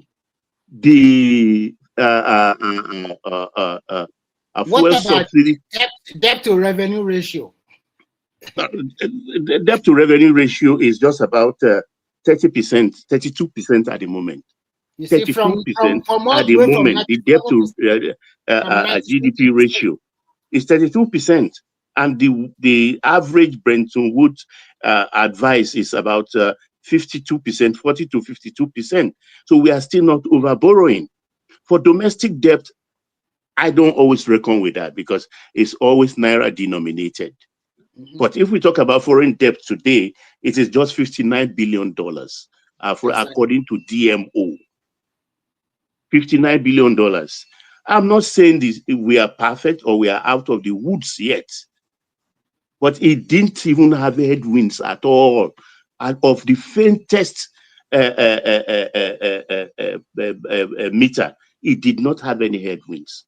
So I praise him for what he has done so far and the courage with which to do it. Because if Jonathan had stood up to the bullying train of the Tinubus of this world in 2012 and insisted on the fuel subsidy removal, we wouldn't have been where we are today. Being a president is not tea party. A president should be courageous upon the conviction that you know what you are doing. Jonathan will have stood his ground. Thank you. Okay, and in addition, when you talk about Nigeria, you are talking about Dangote. Dangote is a private refinery. Majority of the money is sourced by himself. And don't always come here and say it's a Buhari achievement or whatever. And even when Tinubu came on board, it does not mean that Dangote started selling petrol in 2023. I think he started selling the petrol in 2025 or maybe late 2024. 2024. Yes, so it does not mean that he quickly started selling it. And when he started selling it, it does not meet the required... Yeah, but you can put policies in place. They frustrated Dangote to that point. Even that's why it took so long. Be quiet. Let us talk. Go ahead. Nobody. God will help us. You guys you are supporting things that are not factually true. I don't know why. Just because you like Tinubu, you are just supporting him. I understand you very well. But I just told you some things now. You did not refute any of it. You talked about this in ways and means. Ways and means is basically the banks printing money and for the government to spend. That is something. No. Except you don't know what it means. No, let me. I know what it means. It's a central bank issue. It's a if the central bank issue money to pay for government expenditure, isn't it? Yeah, it's to pay for government expenditure, isn't it? It's not to pay for government expenditure. Exactly. So how is that new? This is something that all governments do. So I don't know why I only heard of ways and means. I only heard of ways and means during Buhari. Maybe I'm So not This guy educated is enough very for is that. very difficult. It's very difficult to engage. Why don't you this leave is him? why no, because you are using you are using matrix that has nothing to do with the main economy itself. You are using those matrix. The same government went and floated the currency and depreciated the Nigerian GDP from 400 this in 77 Let somebody billion talk to now. You said that you 180 something let billion. us talk You now. know, you've been talking now. Let me share some facts here, because some of the things people are doing is not like the crude oil that you were saying that it was around 800,000. It was around 1 point something this in million barrels a day. That's what was going on No, that's not true. around Please, 20 that is no, with in condensate. April. You are Hold on adding now. condensate. Oh, You are let me give adding. you now. Let me No, give you the I'm numbers. correcting you. I'm looking at the numbers here, so you can say all you want. Let me give you the numbers But that I'm I'm looking at here. telling you that is Oh plus my God. condensate. 800 No, plus no. condensate See, make see, it see. 1.2. Now you are trying to spin now. They include the I'm condensate not. now It too. is you What are you that is going on? spinning. I'm telling They you. include the condensate now too. When they say 1.8 million today, the condensate is part of it. So Of course, why yes. we exactly? I So say, of let's not. course, yes. Okay, good. Let me finish what I'm saying now. By 2023 April and March of 2023, the crude oil per day was 1.5 million barrels per day. So let's not act as if it Between came what in, period? because remember, Can you repeat the period again? 2023 March, just before he was sworn into office, 2023 March, the crude oil this in output was around 1.5 million barrels. The No, reason sir. why that was happening was because Tompolo had already been commissioned. Remember, most of all these things were done under Buhari. So most of the things he inherited were good things that were supposed to help him do very well. This is why I said he had it in his gift to be a great president. But he squandered it all. When he came in, he destroyed the Nigerian GDP, caused inflation, damaged the Nigerian petroleum this supply. He even reneged on the Nigerian stake in Dangote refinery to be from 20% to 7.8%. This That is government not did true. that. I corrected you Oh my yesterday by God. passing the information to one man. One man has that information. I You don't pass it have, to it's him. a fact. It's Always not, fact oh my check first. God. No, You you are don't like, you lying. like to see I the will say best it in this plainly now government. that you They are are the ones lying that and did it. They are spreading the ones that did it. propaganda. You are Oh my spreading God. evil propaganda. Stop it. Why do When you when believe you are this government so confronted much? with Like, facts, as why some do of us, you they are don't not even accept pretending. it? See, You said it yesterday, and see, I said no. That Baba, is not true. the It is Don't government, do public that. knowledge see, do that you know what Baba is doing now? Buhari Baba government is failed denying something that the to live government is up not to their denying. end of the Dangote deal. That's when Baba Dangote is pulled denying back something 20%. that the Sorry, government is not The denying. government has Why not spoken are you about it. here just Don't spreading? You spin. can Teenager, I make have heaven. to drop Stop you. it, You tell please. me what you cannot make heaven. You Uh-uh. and the devil Teenager, are I have to destined drop to for you Why are live from you together. spinning? 2023. You think we are For idiots here, or 2023, we are Okay, illiterate? let me get the for information now so that let's see 2023, what excuse you're Teenager, going to have now. Teenager, listen, for 2023, the total output, annual total output is about 552,841,000 barrels. So it's not up to even 1 point something million in 2023. But from 2024 to 2026, our daily production has increased to about 1.66 now. So Yeah, by 1.6 is what is the 2026, difference? And the person that made that it's not a move to difference now. happen, What are you talking about? hold on now, the person that made it happen was Buhari, based on the way he changed No, his we strategy. are talking about crude oil production. What is Buhari there now?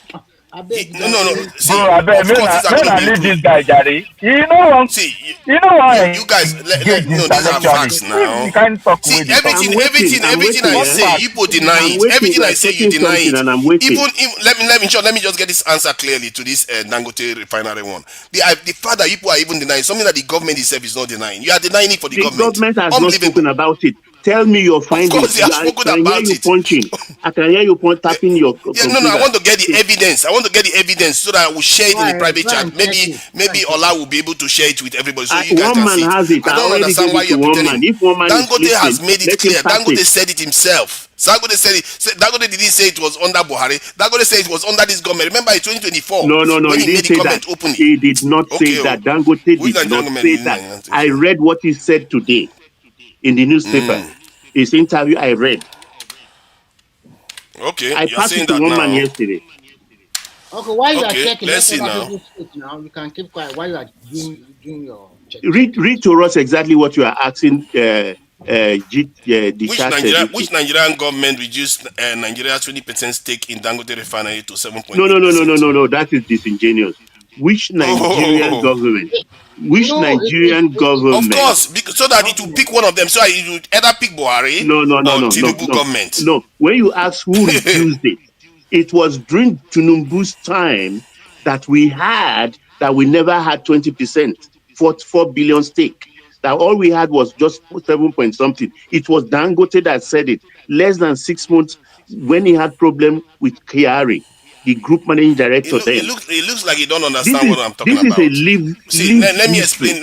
Let me explain the process. So the way it's supposed to occur is that No, I'm not Nigeria an idiot. gets that In the Nigeria has oil already industry, paid this. I may be a Let me small explain boy, it. Let but me I'm not explain an it. idiot. Let me explain it. Nigeria has already paid for the 7.8%. We already have that one, and we are supposed to take on the extra By almost giving him more than crude oil, 12%. not cash. Exactly. But the Nigerian government reneged on it under this government. They refused to do it. They said they had higher price. I was reading it during that time, and I was serious here. Because we didn't have anyone to give him. Because ready for sold everything. Exactly. So when I said this Nigerian government did it, Tinubu?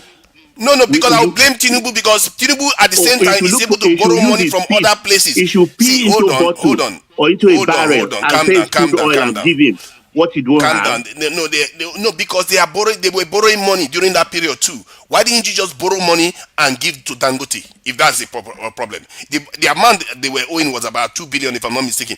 Take the money, give it to Dangote. They were borrowing 20. They spent almost this is 8 billion defending the naira last year.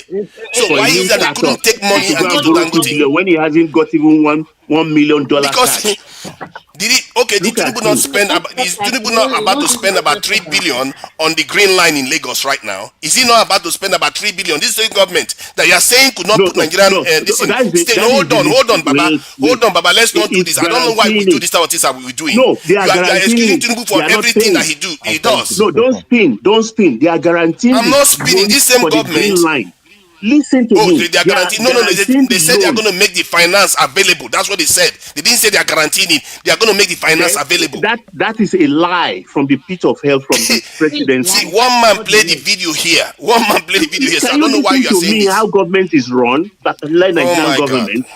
I know more than you. Oh my God! They say that. They didn't say it's a guarantee. I will even ask about that one again. Now, the government that it was under government. Now, I've gotten the answer. I've gotten the answer of the government that did this. It was under government, President Bola Ahmed Tinubu government, that the NNPC expected stake effectively fell from 20% to 7.2%. And but technically, it was NNPC Limited decision failure to complete the payment. So, who is the head of NNPC, petroleum minister? The president. I don't know why you keep making excuses. I think that's incorrect. That's a lie from the people. Is the president not the minister of petroleum? The shortfall came from Buhari's time. It came. It wasn't a shortfall. Oh my God! The reason why they were not able to meet that minimum threshold came from Buhari, not Tinubu. Okay.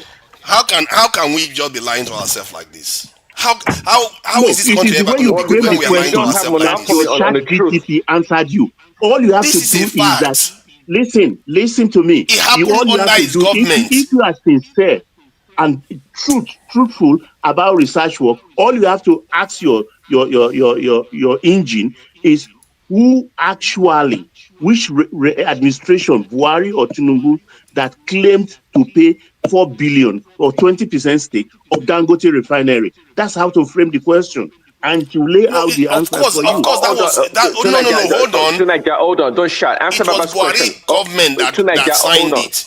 But Tinubu government reneged on it. So what do you want Buhari to come and do when he's not in office? No. See, hold on. The people that were occupying that position when Tinubu came to power were still the same people that made the decision. Exactly. So Thank you, Prince Dali. But Tinubu was the one in charge now. Why are you making he was the one in charge? He could have told them, hey, don't do that nonsense. Pay them. You're so duplicitous in your argument. That's not the way, just like Baba told you to frame the damn question. That's not the way to go about it. You're trying to blame Tinubu for what Buhari and his people did, okay? Because it wasn't Buhari, it was the official, even if he was appointed under Buhari. But the official was now serving Tinubu. Tinubu is the president of Nigeria. This refinery we are even talking about, when you buy money from the first window, you go across the street. Let's put things in their perspective. If we have to even claim that refinery, we could claim 30% by doing real forensic auditing of what CBN did with Dangote. Secretly, if I know Nigeria very well, like I do know Nigeria very well, Emefiele, Buhari family, they are having secret share in that refinery. Baba, and that's why I've been saying that Nigeria owns that refinery. I think a What are big you portion talking of about it. here? I can't believe how you people are so ready to. Why would you believe? Like, you know, there are children listening to this. There are children. You shut your children to that are the listening to some of reality all these of people are Nigerian doing. situation. You are basically denying reality now. Like, I can't believe this. Your government does something and you pretend as if it's not the government that did it. Unbelievable. It is you that doesn't know what you're That same talking government about. now is going to beg Dangote to give I him know to give them I shares know again. my country like the back of my hand. I was right here when it was happening and I was complaining on this panel It's and lived saying history. this That's why I was government has now surprised. reneged on paying Dangote the money that they are supposed to pay for the Nigerian to have 20% stake. It's almost as if I knew Dangote refinery was going to go and become very, very big. Now the company is expanding and expanding and expanding. Now the Nigerian government is going to beg. You see, what kind of people, they don't have vision. This government, it's like they don't have vision at all. Tunaja, hold on. See, let me see. Sometimes they say Tunaja, you will not make heaven. Because I'm calling spades. I'm calling stripes. Because all our people will just pretend spreading pretend as evil if basically lie. We basically lie to you the young. don't know. Basically, lies you come here to spin every time. Oh my God, you Baba, know jack you are nothing supposed to be about an what is elder going and look at on. the kind of things you are doing. You are It is covering the up truth. for You are wrongdoing. No wonder exasperating our me with country is lies. where it is. You are covering up for wrongdoing. Like I'm not seriously, covering how up for can you wrong. be doing I'm that? stating things like it is. You should do the same. So it's not Don't Tinubu that spread reneged on paying the evil money. propaganda.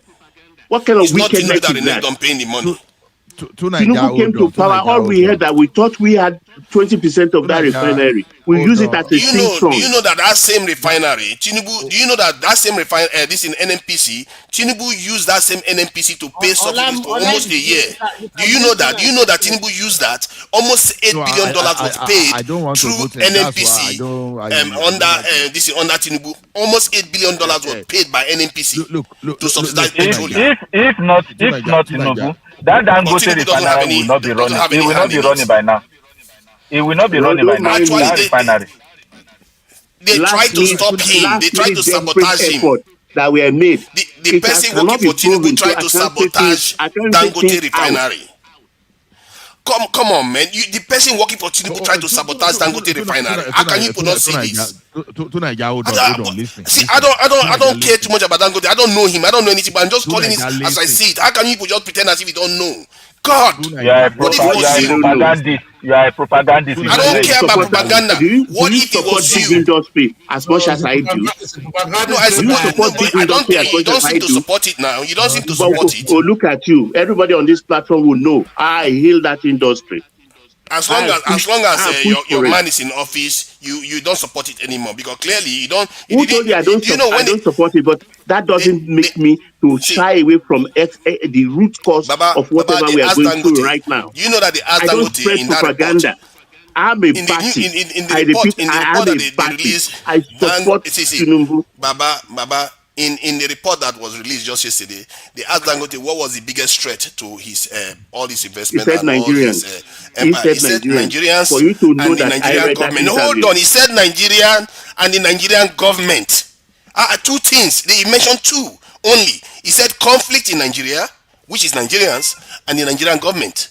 And the people that comment conflict are the tribalistic ones, the religious supremacists. These are the enemies of the state. Does that mean he was referring to the Tinubu administration who has cooperated with him and covered up a lot of things for him? They cooperated with him after he fought them. They almost destroyed his company. Did not fight, when he went with Bill Gates to see Tinubu the first time, what do you think they went there to do? When his late the matriarch of their family who died in Mecca, the Dan Tata, came to visit Tinubu in Aso Rock, to which Tinubu bowed to him. What did you think he went there to do? Tinubu was in Aso Rock when his this NNPC head was maligning Dangote refinery for producing fake petroleum products. That Dangote refinery wasn't fully built. You know all the drama that happened. That was Tinubu's man that was doing that to Dangote refinery. Is that guy still there today? Dangote fought back. That's why they couldn't do anything. Is Kiari still there today? Is that Farouk still there today? Because Dangote called him out. And who called him to be fired? Dangote again. Dangote fought back. I don't know why you people are pretending as if you don't see what is happening. Dangote was the one that got that guy fired. Who is denying that fact? That's industry fight. But you are acting as if it's not the Nigerian government that controls that man. So what are you doing? The man works for Tinubu. The man that we are talking about works for Tinubu. Did you fire Farouk for yourself? What kind of wahala is this? How am I finding it hard to convince you guys? You think but this is a fact. I don't understand this. I really don't understand this. Do you people even mean well for Nigeria? How can you be arguing over this about things? You are steep in propaganda. You are steep in propaganda. That is the problem. I don't care about propaganda. That's what you do. I don't care about propaganda. If Tinubu does the right thing, I will praise him. I don't care about propaganda. You've never one day. Never. Did I not support his student loans initiative? Did I not support the Lagos Calabar Highway? I've never heard you say that. Because you don't hear it now. I've said it now. I've said it always. I even said that. Maybe in your other watering hole. You guys, you don't. Why do you think I said Tinubu could be the greatest president Nigeria has ever seen? He could have been the greatest president Nigeria has ever seen. If I didn't mean him well, I wouldn't be saying things. Hey, go and hold on. Let others speak too now. Let others speak. You are the only one. They're fighting me now because I'm telling them the truth. They are fighting me. They just he didn't even allow propaganda to fight people. That's what you do. Everybody hold on. So, Tunaija, you've got to let others speak. I understand the emotion. See, that's not emotion. That is propaganda. No, let's be facts. That is not propaganda. That is facts. Let others. Ask me for evidence. I'll provide it. Okay, which that's evidence okay. do you have? Now make you ask ChatGPT wrong question. You think we don't know that? I can ask the wrong question and get. Oh my God, Baba! Yeah, I told you what I asked. I don't want to say it. One man has what your whitelist come after me, Baba. I can't believe what this elderly guy is doing. You say what? It's because of this you are saying. You remain small all your life. Your generation are the reason why Nigeria is where it is. You will see the truth and you pretend as if it's not true. I'm not going to deny that my generation, but your own generation, you are here about Martin Obasanjo. You are here about Martin Obasanjo. Obasanjo has far more honor than the person you are defending. Obasanjo has far more honor than the person you are defending. I don't understand how you me condemn Baba Obasanjo. I only compared the two administrations. That's what I did, and I did it respectfully. Yeah, I hear what you all are saying. You were knocking him. Remy was knocking him too. Remy was knocking him too. They were all knocking him, saying he cannot even pave the road. He cannot even pave this. He cannot even pave that.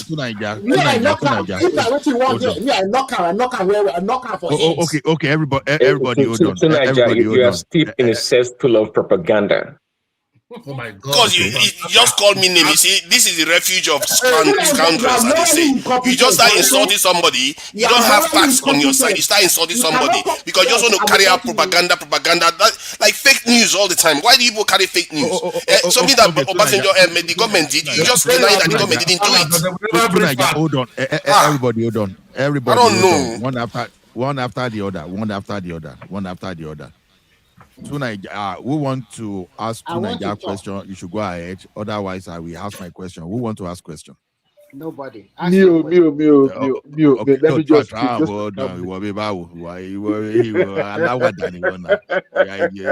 Okay, yeah, talk. Me, I hear you. Mr. Trump not get anything we want to talk about. Leave on. Okay. Wait. Tunaija, the challenge I have, we've discussed this thing over and over. The challenge I have with you is this. Don't remove the cable. The phone is there. You go to ChatGPT. Do you know the trend on ChatGPT today is that people are going online to write wrong history. They can look at Tunaija now and say, okay, Tunaija is a woman, and they will write your history from the beginning. They put it online there. So if like a number of people are doing all those stuff, you understand, and nobody is reporting it, you understand, and your ChatGPT is speaking You from don't social have to media. educate us on ChatGPT every day. Oh, I mean, you're not the only knowledgeable person. I'm not using Wikipedia here. That people can edit. Man of prestige, let me say my things now. So now the thing is this: if over time you now go to that ChatGPT, you understand, it's going to look at what is online and find the something like a bare average of all those things and give you, because that's what they call veracity of big data. You understand? That's why when you want, I advised you the other time, if you really want to make research like that, you go to the academic journals. You direct ChatGPT to go to academic journal or to go to government agencies. You understand? All those are reputable institutions to pick. It can be World Bank, it can be anything, to pick data. Don't just ask ChatGPT who is better between Obasanjo. Don't just say all those things without criteria. ChatGPT provides evidence. They don't just say it. When they give you the answer, they give you the link to go and check it. Like now. I just shared a link of what I was talking about. The link is there on routers. Hold on. I'm probably using ChatGPT before you even know anything about ChatGPT. So stop that. Now. You want to claim that you are a machine learning engineer? Look at that. Now he wants to start boasting now. Oh God. Posting already. Wow. At least you are not fighting against ChatGPT. That's a start. Hold on. Let me tell you one thing. Some of us build bots. You understand? We use all this OpenAI to build bots, to respond to your requests, all those things. So no big deal. It's not even a big deal, to be honest. Nothing big deal there. What I'm telling you is this: you cannot delegate all your learning to ChatGPT. If you want to delegate, you have to know how to prompt. That's why that prompt engineering, you understand, is now a big course online, because they are teaching you how to use all those ChatGPT you are talking about. So all this one that hold on. Prompt engineering. Wait now. Wait now. I don't know. I won't lie. I'm not like you, who is system engineering, who is weapons engineer, who is a philosopher, and all combined. Acknowledge what you don't know jack about anything. If they talk about America, you are there. If they talk about music, you are there. If they talk about sports, you are there. Jack of all trades, master of none. Because I'm a polymath. I know so many subjects relatively in-depthly. So don't act as if really? I know quite a lot about most subjects. Oh, genius level. What's your IQ? I didn't say I was genius. I said I'm a polymath. I'm interested in many subjects. A polymath, and I try to understand them as much. What's your IQ level? I don't know, man. My IQ level is probably polyman in propaganda. Look at that. How can we just be a polymath and be back here still haven't you noticed that almost any subject matter you bring up, I will take you on it, from accounting to this philosophy, religion, and all of them. Most of them are wrong. People just listen to you tolerably. People listen to you tolerably, not because you are factual. Don't hang yourself on Tunaja's neck, okay? Don't get carried away. Baba reminds me of the old generation. You are the classic old Nigerian generation that I'm very proud of it, because I enjoyed plenty of Nigeria. I will not deny it. I will never deny it. You were supposed to build on it. I've made my own point clear that I don't appreciate the elders in Nigeria. They put us in this situation because of their mindset. They never really put Nigeria on the pedestal where the part where we actually are going to progress, because they always see us as small. They always see us as almost like a slave population. That is the mindset I don't like. You are more than 40 years old. This is the most productive. You are the most productive part of your life. You are here insulting Baba. Someone that's already. I'm not. See. I don't need to insult him. I just call it as I say it. Why you supporting something that has almost? See, let me tell you this. I am not the first. I am not the first. I said it myself that even my own generation, I wasted crop. My own generation, I wasted invested crop in Nigeria. So no, say whatever you like. My own generation, they are also compromised. I prefer the younger generation because at least they can change. Our generation, they will not change. They will double down on making mistakes. To Nigeria, that's okay. That's okay. No, enough basketballs. Like we keep saying, if you want to say anything here, we just want to learn. So when we are learning, don't one thing I dislike. I don't like anything that you cannot back up with facts.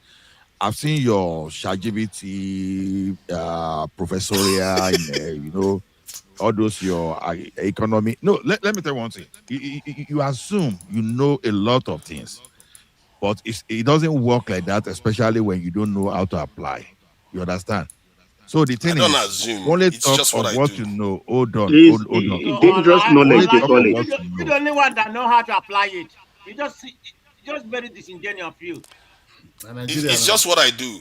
It's just what I do. It's like if I discuss a subject, I want to understand it. I'll ask questions and I'll dig deeper and deeper until I get enough. That is how I approach things. And whenever I say something, that's why I base my stuff on facts. I borrow other people's knowledge, not necessarily mine. No, but People that already have but, knowledge, but, I the, borrow but the their knowledge problem to make my the case. problem tonight is that you use ChatGPT as Google search. That's the problem. I even use Gemini. I use Gemini. I use Cloud. I use different platforms. So See, don't only ChatGPT. Guy, calm down. See, when you prompt ChatGPT, just like let's say, prompt engineering, you have to structure your questions with guardrails. If you don't do that, you're gonna get a bunch of. Oh, you do that? Thank you, Really? Prince Daddy. Of course, because He knows see, he I does it. don't believe He tricks what ChatGPT says. ChatGPT to arrive at the conclusion he already wants. That's the problem he faces. No, I don't do and that. He comes Actually, out and talks. Yeah, I don't that's do what that. you That's do. why the question I asked, That's I what read the you question. do.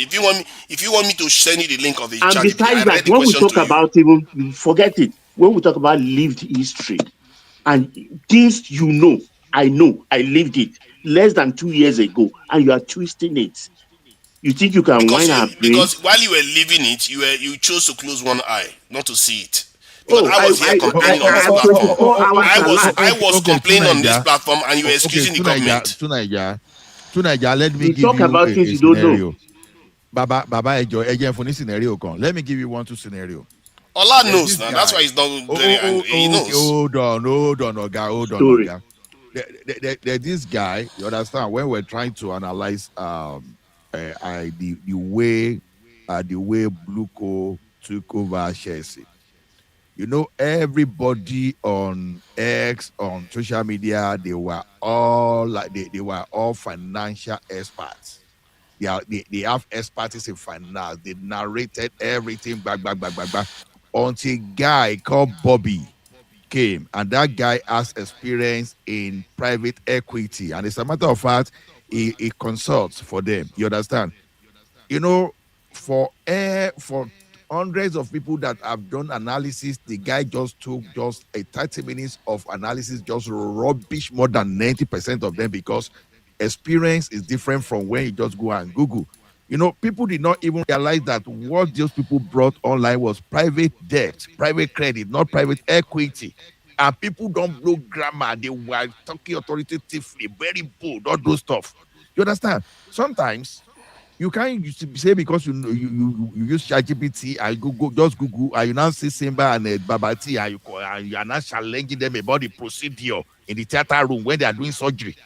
You understand? That is exactly what you are doing. You think because you have ChatGPT, all of a sudden you are an economist, you are a finance expert, you are an accountant. No, it doesn't work that way. See the way you are boasting about accounting as if you know what accounting it is.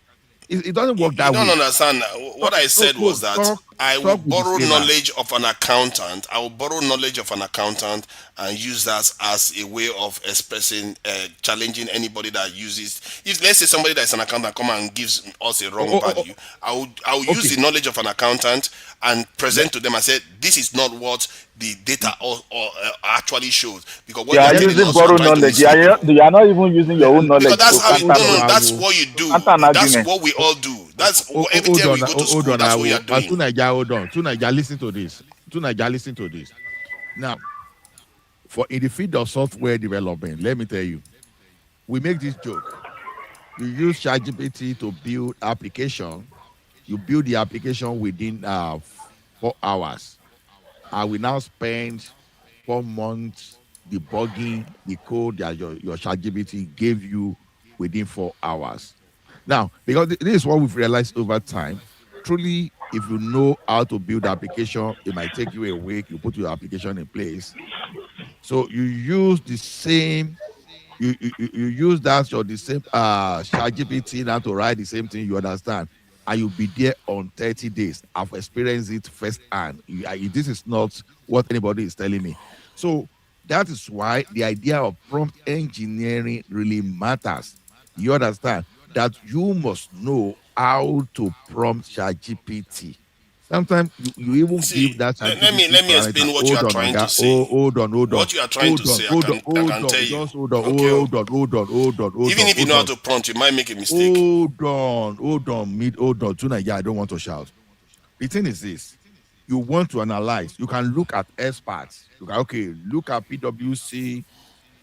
Look at because I'm just telling you what to do. Look at CBN. Look at IMF. Look at World Bank. Then go there, look for this data. I now want to compare between the policy of Obasanjo and that of Goodluck Jonathan, or use those data, compare between the policy of Jonathan and that of Buhari, or that of Tinubu. That is how you use ChatGPT. It's not just going to just go and use some kind of a blanket, just like I was talking of Joel now when they say, oh, Obasanjo had top technocrat in his cabinet, but Tinubu have rubbish in his cabinet. Those are blank statements. You understand? You can put a professor in a department and will perform rubbish, and we put someone that finished secondary school and will give you world-class outcome. You understand? Exactly. So So you have what is to. the difference? What is the difference between them? The difference between them. The Yes. difference is the expertise and the Is the result. Is the expertise. result. Result, No, exactly. one of them have higher critical analysis, analytic mind. One of them has higher critical thinking. That is what you are So trying to that get that at. analytical mind is what we will shop.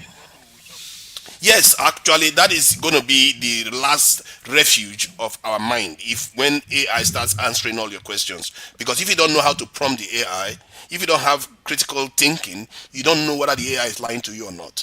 You have to know when to ask a question that you already know the answer to, and if the AI gives you wrong answers, you know that AI is not behaving properly. So you have to have critical thinking when you are doing anything. And the thing, you know how you don't remember the numbers in your phone right now? Soon people will not even know how to think critically anymore because they think AI is going to give them all the answer. But if that's the last You refuge. You have to remember when know Tom, when AI is you lying remember to you. when Tom, So hold on, Tunaija. so when I use AI, I'm Hold not on. using it like a stupid guy. I know at the Hold core on. of it what is required. Just hold on. You remember when Tom just came, that Tom was leading people into Kana? You remember that time when they just introduced Tom? Okay, don't let me mention a brand. Let me just GPS. Sorry, I take that Tom, but don't let me use Tom. When they just introduced GPS, you understand? You put address of where you are going to, you put it on your GPS, and GPS will be there. Sometimes many people, GPS direct them to Atlantic, direct them to Canal. You understand? Because sometimes you have to have idea of where you were going in the early days of that GPS for that your GPS to be effective for you. You understand? So ChatGPT is a tool to enhance, to help you around your knowledge. It's not when you are ignorant of some things, ChatGPT can even make your case worse. You understand? You are not okay. For example, now you are not an economist and you want to become an economist overnight to go and challenge Professor Soludo, or what's this name of this guy they normally bring to TV, Murain or whatever. You just go No, and no, do no, no. your That's not scientific how it thing and you works. You are start not going to go arguing with and them. challenge them on the economic knowledge or challenge a doctor about economic. No, they will know a lot more about economics than you, apart from, and the principles and everything. But when it comes to publishing a specific figure, they say, okay, this is the GDP value based on this and this. You can query those ones because those ones are things you can do arithmetics about. You can go and research it and get the information and say what you presented to us is not accurate based on somebody else's review and research that said that that number you are giving us is wrong. You see what I mean? You don't have to know everything about economics. Like a doctor now, you go to a doctor. If the doctor say you have headache, you should cut your head off. Are you going to cut your head off? You're going to say, that one, based on what I know, that is not how headache is treated.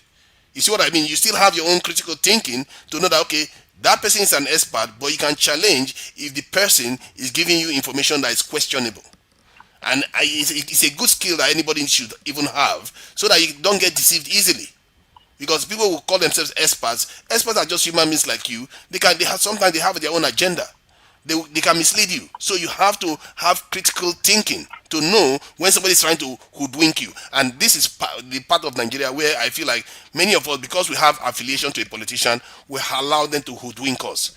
I don't buy into that. I don't care. If Tinubu is doing right, I'll call it. If Buhari is doing right, I'll call it. To Nigeria, this is the flaw in your argument that is pushing us to this level.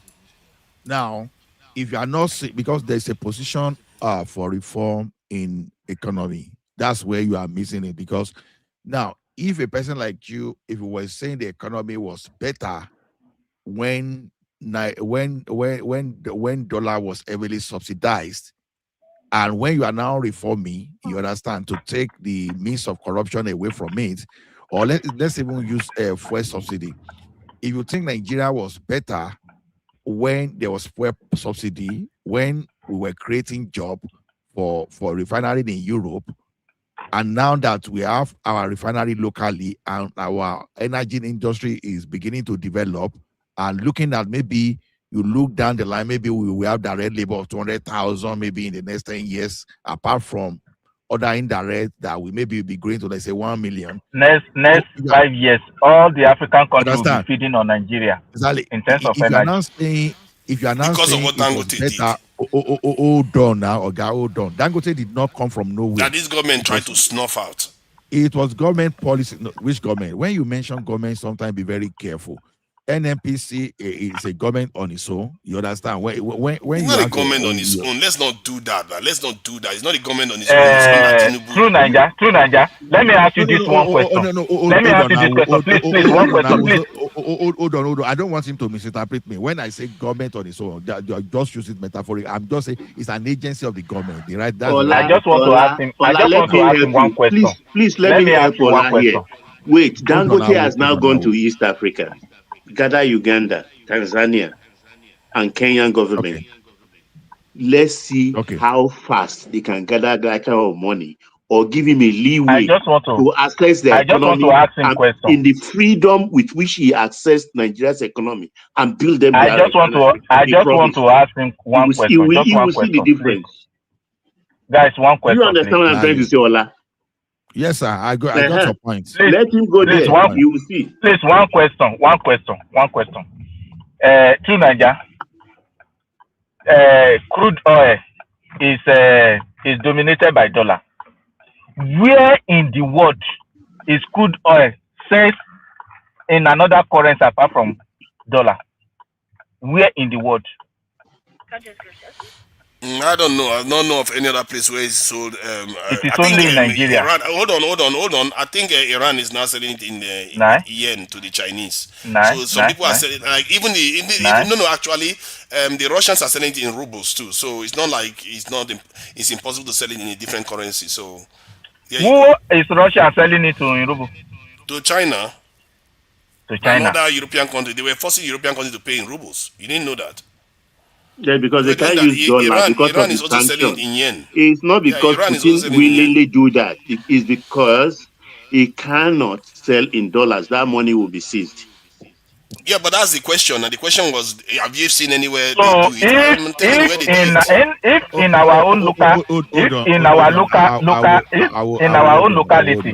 you now have a government for it to make things easier for Dangote. He say, don't go and source for dollar, don't go and source for anything, just no bureaucracy, just buy naira and everything is okay. And you say that same government is sucking out life in the throat of Dangote. Are you being realistic? Okay, when did they do that? Do you know when they did that? That was almost 2 years after they were in office. That's when they did that. Hold on, to Niger. That's something you come in doing. Let's put in the right perspective. Let's put things in the right perspective. Crude oil is priced in USD. Yeah, some countries they do that transaction in other currencies apart from USD. You understand? Nigeria is one of them. United Arab Emirates, India, among them. Russia among them. China among them. So, yeah, it's priced in USD, but you can have arrangement to pay in other currencies other than the USD. Yeah. So that's for that. But to Nigeria, I know you are dollarizing our economy. That is why you are not seeing what is going on in that country.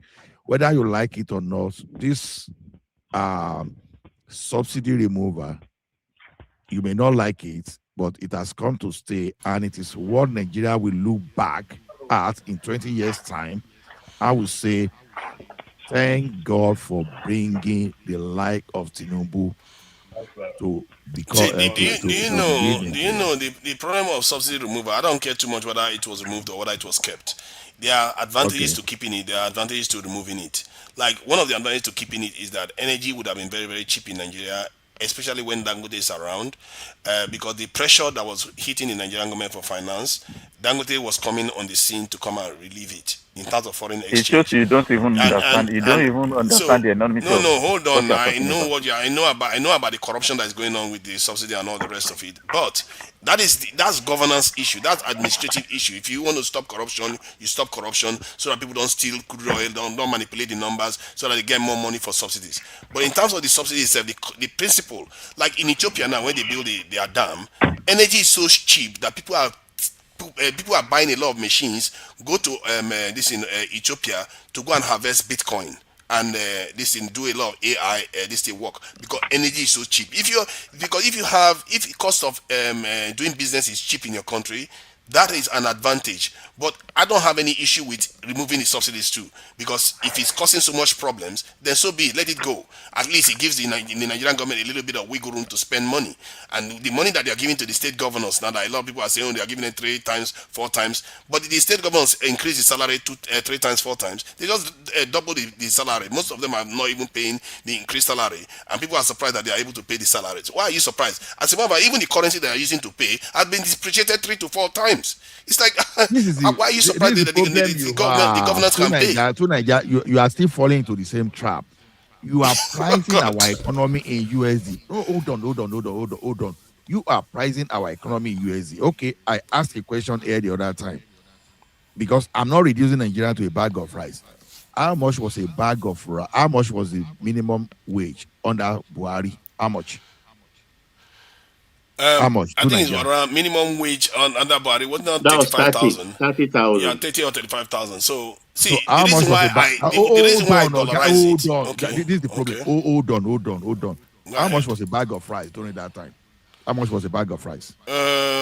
I don't know. I don't remember the last time. I can't tell. I can't tell precisely. So and you have to quantify the weight now. Nigerian bag of rice, they have different weights. So you see, this guy, you're not even in touch. Hold on.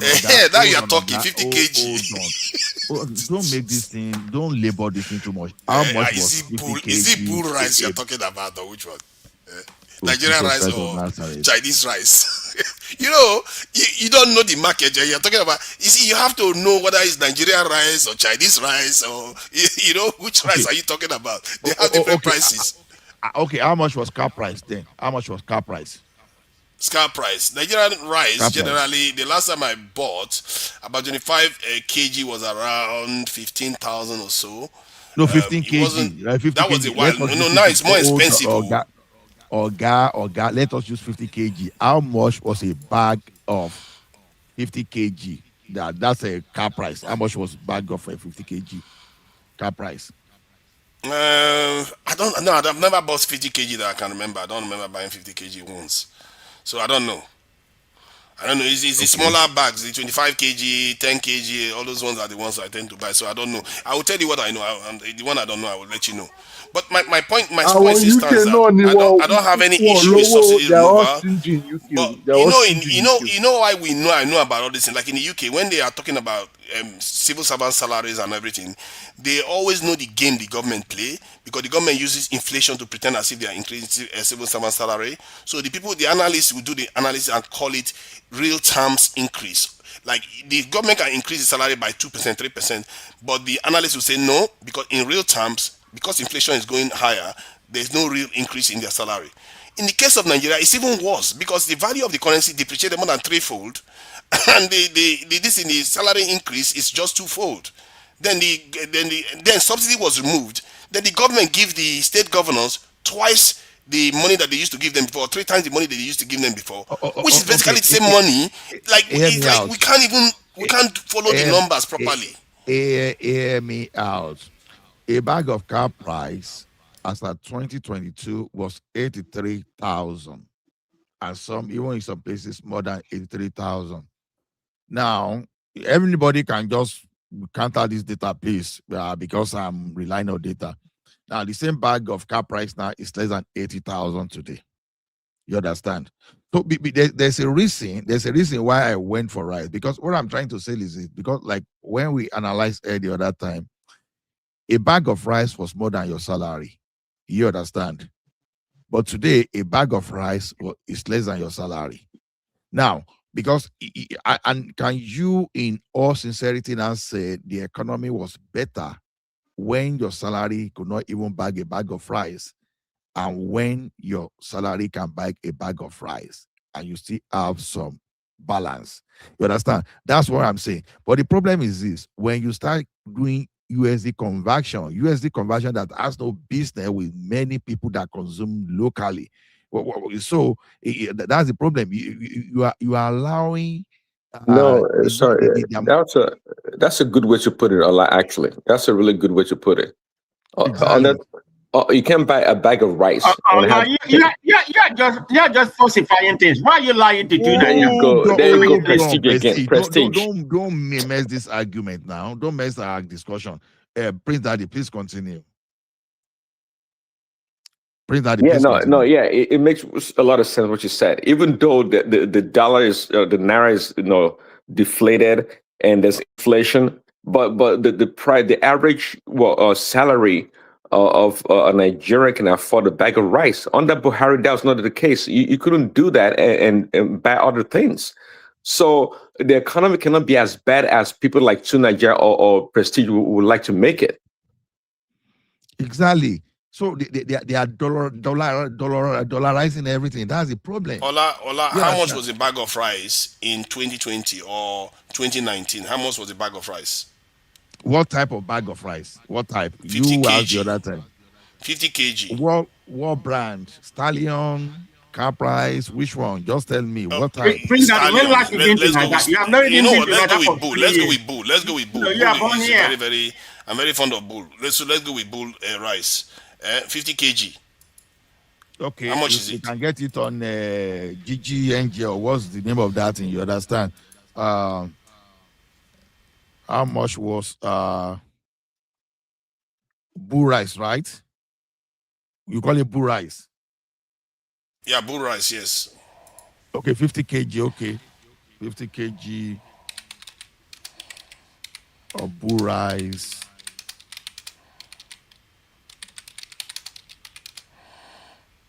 In 2019, right? 2019, yes.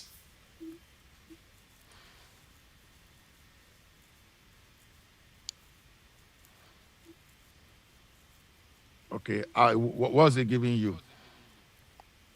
Why are you asking me? You didn't want to ask the question. You give me your number first. And so, what does it even matter what number it gives you?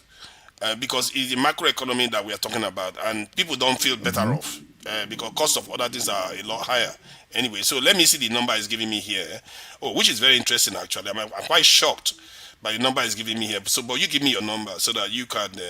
You see, everything you said was the opposite. What's really. your point? See, because the point he was trying to make was that under the previous government, the bag of rice, 50 kg bag of rice, your salary cannot buy it because the minimum salary wage is not enough to buy bag of rice. But today, the minimum wage can buy it, which is, I think it's around 70,000 naira today, which is the minimum wage. But those days, from what I'm looking at, the figures that I'm looking at here, it was around 17,000 to 18,000. Or in some cases, if you are looking at after border closure, okay, when Nigeria closed the border, that's when it increased. But before that, it was around 17 to 18,000, which was still well below the minimum wage, isn't it? Because the minimum wage was around 30,000. But now, I'm looking at the bag of rice around 75, 63, and in short, none of them is below 60,000. None of them is below 60,000 now. So it's even higher now. The pressure on the minimum salary is even higher now than it was before. You see, one thing we are doing here is like, look, we have to be realistic about what exactly obtains. How many people? Nobody. Don't even let me ask how many, except you are doing fraud. Can I finish? Let me tell you Except you are doing fraud in your company, no minimum wage earner can buy a bag of rice. You don't even think it. You don't even think it. I don't even buy a bag of rice, and I'm not a minimum wage earner. Exactly. So why are we using the parameter of the cost of a 50K bag of rice? No, it's like they're asking the rent of flats in Nigeria. How many people can afford flats? No, but Baba, I was just using that thing because it's dollarizing. Now the question is this: let me tell you what you've just done to Nigeria, and tomorrow you will tell me you know about data. I let you dig yourself and put yourself in that situation. Let me tell you one thing: there was hyper food inflation post that event that happened in 2020. I don't know whether they allow us to mention that Chinese thing in 2020 that Trump used to hold on, I don't know. Now, by excellent rice, now you understand. If I'm going to buy that's 40.1 kg of excellent rice, that's that's 100 pounds. Now, in the before that period, I think it was around $60, but today now it's over $130. So and I'm speaking from Canada. What will you say about that? So let me tell you one thing. You intentionally bag of rice $130. Oga, hold on. This is part of insincerity we are talking about. You went to 2019. No, you went to 2019 just to validate yourself. You forgot post-COVID inflation. No, because the reason why because Buhari closed the border too. Buhari closed the border and hold on now. I need to clarify the reason why Buhari closed the border and changed to Nigerian made rice. The Canada closed the border. The Canada closed the border. No, but Nigeria did. So the price of rice in Nigeria would change. Guy. Okay, the thing specifically is because of rice. There was food inflation after COVID. Whether Nigeria, whether America, whether everything, you understand? Even so, there was food inflation. You intentionally went to 2019. 2022. No, 2019 was before COVID. That's why I went that further back. Because you can't use after COVID-19 period as a guide against this government. It's not fair. You see what I mean? That's why I went further back. Because if you go after the COVID period, then you know that the economy has been distorted. The Nigerian government closed the border because of the rice issue that was coming from overseas, and they wanted the Nigerian farmers to start growing rice, specifically rice. So when we are discussing rice, you have to take that into account. So that it means that the pricing of rice then was inflated artificially because the Nigerian government wanted to transition from import to homegrown this in rice. But if we are looking at it from 2019 before all that effect kick in, and today there's more pressure on your minimum wage per 50 kg bag of rice. Because before it was around 18,000, 17, 18,000. To Nigeria, let me ask you, when was it minimum wage increase? Just this question. The minimum wage, when did they increase it to 30,000? When was minimum? I think it was around 2024. No. I don't know about that one. I don't know when they increased to 30,000, but I know about when the Tinubu government increased it. I wasn't following the minimum wage was increased after that period of 2019 that you are talking about to 30,000. So it was even less. Yes, now. Okay, so, what was it before then? Was it 10,000? The way Nigeria is going, I will If be you are here It arguing was on the public platform, 18,000. 18,000. It was 18,000 now. Okay, So if so you not buy the, We actually let me you are find out totally what year they incompetent. increased the minimum wage. You are incompetent. If you don't know that minimum wage was 14,000 previously. Who is that one that is only be competent now? How okay, am I supposed to know that? Okay, to Nigeria, see what you did. You say you're a data person and you don't know underfitting and overfitting. You were just fitting data. You are doing overfit. You are trying to overfeed data. Hold on, Oga. You are trying to overfeed data to suit your selfish propaganda. Now, a bag of 100 pounds of excellent rice in Canada in 2019 was $65, and as of today, price is $139. Now, the question now is this: and as minimum wage in Canada increase the way they increase it in Nigeria, you understand? So that's exactly what Okay, the minimum wage in Nigeria was increased on 2019, which still makes my point. In other words, they increased to It doesn't make your 30,000, point. including. Wait now. Wait. How does it not make my Wait point? now. Let me In other say words, you are not because in you were trying to Nigeria. insinuate that it was I was less before. Wait. Let me tell you what happened. Well, it was the minimum wage repeal and enactment act of 2019. It was April 18, 2019, but it was not implemented until after COVID. Okay, I don't know about what you are saying, True but Naija, from what I true can Naija. That hear. is Change why online is change your name only If to you don't know, propagandist. know now and no you have peace. to take No. Okay. He is saying it. All I know is that okay, the same you can say for this government when they increased minimum wage to 70K, then they didn't implement it instantly. As a matter of fact, some states are not even paying it today, if I'm not mistaken. So Is I that don't know why It we Tinubu's are doesn't. fault? It acting doesn't is support any your different. argument. What we are So saying. the other one So it is was not even Tinubu's worse. fault, but now it's not Tinubu's fault. I don't know how you guys. So this is a bit two sided. What has You have to Tinubu got remain to do consistent on both sides. if Gombe is not paying 70 when other states are even paying 185? What's Tinubu's fault there? Okay, now just to It's settle the need to ask case. to go Okay, to let's settle Gombe the case by and going deal to with them there. 2016. Let's go to 2016. The price of rice no, in to 2016. Naija, no. Why are you going Because back? so Don't that Why are so you allow that going it this will back? guy be to so that it will worry Why are be you you. looking at the 18,000. Let's go to economy? another No, topic. Wait because you are now. trying to make a point. Wait, It's a shifting target. When you Because want to if you are analyze saying if you don't something, agree with 2019, if you don't agree with 2019, it makes sense for me to economy go is what further is No, back. to Naija, that's not cardinal how to analyze parameter. data. It's You are not just cardinal. jumping Online is around. trying to He's bring No, out not jumping because around. because That's what because they are it's a you moving cannot. target. when You I can't told be them, taking as see, if you know what it's he's a doing now. motor You that you know are what he's doing. driving. He's trying to be waffling all over the place because he It finds is That's that okay, you there's more that's pressure on. waffling. No, hold on. Let me finish what I'm saying. That's why he said they didn't implement it immediately. Fine, let's go further back. Let's go further back to to Naija. 2016 when Oh Don't my go 18,000 God. was further the real back. deal. You are Please don't bug walking us towards down an this rice answer. issue. See, let me Nigeria's issue is more than rice. I beg. exactly. No. Because what I'm trying But to you tell know, you they are is the one this. that have turned Nigeria economy to the rice economy now. Everything How rice, you do rice, that? rice, rice, Nigeria. rice. You know they are And very yet is there very good APC man in that keeps sharing coining rice words. everywhere. There's in that You see, to Nigeria. That's Naija, what we are hearing now. Tomorrow they to will jump Naija, Who into made another thing Nigeria a entirely. thing? Is it not that APC that is giving voters rights left and right? Naija, hold on now. It has been there since Shagari's time in the 70s. Naija, hold on. Rice. If you want to buy 2020, 2027 This Remy Kola. and Baba, you know like hypocrite. Okay, I've got the figures People for that turn Nigeria 2016 to rice now. economy. No. What are you talking The about? price of rice Every one of them they 2016 I is can't hear you. 13,000. I can't hear Rice, you. rice, rice. You see, boys, The rice, man The of price of prestige. rice 2016 Be very is plain when you are 13,000. talking, particularly if you are addressing me, so I can give you the response. The price of rice in Allow prestige. 2016 is Wait to 13,000. Niger.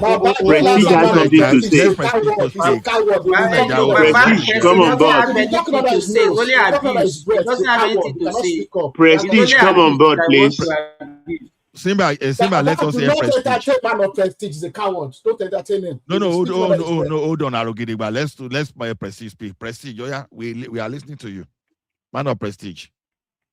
He don't run away now. Maybe they hear us. Man of Prestige. Can you imagine? I told you that doesn't have anything to say. You are the one that All is interested is just throwing stone.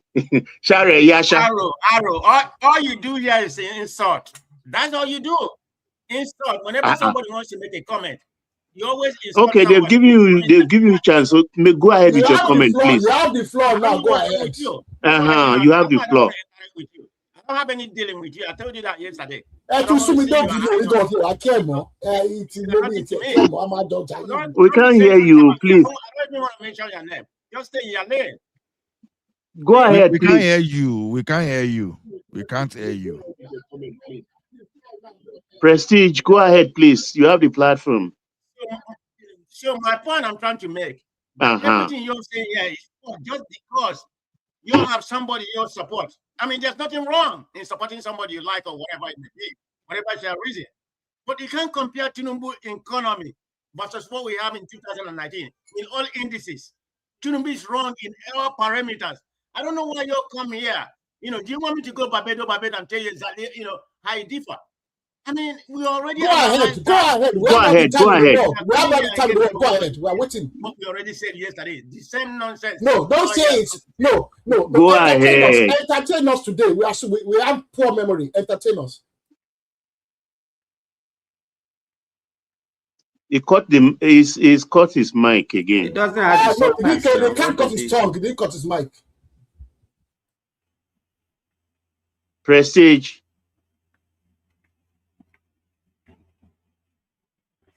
Baba, I don't know why you are worrying yourself. You want to force him to talk? No, Man of propaganda. You allow him to See, purge himself of one thing I can say, inadequacies. one thing I can say when I went to Nigeria was that when I went to Nigeria this time, I wasn't very keen on returning back to the West, and I've had a few people say the same thing, and I'm beginning to think that there are certain things that are going on in Nigeria that is positive, that is not necessarily the making of the government. I'm Part pinching of it, I've myself. said this Is before. that you talking? No, it's a That's fact. positive. I said it. I said it immediately. I said it. I said it immediately. I got back from Can Nigeria. somebody wake me up? See, oh look at that! Look at that! Look at when I say it now, it's not. Tomorrow he's not going to remember it too. You're He's not dreaming. going to No, we remember are it dreaming. when I say this. We are dreaming. We are dreaming. We He's are going to dreaming. see. When I went to Wake up. Nigeria, You are dreaming. I didn't feel like coming back, and I saw a lot of things because I went to PH, I went to Bielsa. I saw a lot of things that were good. NDDC seems to be doing some roads in Bielsa and all those areas that I felt, okay, these are positive development. And if you look at many people that have been to Nigeria, even within my family, where some of them will be like, oh, why do you want to go to Nigeria and all the rest? Don't go to Nigeria. But I was sitting by a family member, and the family member's friend called from Abuja, and they was asking each other, oh, what do you see in Abuja? What's going on in Abuja? The person was telling me Abuja was nice. I even saw somebody from the southeast the other day on the other platform. He was like, he's enjoying himself in Nigeria. So the point I'm making is that even if the economy is doing badly in so many ways, but some parts of Nigeria is experiencing a level of stability now. Like in the southeast is experiencing some level of stability.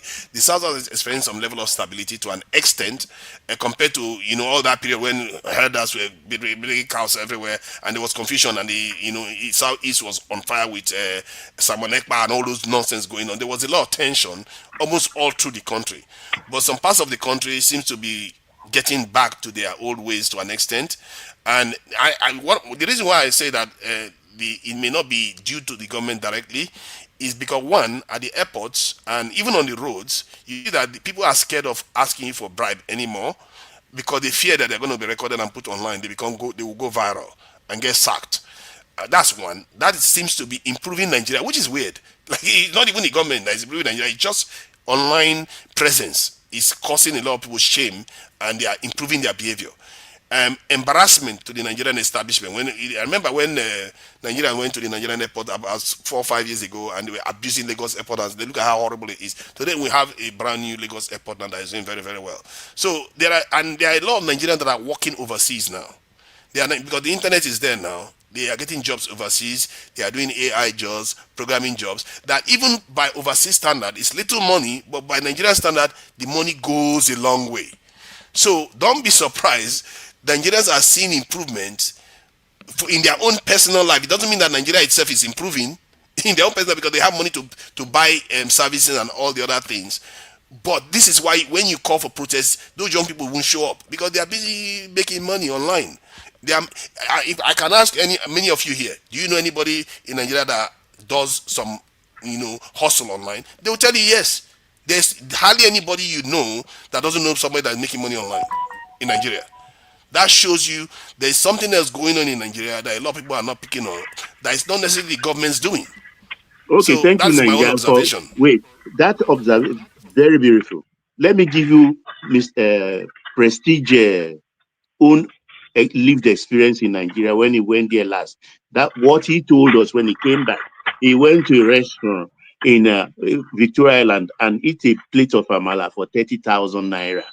When I can't take him easily to even Surulere, and he will eat to his heart's content with just 3,000 with bokoto, ifun, everything inside.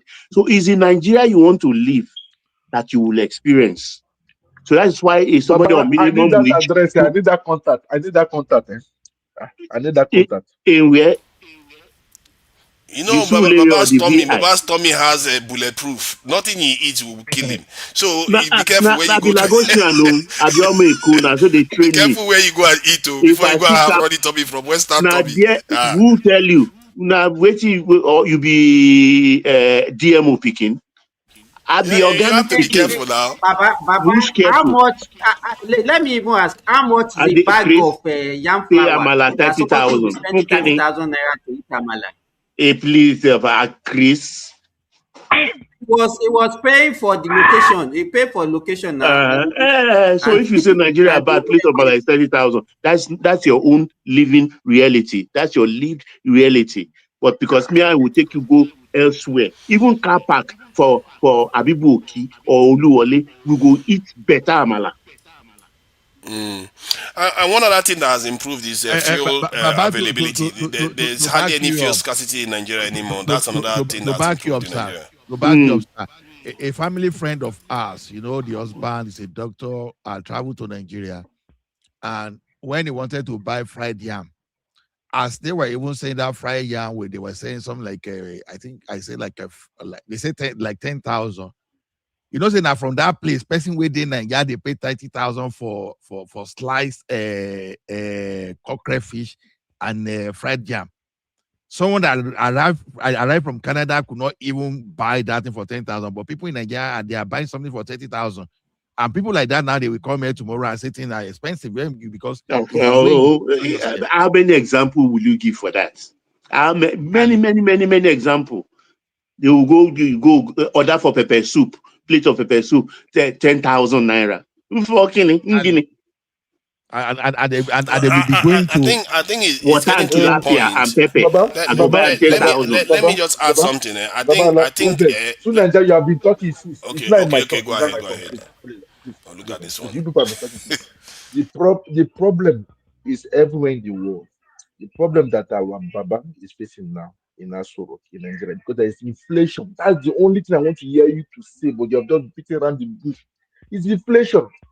It's inflation. Everywhere you go, even in Europe, there's inflation. everywhere, food Even your inflation everywhere. country, even your country there you are staying in UK, there is even a recession. We know that one. It's going to be at 2027 with our calculation. So stop saying things, blaming everything Because in Nigeria. even if I don't know anything, that excellent bag of rice I know because I buy here 100 pounds of which is about 41 kg. We used to buy for $65, and now is 139. Ola, There was here, no 2 liters of vegetable oil that we used to buy for 15 riyal, we are now buying it for 45 riyal. 45. exactly.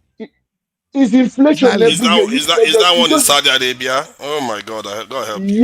yeah. Uh, Even that's the problem, Baba. That's what the problem, Baba. The government today is facing. It's You not know, inflation. No, they just If that, Triumph, they the way know they are looking. they know the truth now. They just want to exercise their no. I think we propaganda. should not do that because See hold on. Naija, I think Triumph. Hold on, economy is Let me just say this. dynamic. Let me just challenge what Triumph says. You see, it is true that there is inflation globally that is going on generally because of different conflicts going on.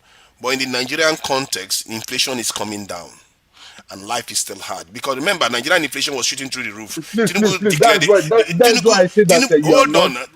Hold on, I don't know why you're not catching on. See, Tinubu I'm not Tinubu catching on declared because the Iran you've war. been Can you just let spreading me things talk that now? are You not finished. going on. You said you made your point. When they are trying to shoot it down, you don't want me to say anything. It's objectively true the Nigerian inflation is coming down, not going up, because Tinubu declared his own Iran war the moment he got into office by shooting the Nigerian inflation through the roof by himself. So now, compared to the rest of the world, Nigerian inflation is coming down. So we are experiencing something different compared to the rest of the world. You It's not understand? different. Hey, wait. Before the It's war, different because it's coming down for us. now let me talk. Now you have said your own now. The Okay. our inflation was less now. I'm more now than when before the war started. Before the war started, it was around 13-14%. Now it's over 16% because of the war. So don't say because it's coming down during the war. It didn't come down. It's going up the way it responded, the way every other country responded to it. So don't just come and lie to us here. To Nigeria, Years ago, come open, oh, come what was open, so Nigerian that inflation 2 years ago? we can What was interrogate Nigerian your inflation 2 years thinking. ago? What was Nigerian inflation 1 year ago? Why We are do you not want, Do you where why do know? you drive back the again war when we did are not moving start forward? 2 years ago. The war did Look not at no start no. 2 years I'm looking at ago. the Nigerian inflation now. I can look. Nigerian I'm looking at the inflation chart here now. go back to 2025, fourth quarter 2025. Check That was Nigerian inflation and 32% Yes, or check after. 33. it was higher in 2025. Nigerian inflation What was was higher it? in I 2025. So said don't say what you don't fourth know. quarter. I said fourth quarter Fourth quarter, of it was higher 2025. throughout 2025 than it is today. Throughout 2025, I'm looking at it right here. The graph. What was Throughout the inflation 2025, it was higher. in late Even early. 2025? Eh? Oh God. What was the What are you 2025, saying? inflation? it came down to Okay, 23 at or the end of 2025, let 22. me give you the last figure at the end of 2025. Yeah. It is 27.6% It's not at the true. end of 2025. Okay, When Whatever did you it? are deny it getting now. is not true. Deny it. I'm looking Whatever you at are getting is not true. tradingeconomics.com, Nigeria inflation CPI. That is the graph. The graph is right there staring at you. The inflation now just ticked up in April and March by a little amount. It was coming down. It is true. It was coming down sometime just before By the 2026. It data was coming down. you are looking at there, what's the inflation rate presently today? Okay, so let me read it. January 2026, 15%. April 2026, 15.6%. Basically the same thing. So while other people are experiencing higher inflation spikes, Nigeria is not experiencing it because the Nigerian economy is basically recovering from a very high position that Tinubu put it on before now. That is why we are not experiencing like other people, and it means that the No, argument no, that no, no, no, no, no. Triumph brought Tinubu, you here don't is forget not we valid. rebase the economy and rebase That too helped. If not, it would have been we even be rebase higher. the inflation this thing calculation too. Yeah, it would have been Uh, higher than this if not because of the rebasing. yeah, It would exactly. have been higher than what we are seeing here. So So we are if very you go to other truthful here. countries, Hmm. okay, well, it's good to be truthful. I We like are all what you in said support about of the being truthful. jobs too, that jobs are available. Because From that's the what we've data been saying on this platform. Except you are Jobs are selective. available online, not Except you because are Tinubu selective. created them, If not you are because Tinubu selective, created them. That's what I'm saying. Jobs are available don't change your online. mouth. If unless you are selective, I just said it. I'm unless you telling want you to go that. to restaurant and put toothpick in your mouth. See, Because if it's you like we are go, like India. India has a lot of online jobs that came in the early 2000, mid 2000. So that's what's happening to Nigeria. And Nigeria is creating a lot of online jobs. And people, the economy doesn't seem to be taking that into account a lot. And I really think that people should be observing that, especially politicians that keep saying that, no, everybody's suffering, everybody's dying. No, go and check the so, youth. They are but you busy pander to hustling that now. online. When they say being power, you pander to that too. Don't you send money Eh, like people send? They will always tell, I send money, I send money. Whereas he doesn't have a sou to This his is name. the way you're supposed to be talking from the beginning, not this No, Oh one my way God! You want me traffic. to we come have and praise infected Tinubu? I him. didn't We have praise infected Tinubu. him with I'm not here reality. to praise Tinubu. I So just say what We I have what I what, what I infected just you see. be with continuing and reality. saying what you want to hear. Now this is the way it's supposed to be talking. Look at Imagine are that. you beg your son John Mechonu, I beg you. Where we want you to talk. Don't Oh, mind look don't at mind that. this one. Let They, him. I'm not even giving Tinubu credit. They are still claiming the credit about anyway. this country. I'm I not think saying you give them where credit. you You are are, talking. And you are still how claiming much the credit nonetheless. No, no, What no, kind of no, no. wahala is From the this one? abundance of the heart, from the abundance of your Oh, heart, now it's your from the mouth abundance of spoke. the heart. Oh my Your God. mouth spoke. From the I told abundance of you your that heart. if I see something positive, I will say it. If I see something No, negative, you I came will to say that it. lately. You only came to that lately. Or I've when been you saying started, it. When I came got back with from Nigeria, that is the first thing I venomous said. argument here a few hours ago when you came on board. We Because you listen, guys we were take busy record. lambasting As we Obasanjo get on here behalf of too, Tinubu. I know No. your stand on most of the issues over the years we've been meeting on See, this I was platform. the one that Even in your said here that watering hole, Tinubu had it in his gift. once in a while, if there is no soccer in that period on Saturdays, I come there without touching anything and listen to you particularly. So I know your See, views. I was the one that said Tinubu had it in his gift to be one of the best presidents in Nigeria. And No, this I've never evidence that I had it. just see, I said it when he got it before he won. No, after he won, I mean, before he was sworn in. I mean, after he won. Why would I say it before he won? That's ridiculous. I didn't want him to win. So that's the truth. So, but the point is that after he won, based on the evidence that I just submitted just now, it just shows you what I was saying was true. Everything that the other government didn't have, he has it. A lot of Nigerians are making money online. The Nigerian government don't even have to create the jobs for them. They are making money online already. And yet, he still managed to keep the Nigerian economy in a bad state. How can he possibly do that? That's why I'm mad with him, actually. I'm What mad is with bad him state there? because Where you I have feel like jobs he had available. everything in his hand to make Nigeria Wait, great. But two instead, he's things. just trying to squander it all. Two things. That is why your generation is profligate. Because in my own generation, you are abusing. When we're on holidays, we go to Liver Brothers, now Unilever, for night job. At age 14, 16, we'll go and pack logs, all these things, in their factory there in Apapa Elemo. To the extent that the first day we even went, my Igbo friend, when he saw butter being made, hot butter, we bought bread, the Obunkabun butter. Yeah, Obunkabun maybe butter. you You guys should have understand? been making We maybe were you not guys should have been making profligate. yellow We cake made instead of our making own butter. money. You We see, made that's our the own problem. money and spend it because we were Baba, that is the hardworking. problem. But your Baba, that generation is is the problem. profligate. All you want Baba, that is is the a problem. tie and shed You job. see, instead of you to be going to make butter, maybe you should have been making yellow cake. Maybe Nigeria will be in the mess we are in Haven't I today. told you Africa will not be in the mess we are in today. Unilever? What you Eh? call we call it You are liver busy brothers in going those to days. eat As butter, students, catching as, cruise. Now we are suffering as for it. students, we were working. We were working. I was selling clothes. I was But selling Baba, clothes. see, didn't you see while you were doing that, Wait. Iran was busy building You their see, one of the defenses. things that Look at happened Iran to today. what happened to my generation and happened to your profligate generation is, for instance, if I see your son, maybe a couple of years back in Lagos, and I see him selling a newspaper. When if I come maybe to the tennis class, Tunanja, is it that bad? I saw all Shibuki selling newspaper. But it is normal life, because the Kennedys of this world, they sold newspaper as a kid. Yeah, Every but kid the should learn Kennedys how of to this world walk. lived in a country with nuclear weapons. You guys didn't do anything. Your They generation don't was busy take us eating to that butter hole. Don't and take us going to to that butter. nuclear thing. I That's beg what you. people are doing. You left your country vulnerable because everything you do is not sustainable. You left your country Which vulnerable. is not is how you want to live it. You live it. If you can afford, I've seen landlord who borrow people from tenants. That landlord must be stupid to borrow money from your tenant. You understand? It's how you want to live. If you are on minimum wage and you go to tantalizer, then onto you. You're a broke man. You cost it yourself. If you're a broke man, if you're a minimum wage earner, you are going to play Bet Nigeria every weekend and thinking money you will win one day, make you suffer with your children. Oh yeah, now. So you have to modify yourself, and it's because we are not very strict. You try that in the West, you're on the streets, you become homeless, and you go suffer. But there, we know there is an uncle to call to, there is a church to run to, there is your neighbor to beg Gary. So we take life very easy, lightly. Life is tough. Life is hard.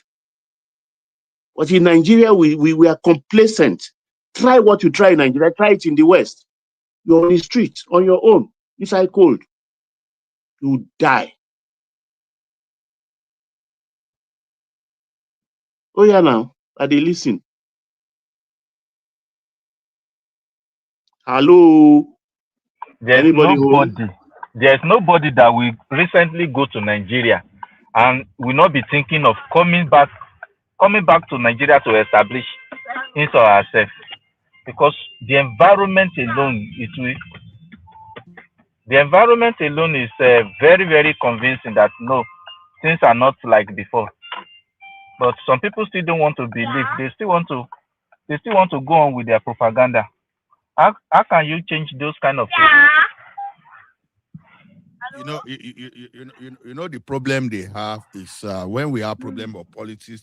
I'm okay with people to have problem of politics, but you have to be objective about it. So that is why people still believe that Tinubu is not doing better when you didn't when we had a government that was there before that ran everything at grand. Suddenly some of us were not used to waste and means. That waste and means just became very popular under the last regime. All this while we are living a fake life. We subsidize our life, and the most painful aspect of it is that most of this loan that Nigeria, most of this debt that Nigeria owns, it was borrowed for the purpose of this same subsidy. Same subsidy to borrow salary, borrow to pay salary, borrow to pay subsidy, borrow to subsidize fuel, borrow to subsidize dollar, and you still want that kind of life to continue. I don't know why people use hatred to block all the rationale that's supposed to be on the head of normal human being. It's not even that subsidy alone. You understand? The job being created by removing all those subsidies, because number one, if you are importing, nobody wants to create factory again. Okay. Look at this Obasanjo that she was praising. She was borrowing money to pay salary. This one is not they say. They were during her time with Jonathan. They were literally borrowing money to pay salary at federal level, not even at the state. Man of president, don't work out. Because people tend to forget easily. Now, understand? So when you don't build your economy, you keep importing, you have issue. That's exactly what happened to us. So if you keep importing and keep subsidizing, now if you were producing locally, you were producing in Nigeria, you subsidize, that one is even reasonable. But you are subsidizing production done overseas. You are not creating job for yourself. You are not creating job for yourself. You are losing money. When people talk, they forget about people coming in the future, because that's what they don't know. Your industry is not going courtesy of subsidy. If you watch what in Kigali, what Tinubu said, that is exactly the point he made.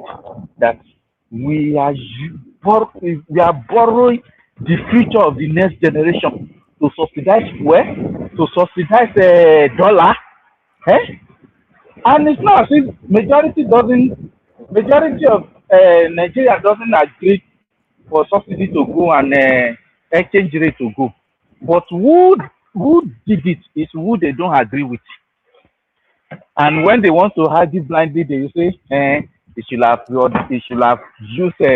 have removed it like that. How are you supposed to remove it? Something you have been on for the past 30 years. You have been subsidizing since they want Tinubu to enter. Falana go take and go court the next day. He will get injunction. You must not remove it. Then we will and the people who are benefiting from it, they will not gang up against you. For where has it been everly possible to subsidize and to remove subsidy gradually? Where? They want us to keep subsidizing for Shukudi to be imported from China. Why the local industry will be dying too? Imagine. And the most terrific aspect of it was that before Buhari left, no one green now. Before Buhari left, they are comparing. Nigeria has been comparing to Venezuela, Argentina. We don't even, as at that time, they don't even know which one is worse. But presently, as of today, nobody is even comparing Nigeria with all those countries again. And yet, some people with a good conscience and say, what is he doing? He has never done anything. The man is not perfect. And there's nobody on earth that can perform miracle with what is on ground. It has to be gradually. It has to be. Even that Venezuela you are talking about now, they were praising him. This the two Ninja of cyberspace. We are praising Venezuela then. Tinubu stood his ground, Gidigba. Now Venezuela is back to that hellhole. Now borrowing money from even private pockets. Like America just gave them 20 billion or so. Now they are demanding even repayment of it. But Tinubu is improving. That's the courage I just enjoyed in the man. I appreciate that courage so much. What they don't know is that subsidy is in the hand of Kaba. Look at when this woman was there, Okoje Iweala, because she make attempts, to do that thing. Look at what they kidnap her mother now. Mm-hmm. They kidnap her mother just because she made attempt. She was championing that subsidy must go. Subsidy must go. If, like what this guy said, he said, if Tinubu could not do it, nobody, and I believe him, nobody will be able to do it. Not even